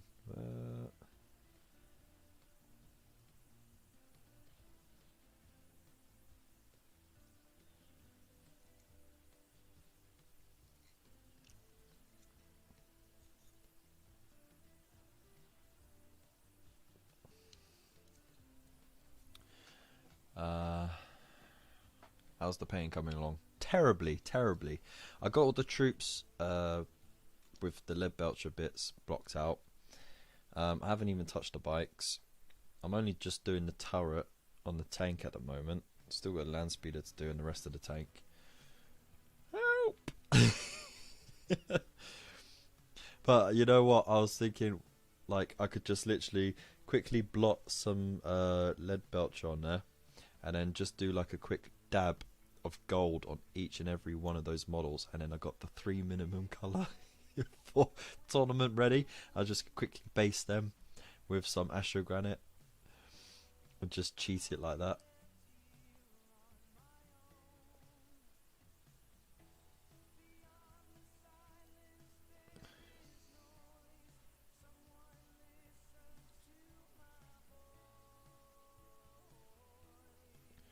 But we've been having a good old chin wag. So it's that time at the night where like get more reminiscent and we start talking about the good old days and just having a laugh.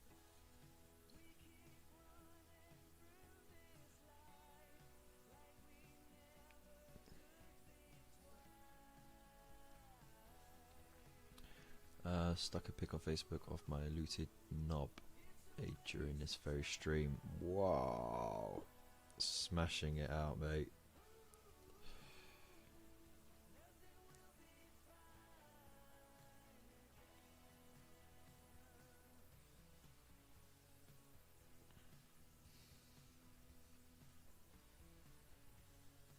Have you got a link for it? I don't think I've restricted links on the chat. You could maybe try and pop the link in the chat and see if that will work. Then we can now have a little butcher's.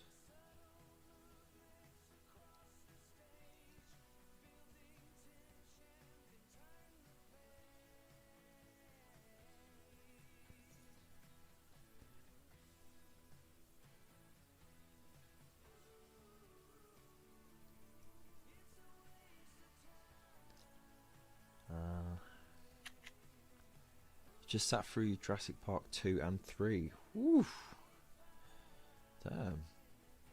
Made a nice change.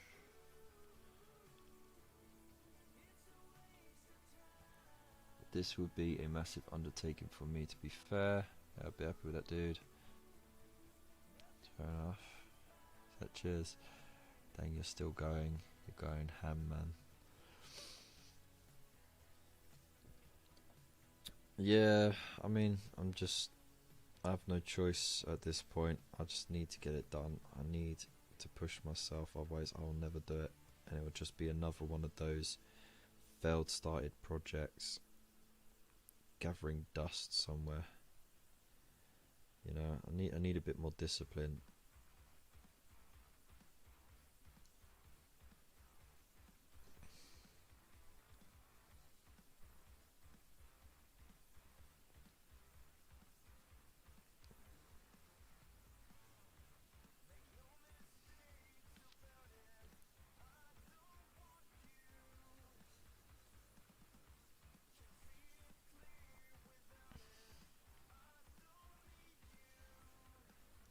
I'm surprised I haven't lost my voice yet as well.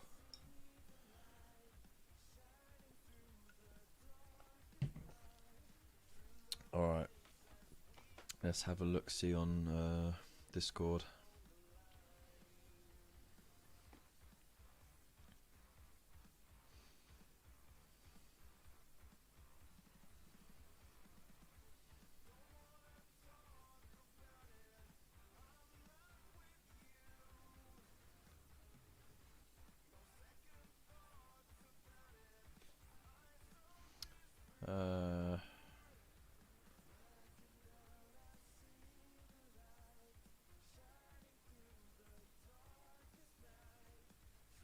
Right, so we've got some stuff by Lord Tattoo. He's tagged Captain Pickle.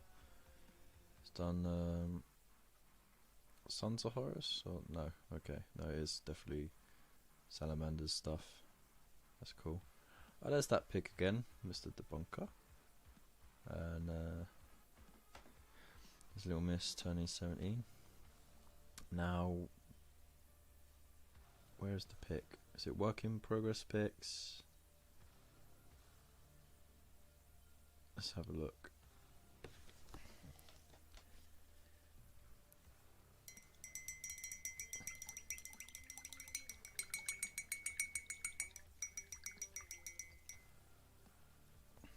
Ooh.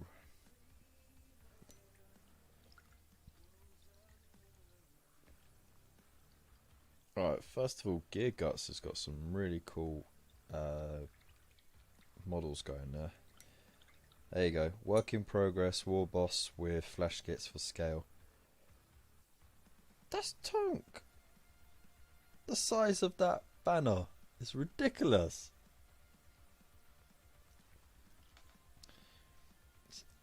Can you see? Oh, let's put it here. Can you see that clearly? That's ridiculous. That's amazing. But it's ridiculous. Jeez. And bread. You're smashing it, mate.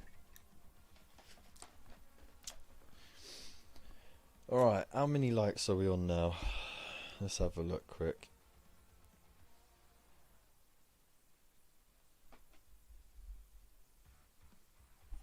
We're still on 24 likes, that's alright.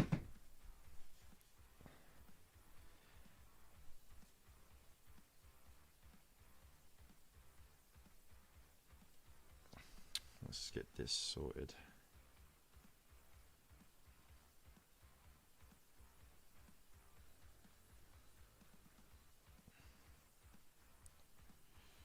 Okay.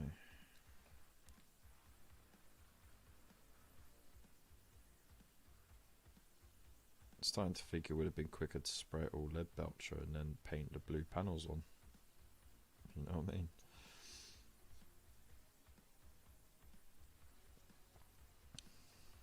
Why is yours saying 25 but mine's saying 24?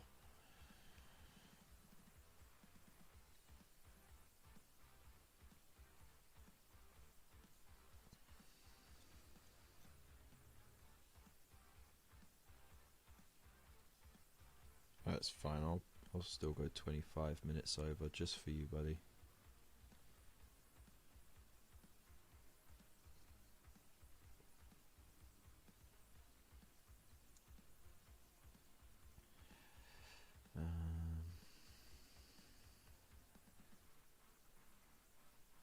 That there.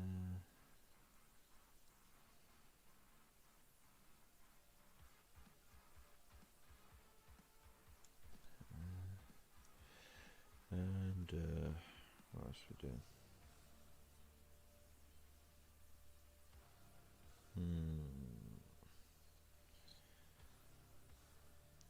I think that's enough without it getting too complicated, isn't it?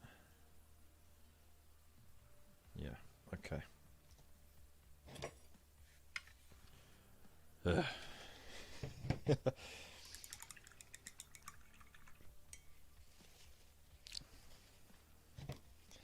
Right, I'm gonna need a bigger brush for this.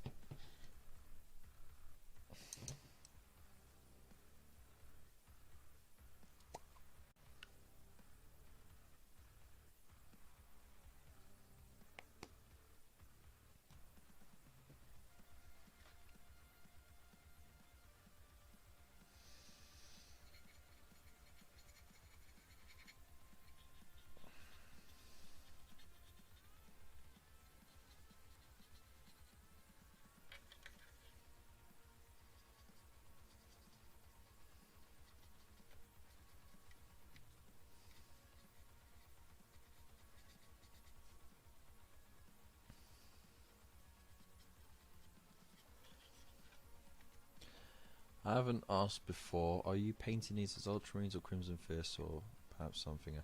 No, these are all going to be Ultramarines just to fit with the ones I've already painted from the magazine. Because I was doing all the tutorials from the magazine, but just like elaborating on them. And you know, I was pretty much the only person doing it. Like everyone was doing their own schemes, or if they were doing Ultramarines, they weren't showing you the process that was being discussed and shown in the issue. They just show you the end product.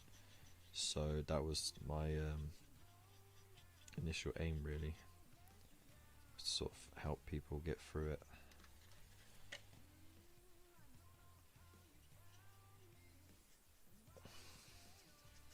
So kind of have to stick to it now. But I do have my own Dark Imperium box, and I had already started my own chapter in it called the Umbral Templars, which are similar to the Black Templars in scheme, but they were like a really dark grey with cream and purple.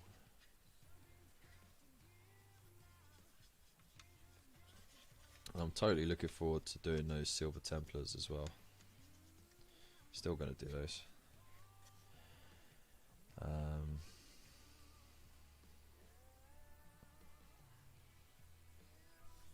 Cheers, man. It's not linking, that's fine. Already checked it out. Looks good.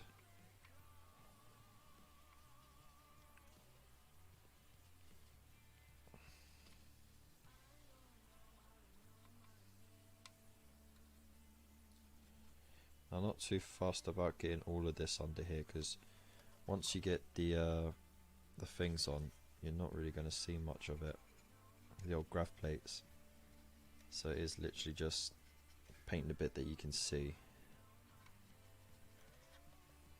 But when it's down there, like that, and then you got the grav plates coming over, you're not going to really see. You're not going to really see that back row.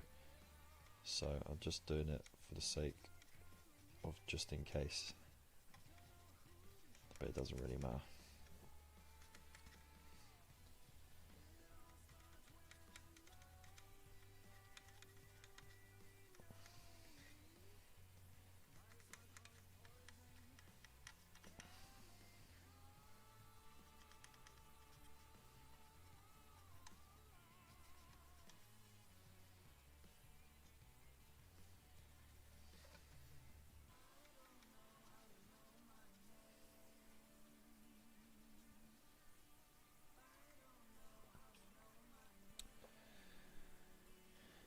Nightbot kicks it out.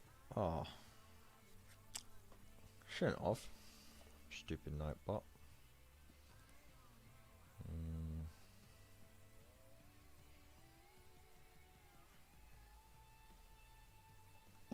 No, I got links disabled, so it should show up.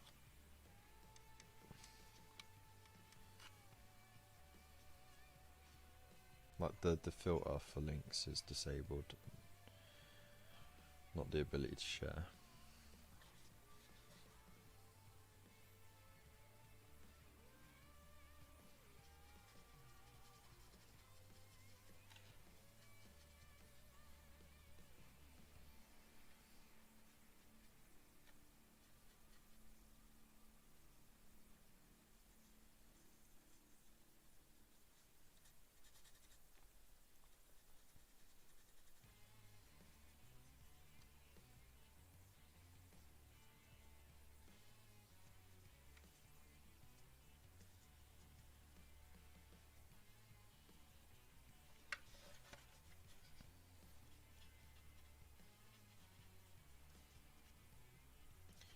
This music kind of sounds a bit like Soundgarden.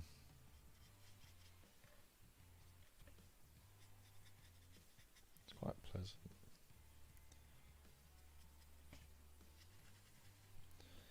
What's that band called? That's playing right now. Of Men and Wolves.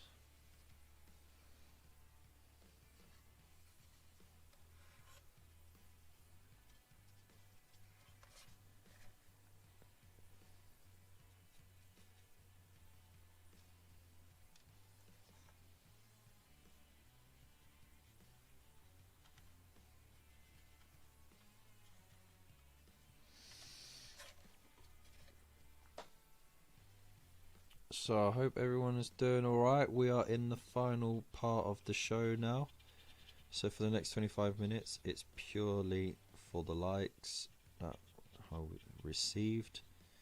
But it's also for the good company, because you lot are amazing.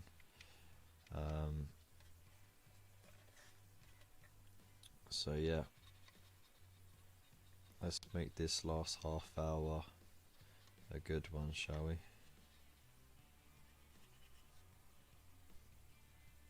I still can't believe there's 9 of you watching.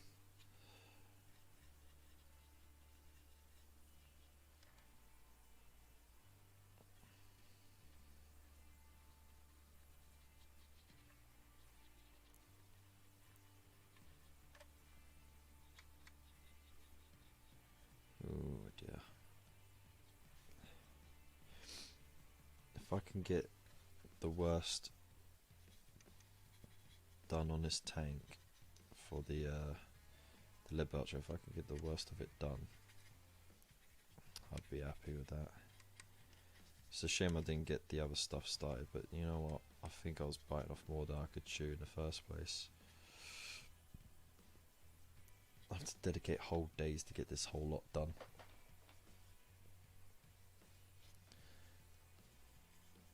Right, I mean, it was good to have a target anyway.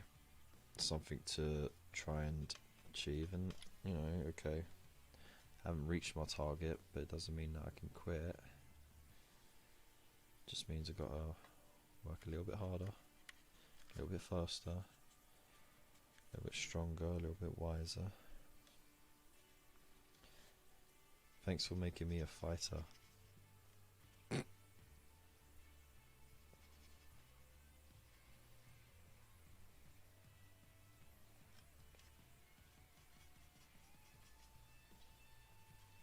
A little Christina Aguilera there for you. You're welcome.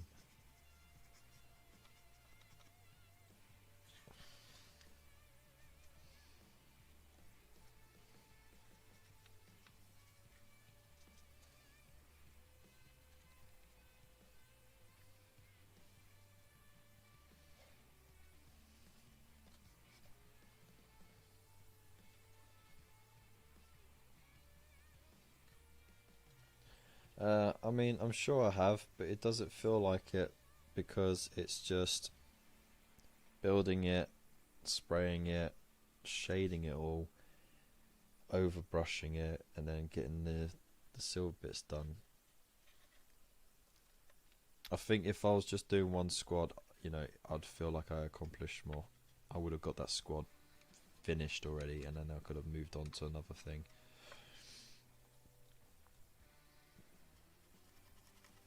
Screw it, I'm going to put all that silver. Screw it. But thank you for the words of encouragement anyway.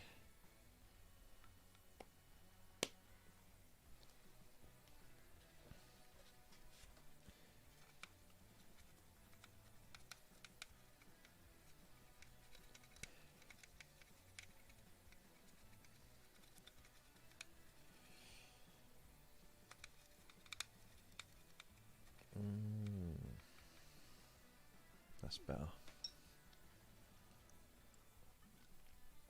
Yeah, it's still a lot more than what I would have done before, which was nothing, so...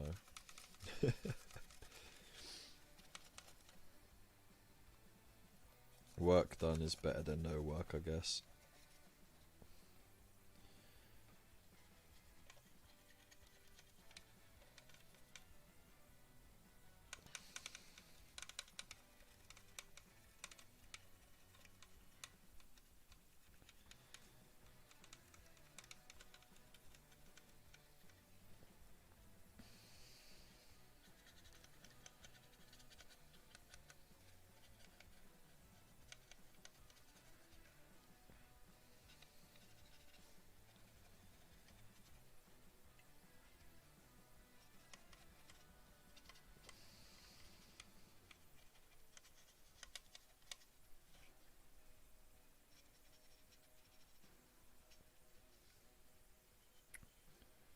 Alrighty then. Sorry, I know I'm going a bit quiet right now.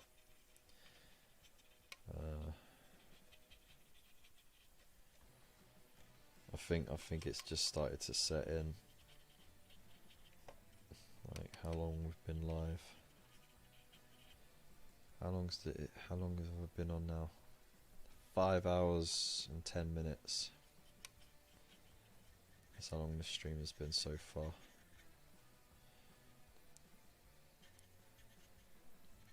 That's quite a long stream. But it's training me for tomorrow, because tomorrow it's going to be an even longer one. So, I better make sure I've got all my snacks in order. I better make sure I've got my meals in order. I have to do a little tidy up as well. I might not stay on as late as I have been. I might finish earlier, just so I can have time to get the house in order, because Sunday I'll be working early, and then I'll go to collect the kids and the wife after work to come home. So you know, it's only right that since they let me have the house to myself, I'll tidy it up a bit. Even if it's them that make the mess and not me. Messy bastards.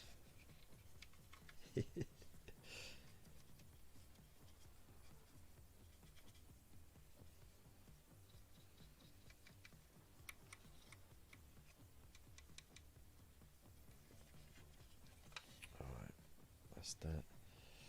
Now for the engines. You know, I'm gonna swap that screen. That little face panel is just always in the way. Can't see what I'm doing.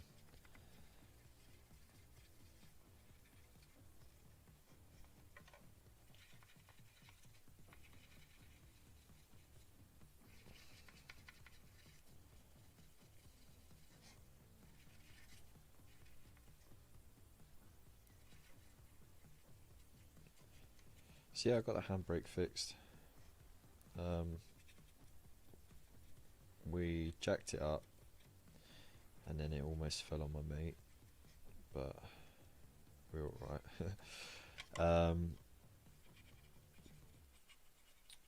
But yeah, we thought when we opened it up inside the car, because you have to take the armrest off and everything to have a look inside, and we saw the cables and they were like really uneven like that, and we thought, oh crap, maybe the pads, the cushions inside the brake drum is gone, or maybe the cable snapped. Turned out it was just the cable down by the brake had just got stuck on the little lever bit, so we straightened that out, WD-40'd it, got the WD under the rubber bit that covers the cable when it, you know, it's pulled back and forth, so that it won't stick anymore. And then we just tightened it up inside. But it was such a faff to get that armrest off, because it's got the air vents going into the passenger bit as well, and the little ashtray and all that, and the armrest above it. Absolute faff to get it off. It's not linking again. It's always fun tidying up in a hurry after a few weeks at home by yourself. Yeah, you just start shoving stuff in corners, don't you?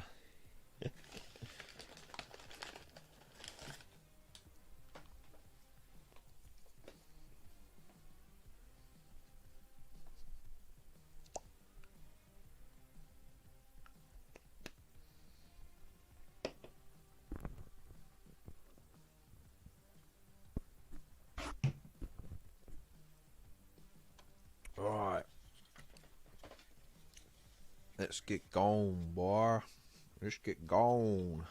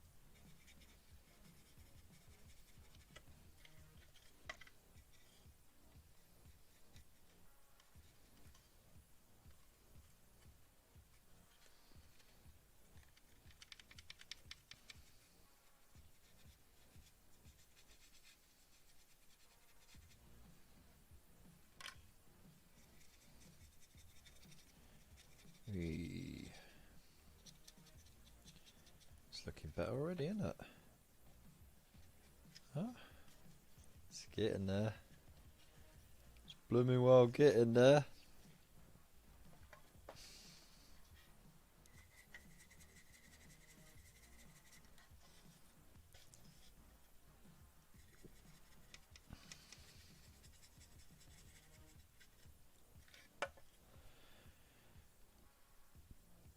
Oh, thank you so much for being here, mate. I really do appreciate you, and I appreciate the fact that you join us and have a good old chat in the chat. So I'll see you next time, man. You take care of yourself and rest up, alright? Ah, you're the legend.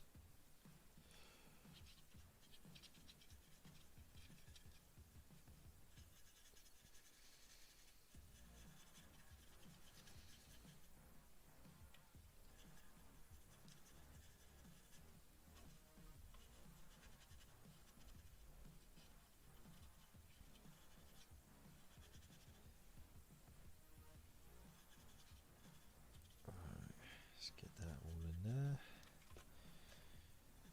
It's such a rough job, honestly. At the point where I just want to get the paint on it.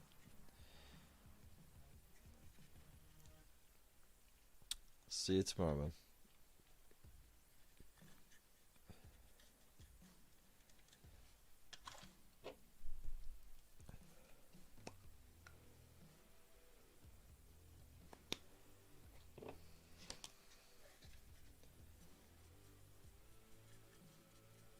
Now with the engines, I'm not too worried about thinning out the lead belcher like I have with everything else, because the engines can, like, if the paint comes out a bit lumpy or whatever, well, they're engines, you know, they're going to get a bit grimy, and you can weather that out quite easily using shades and stuff.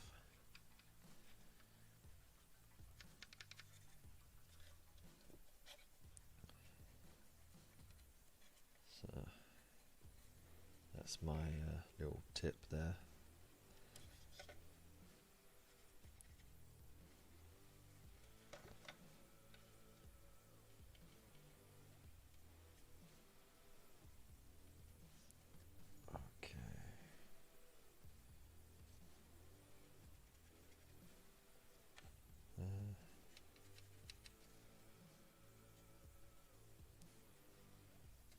Right, that's that.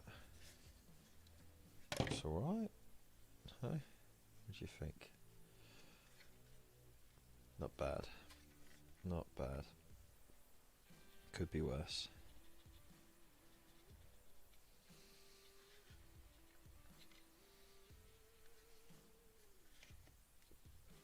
I'm going to give my brushes a real good clean tonight.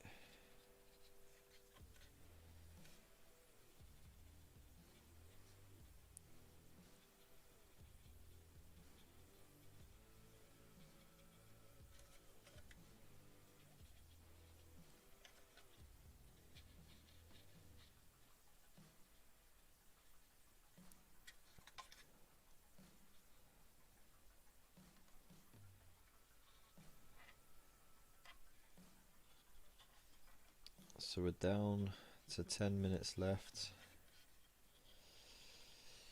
I hope everyone is doing alright. I know it's late. Some of you probably had a couple to drink. I'm hoping you're all doing alright, and for those who are across the world, I hope the rest of your day goes well.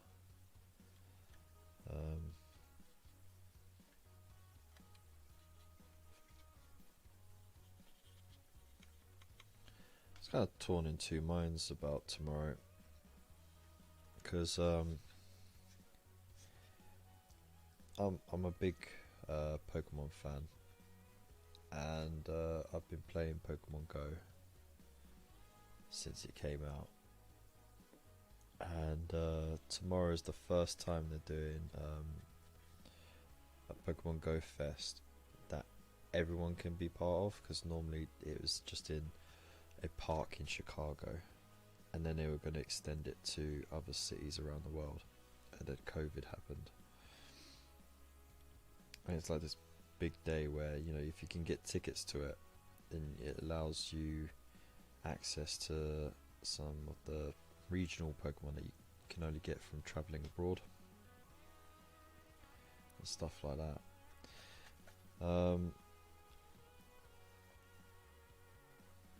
But I just, you know what, I just came to a conclusion that whatever gets caught on that day, I can trade for with my mates. And yeah, I could just carry on with this stuff. So win-win for me. We'll be going on to Frost and Fizz later, so not late for me. Fair enough, man. I might catch you then, if I'm still awake. I'm thinking about maybe popping by to say hi.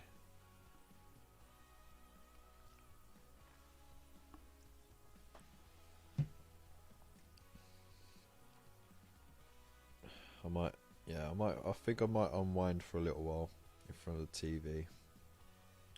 Just stretch out a bit, because I've been sat here for 5.5 hours. So I probably need that little break. Don't want to burn out for tomorrow. That's looking a lot better already.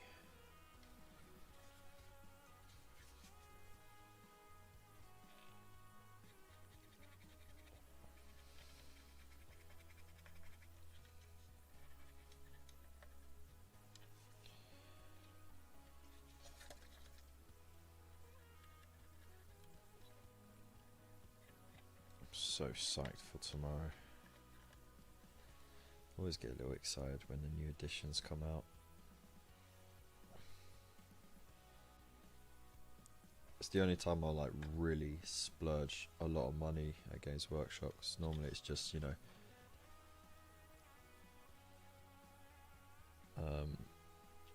the occasional purchase here and there. But yeah, tomorrow is going to be a big splurge. Switching brush, just so I can get the smaller bits. Like that. Booyah.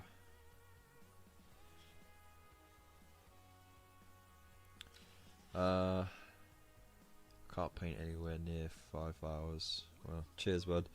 It's tough going, but once I get started, it's hard for me to stop. That's the problem, and then I end up burning out, and then that's the whole thing. And I'm one of those people who will procrastinate forever until I get started. So it's just all about getting started. That's the problem with me. And then, like, of course, I really suffer for it afterwards. Like, if I don't stretch out, I'm gonna be like a little bit hunched. I'm gonna be a little bit in pain with the back, but it's alright. It's better to burn out than to fade away. Sometimes. You can't believe how popular Indomitus is. It's because it's the biggest box that they've done outside of, like, the biggest box of brand new minis that they've ever done. Of course, they've done large boxes before.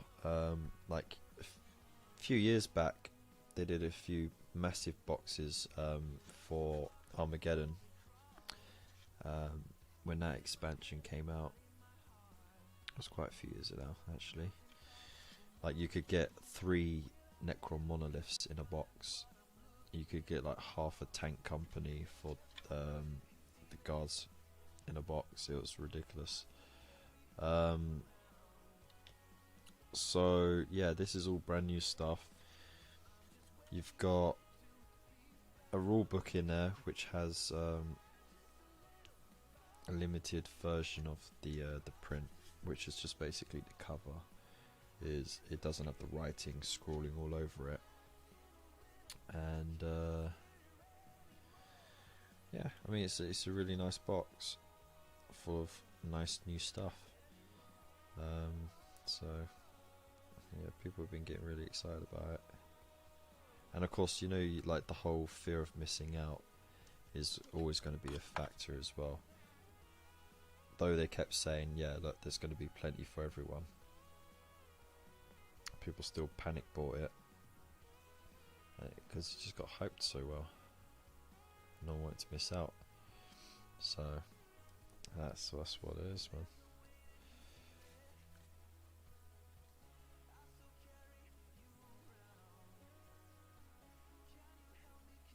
I think a lot of people have been looking for something good at the end of the whole lockdown thing, you know. The world's sort of going to pot at the moment. You've got a virus going rampant, you've got riots, you know, all around the world. And yeah, it's been a tough year for everyone all around the world, really. So yeah, everyone's looking for some sort of escape.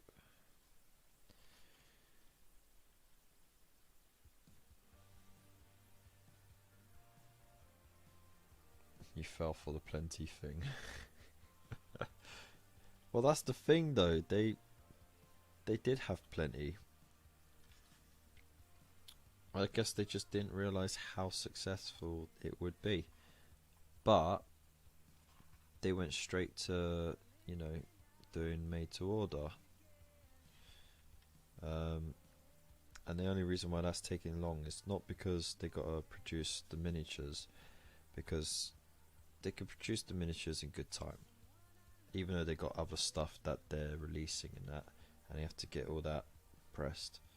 It's the packaging, and it's the books as well.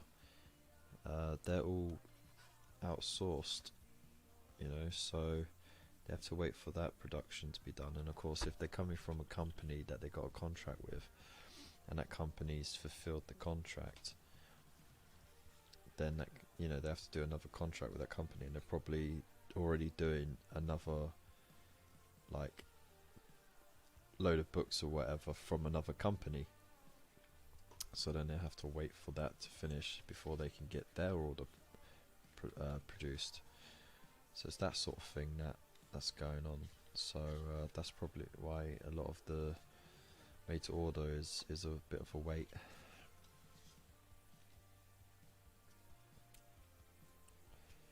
But it'll be worth it because it's a really high value box. You just can't go wrong with it.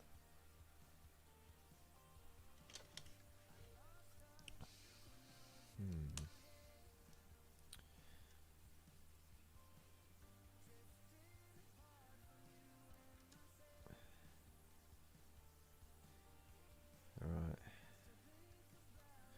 I think that's the last of it for now.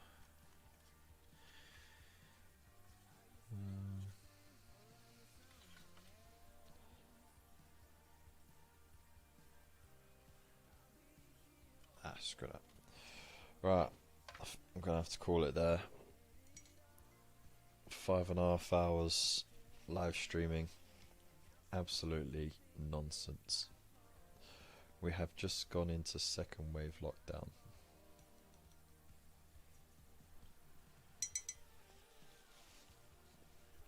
Yeah, we see. There's two. With COVID, there's two ways of dealing with it, right? You do what most places ended up doing, which is shutting everything down as soon as possible, isolating everyone, and hoping for the best, and then reopening when it's died right down.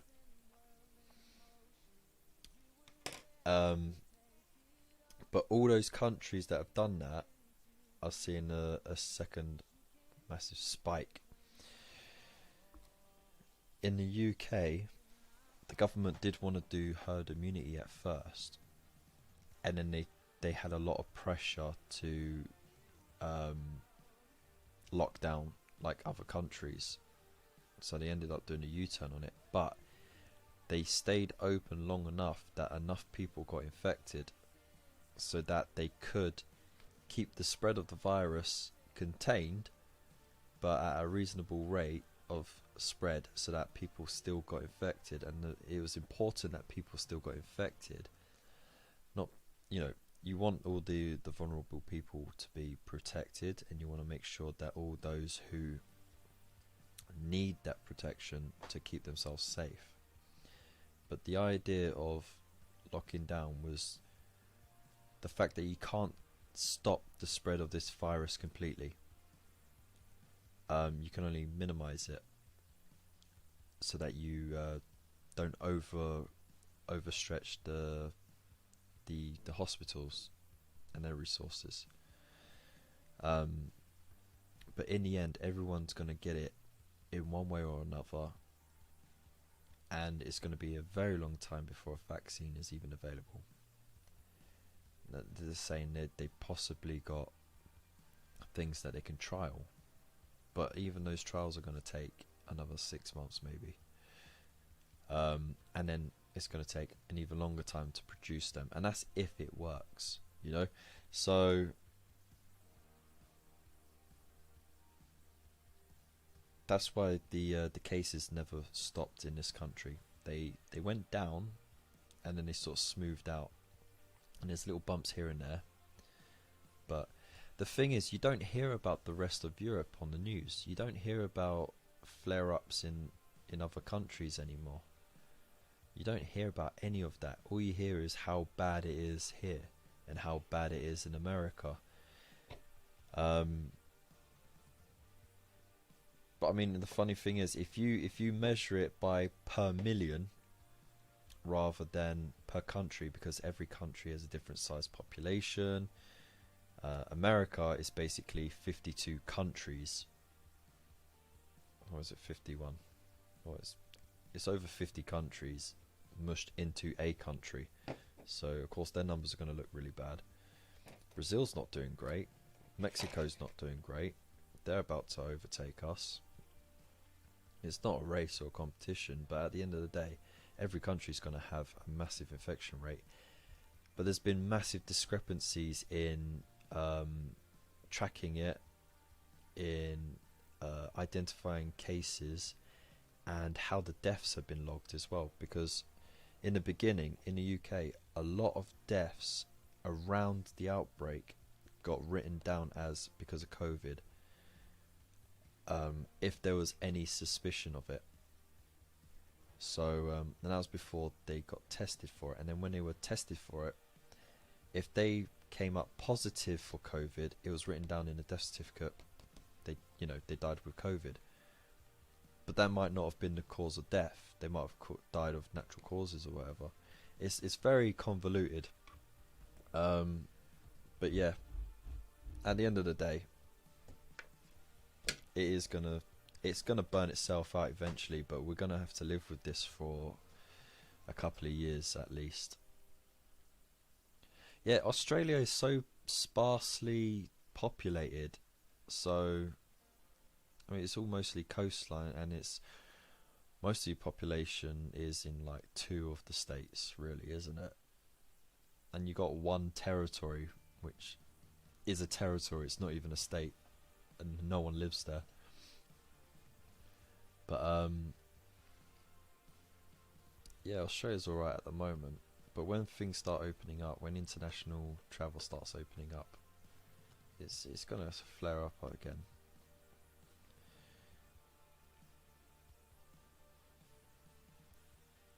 It looks like New South Wales is going the same way. Yeah, it's just gonna happen. Yeah, that's the thing. Unfortunately, whether it doesn't matter what political leaning you have, whether you're left wing, right wing, extremes on those, centrists or whatever, you're always going to accuse the media of having bias. But there's one thing that everyone can agree on, is that the media runs its own agenda, and it makes you believe what it wants you to believe for sensationalism at the end of the day. So that's why you always got to research other sources, and that it's a whole load of nonsense that you shouldn't really get into at this time of night. Oh god. And that's all going to be on the video when it's uploaded, or when it's processed. Never mind. Anyways, all we can do is look out for each other, keep each other safe, and keep ourselves safe.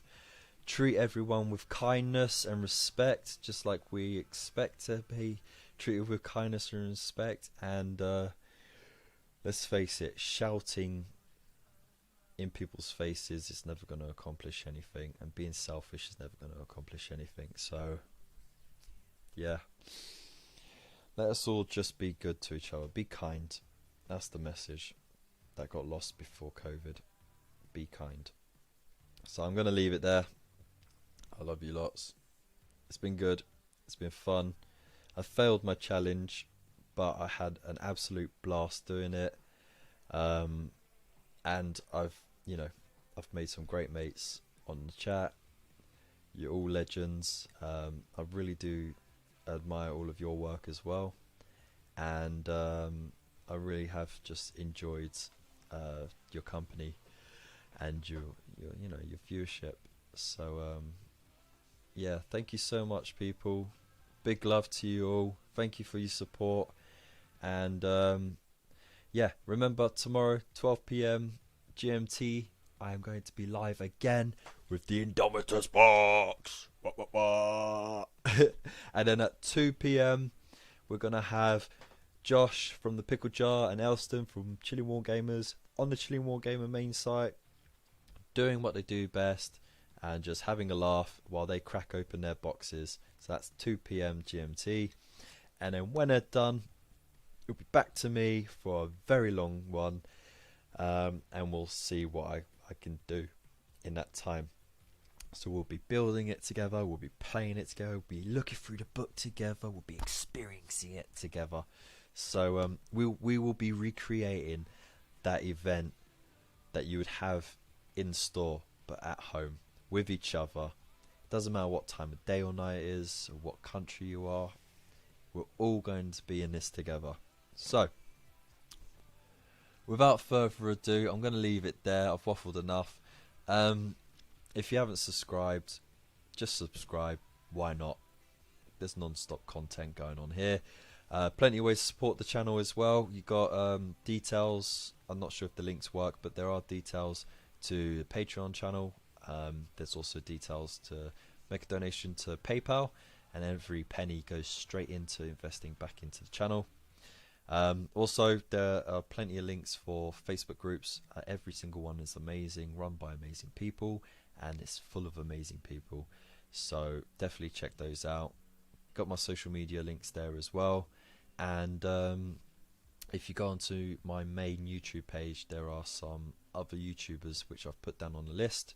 So go check them all out. They're also awesome. So I'm going to leave it there. Frost and Fists will be on later tonight, so it's like 2:30 in the morning for us, but it's going to be 8:30 Central Time. So go check them out. They're freaking awesome as well. And I'll leave it there. Big love, and I'll see you in the next one. Peace.